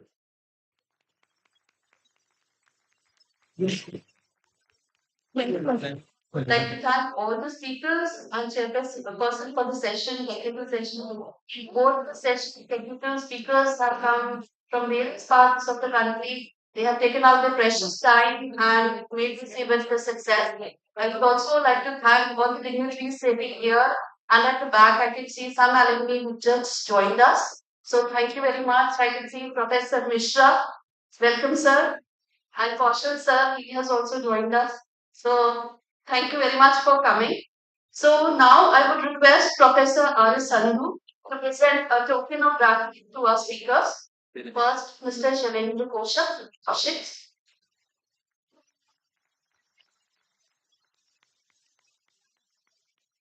To Rajneesh Sareem. Mr.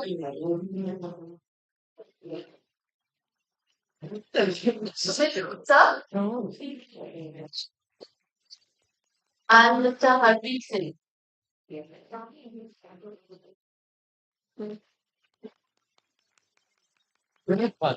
I will request HOD Dr. Ashwini Luthra to present the token of gratitude to Chairperson Professor R. S. Sandhu.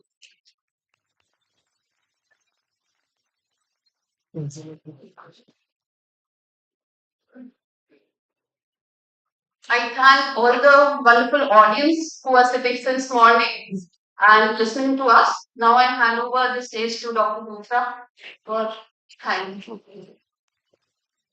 There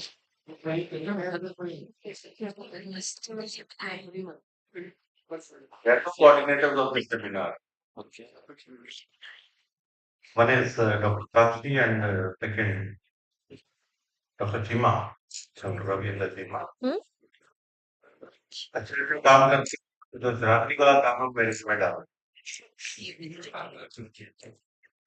रिफ्लेक्टली set के ये जो एलुमनाई मीट वाला session है वो आप organise करना but I request Kiran to come on stage because for cup of tea we said that both of us will be conducting this. Please come on. पीछे बैठा ना मेरा मेरे दोस्त पीछे देखते आप आपको टाइम कर माय गॉड इज्जत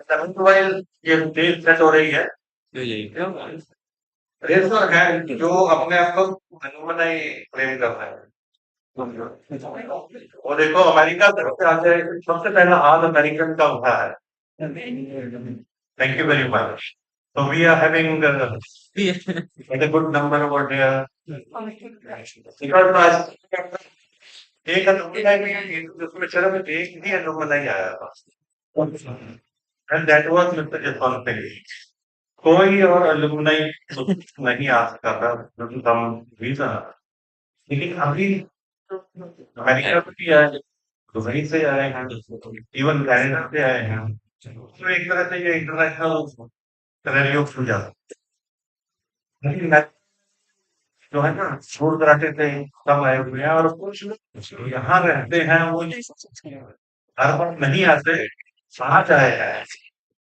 वो पीछे बैठे थे तीन तो यहाँ पर बड़ी बड़ी शिक्षा को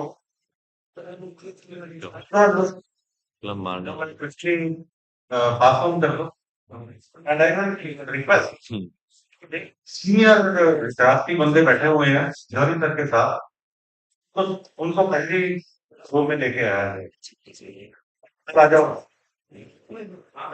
कॉन्टन विद दैट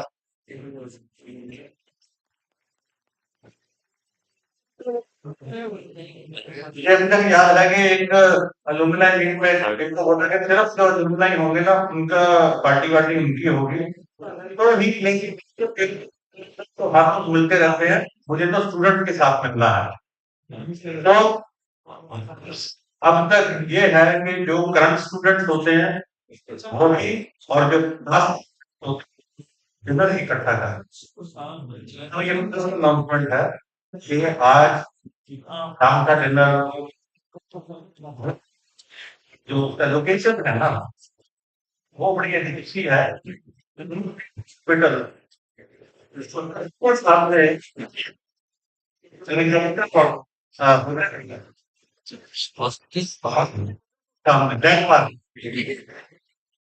और 7 बजे वहाँ पे डिनर शुरू होगा तो जो करंट स्टूडेंट का सुबह नंबर देना था अभी कम है यू कैन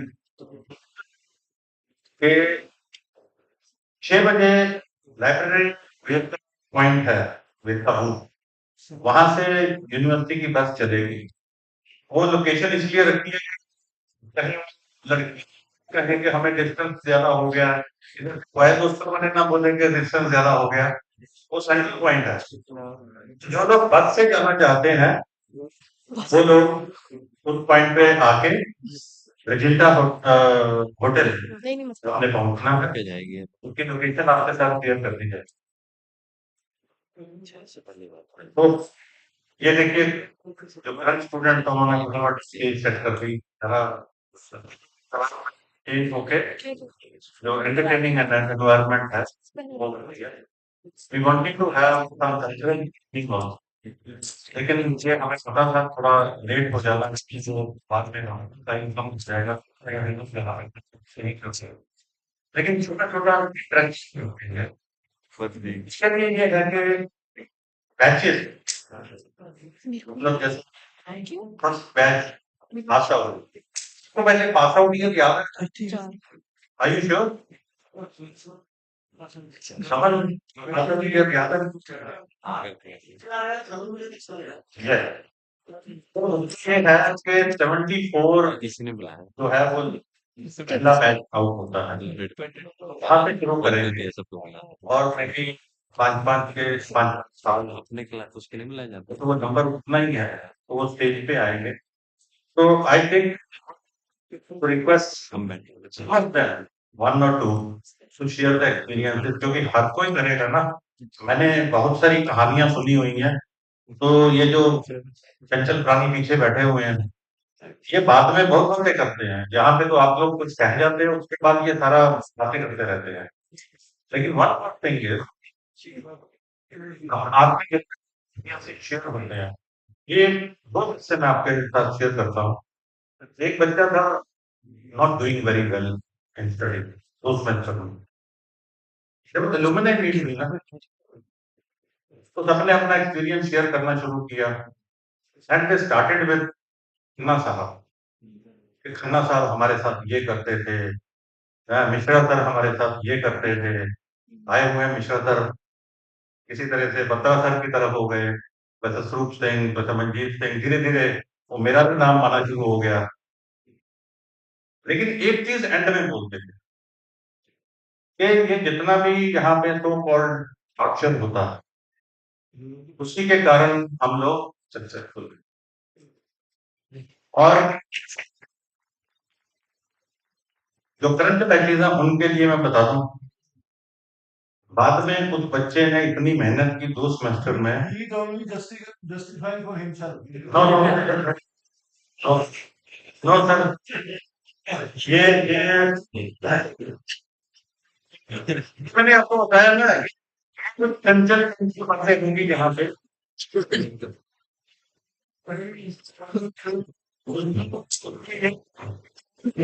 यूनिवर्सिटी में एक पोजीशन पे आया था पता नहीं मैंने बड़ा किया था सिस्टम है भाई दूसरा काम है प्यारा उधर तो है ठीक हम फिर नाम ना ले तो मैं मेरा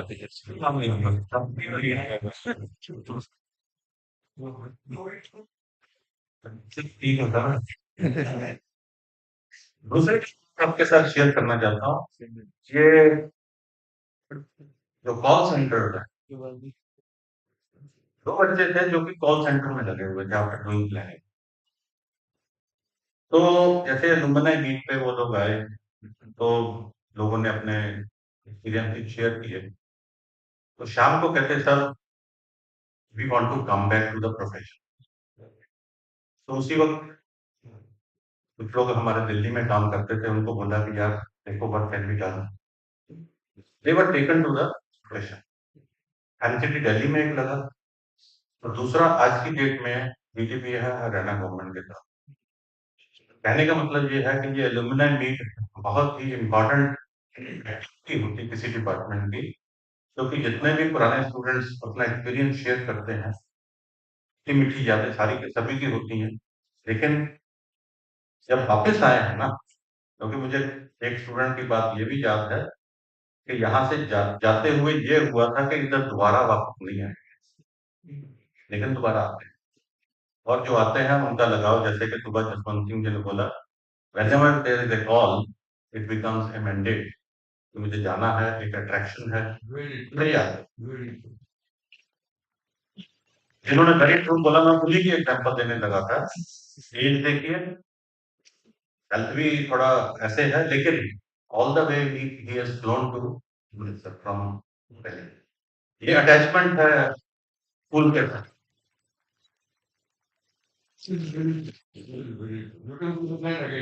तो हम मिश्रा सर के साथ ही शुरू करते हैं क्योंकि वो हमारे अभी के टीचर्स रहे हैं। एक चीज और सर आपके साथ शेयर करता हूँ। एक साइलेंट फिगर बैठी हुई है यहाँ पे। अगर हम उसी को पहले ले लें ना साथ में, तो मेरे ख्याल से बहुत सारे जो प्लानर्स हैं वो उन्होंने बनाए हैं। हमारे साथ सर आज स्वरूराम भी है। Swaruram has come all the way from. Swaruram खड़े हो जाओ और देखिए, जब शिफ्ट का जमाना होता था हमें ब्लू प्रिंट निकालना इन्होंने सिखाया।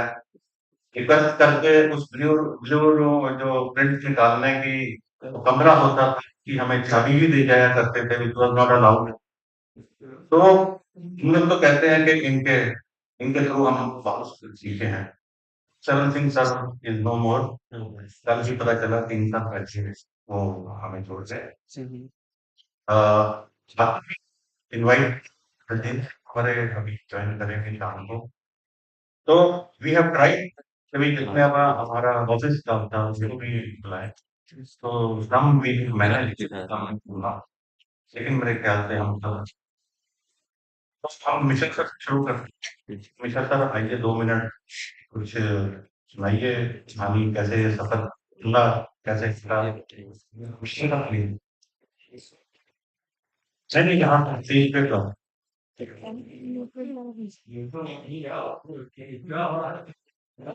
Planning.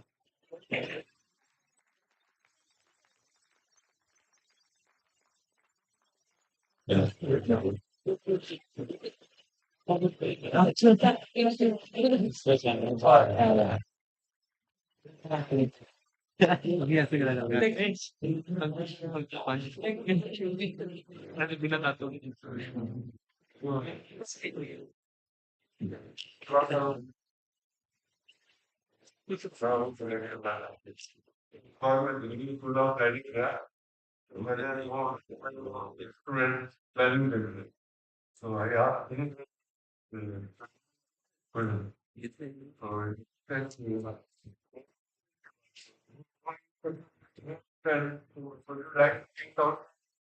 Sumit Sumit Sumit Gupta.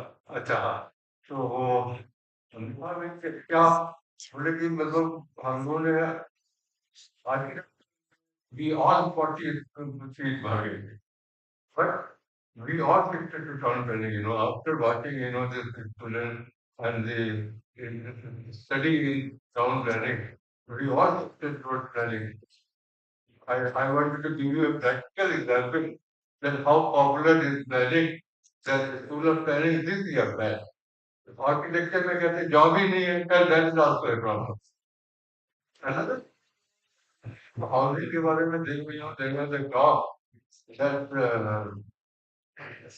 we are kind of supporting town planners are supporting money. Most important of the town belongs to now, when we come to town, this if you see this politics coming up from where I'm living, Qutub Minar से लेके सात गांधी का हिल, Qutub Minar से लेके Dadar up to गांव और छोटे area now belongs to they have actually captured farm house बना के शादी ब्याह वगैरह सारे might have noticed शादी ब्याह के farm house पे होते हैं। गांव में we in the hands of seems to bring forward. Yeah, that is making the teach right. That's right. Yeah. That's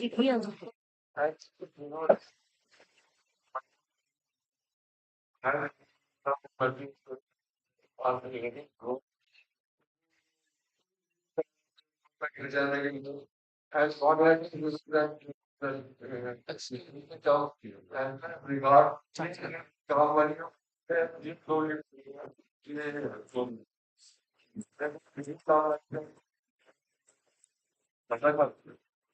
That's what it is very neglected. That it's probably part of society, you know, every society we can't, I don't think we can do anything. So, now, planning has gone to a similar thing that people who are pointing out that how, you know, they are playing has something of ranking quite seriously. My knowledge is that will get part now.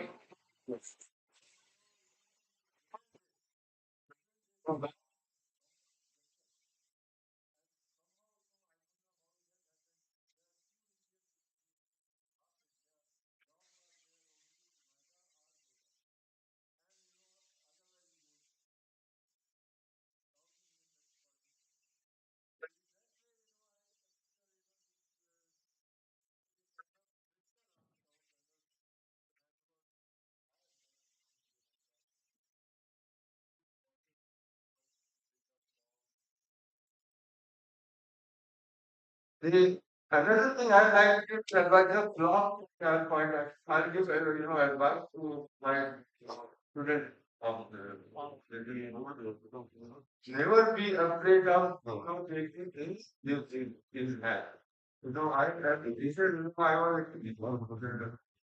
thinking that you know I'm taking number of subjects and students are learning, but in my hands that whether I'll be successful when I to start doing this planning practice. So when I joined club planning after my retirement, then is the right fields, especially metropolitan planning. So I mean, so that you know I'm the GPR which I'm preparing.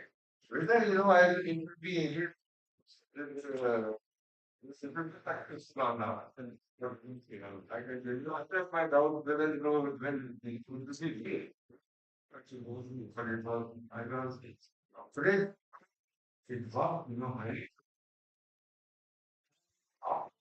quite new, anywhere, anywhere, whether for whether metropolitan, metro railway in Kochi, metro railway in Meerut, Meerut metro railway in Bangalore, metro railway in Chennai, everywhere where my you know, they rickshaws are there all over it. And you know, I met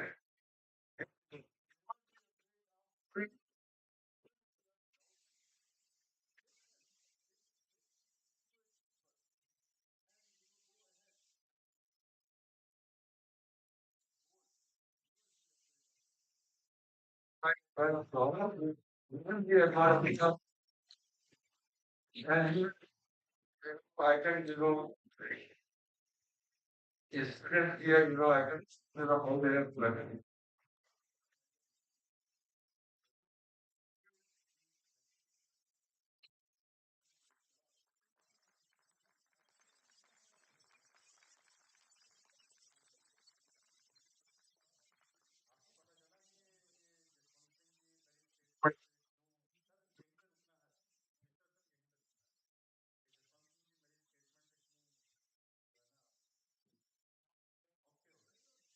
Okay, right.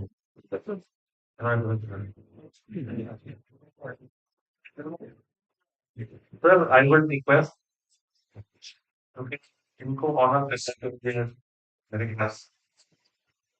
First batch, whether focusing for the thing in Matukta ji. कोई बात नहीं, जब भी मेरे ख्याल से गलती में रहना, then come on stage and do the honor. So, that, you're great.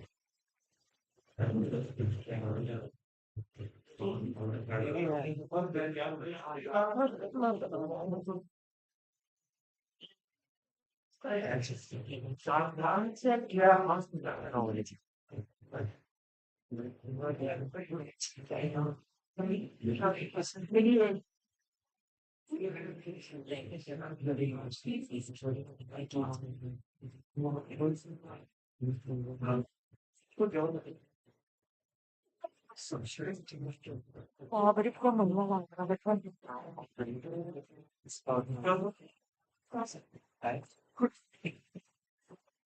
oh,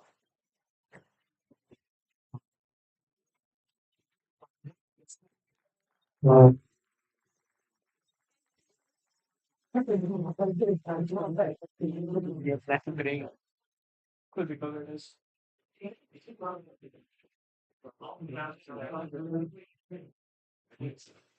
think that along with the 1980, उन्नीस सौ अस्सी का कोई बात हुए हैं के बाद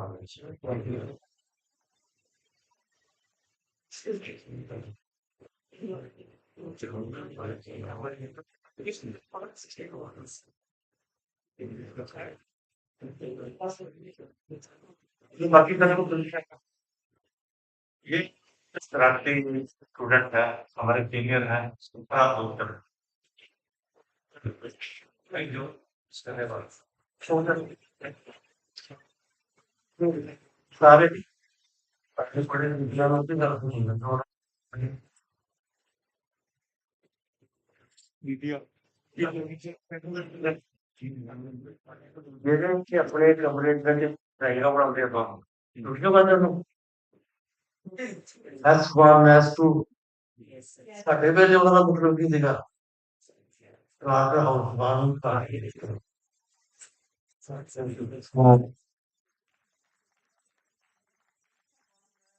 ਲੱਗ ਗਿਆ था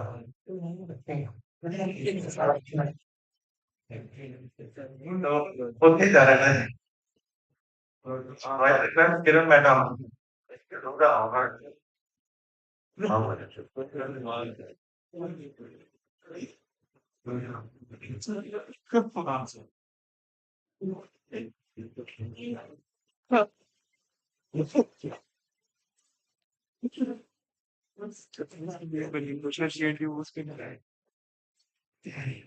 I will request George to come on stage also.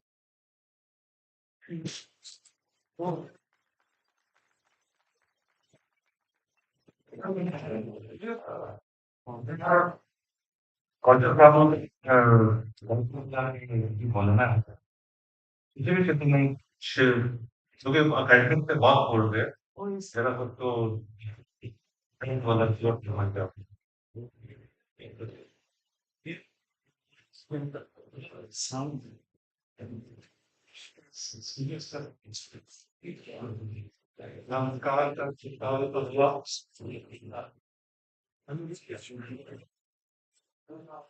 da sunar tarzına vermiş. Benim bilmek var. Ben sonra hiç değil. Mesela Samsun'da oluyor. Mesela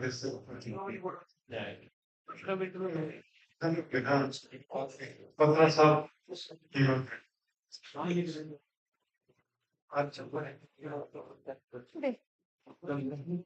Saturday नहीं बने मैडम आए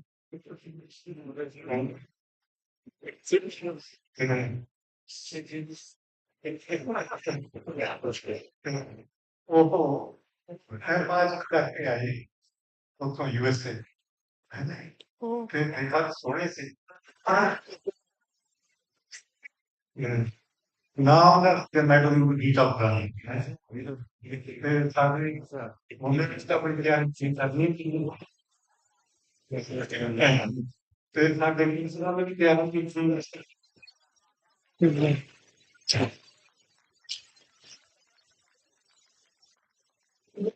आम नहीं होंगे सीगे सजिना में साइकिल सोना ने साइकिल में भी रोज साफ करके आना एक साइकिल और भी क्लास की पढ़ाते थे पेपर फिर उन्होंने मैंने कहा क्लास सेमिनार फॉर्म कोई ना तेने नहीं हाथ कड़ा किया मैं कहा भी एनी जल्दी मैडम है तो कह रही है तो इतनी लिखा मैडम मैं सो मैं जब कहा वो कहने ठीक है मैं अपना तुमने नहीं ना पीरियड तो बाहर तो मैं पीरियड तो बाहर चले गया फिर सारा सारा जरा the head of the department went to this college, which is the room that you will tell teacher that.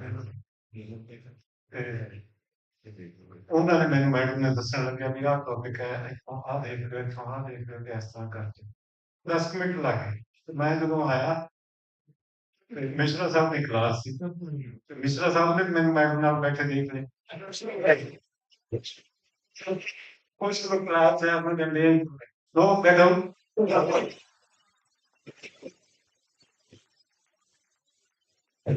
ਤੇ ਭਾਈ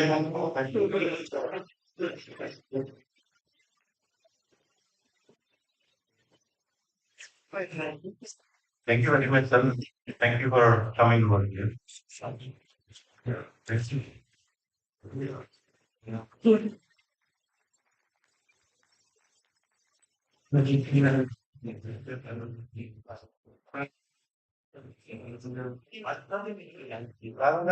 बहुत कोई है नहीं पर संत साहब शराब के विरोधी वर्तनी है विराट ਇਹਨਾਂ ਨੇ ਇਸੇ ਇਸ਼ੂ ਤੇ ਬਤਰਾ ਸਾਹਿਬ ਮਿਸ਼ਰਾ ਜੀ ਨੂੰ ਅਲਟੀਮੇਟਮ ਦੇ ਦਿੱਤਾ ਅਲਟੀਮੇਟਮ ਇਹ ਸੀ ਕਿ ਸਰ ਤੁਸੀਂ ਸੀਨੀਅਰ ਟੀਚਰ ਹੋ ਇਹ ਬੀਬੀ ਸਾਡੇ ਲਈ ਰਹੀ That is next level. और छोटी रात और बिगड़ी का एक शेर है इश्क की दास्तान है क्या है जर्रे जर्रे ने जान है प्यारे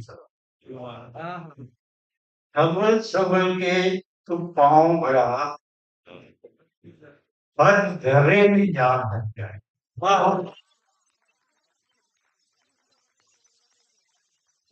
बच्चे जाओ प्यारे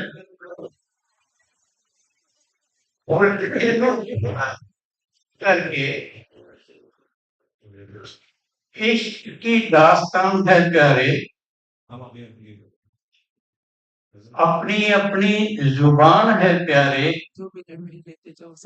संभल संभल के टाउन प्लानिंग कर हर आदमी हर घड़ी में जान है प्यारे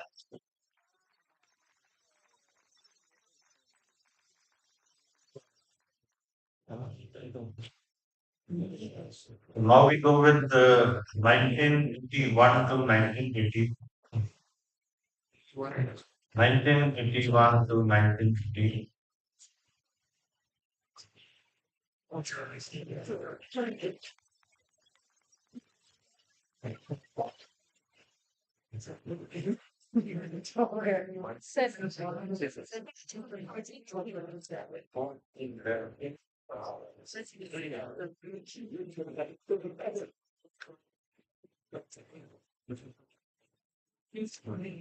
Ah,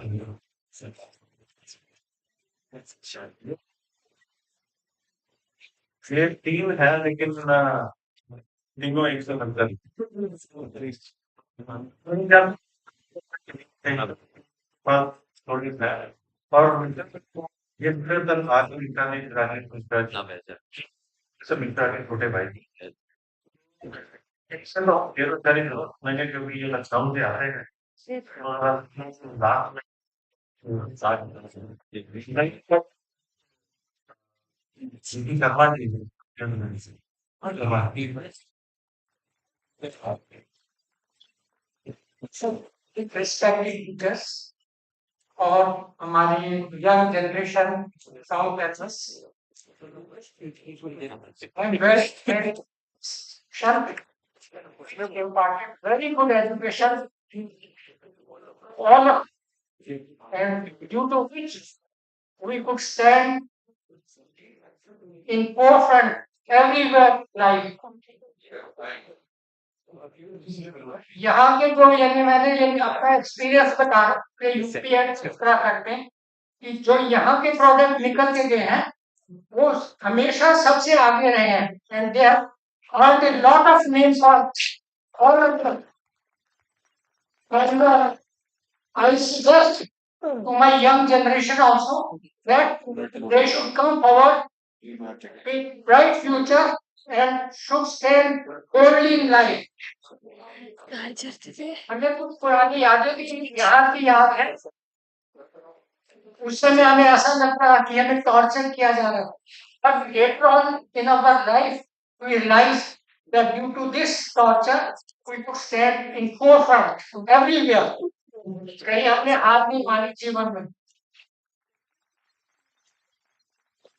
वो जो हमारे प्रोफेसर्स ने हमें पूरी प्रैक्टिकल एक्सपीरियंस दिए वो भी आज तक याद है 3 words what why and how आप जो भी प्लानिंग कर रहे हैं उनके पीछे रीजनिंग होनी चाहिए you should defend your plan in everywhere वो भी हमने सीखा उससे हमें बहुत सक्सेस मिली अपने प्लानिंग प्रोफेशन में भी that's all and I wish all of you all the best in your future endeavours thank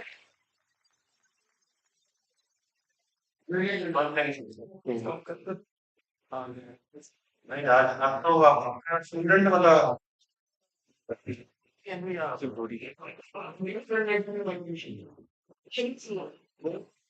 student में 40 साल हो गए तो स्टूडेंट की तरह के हुए बेटा जितना मर्जी भी मैं माफी होगा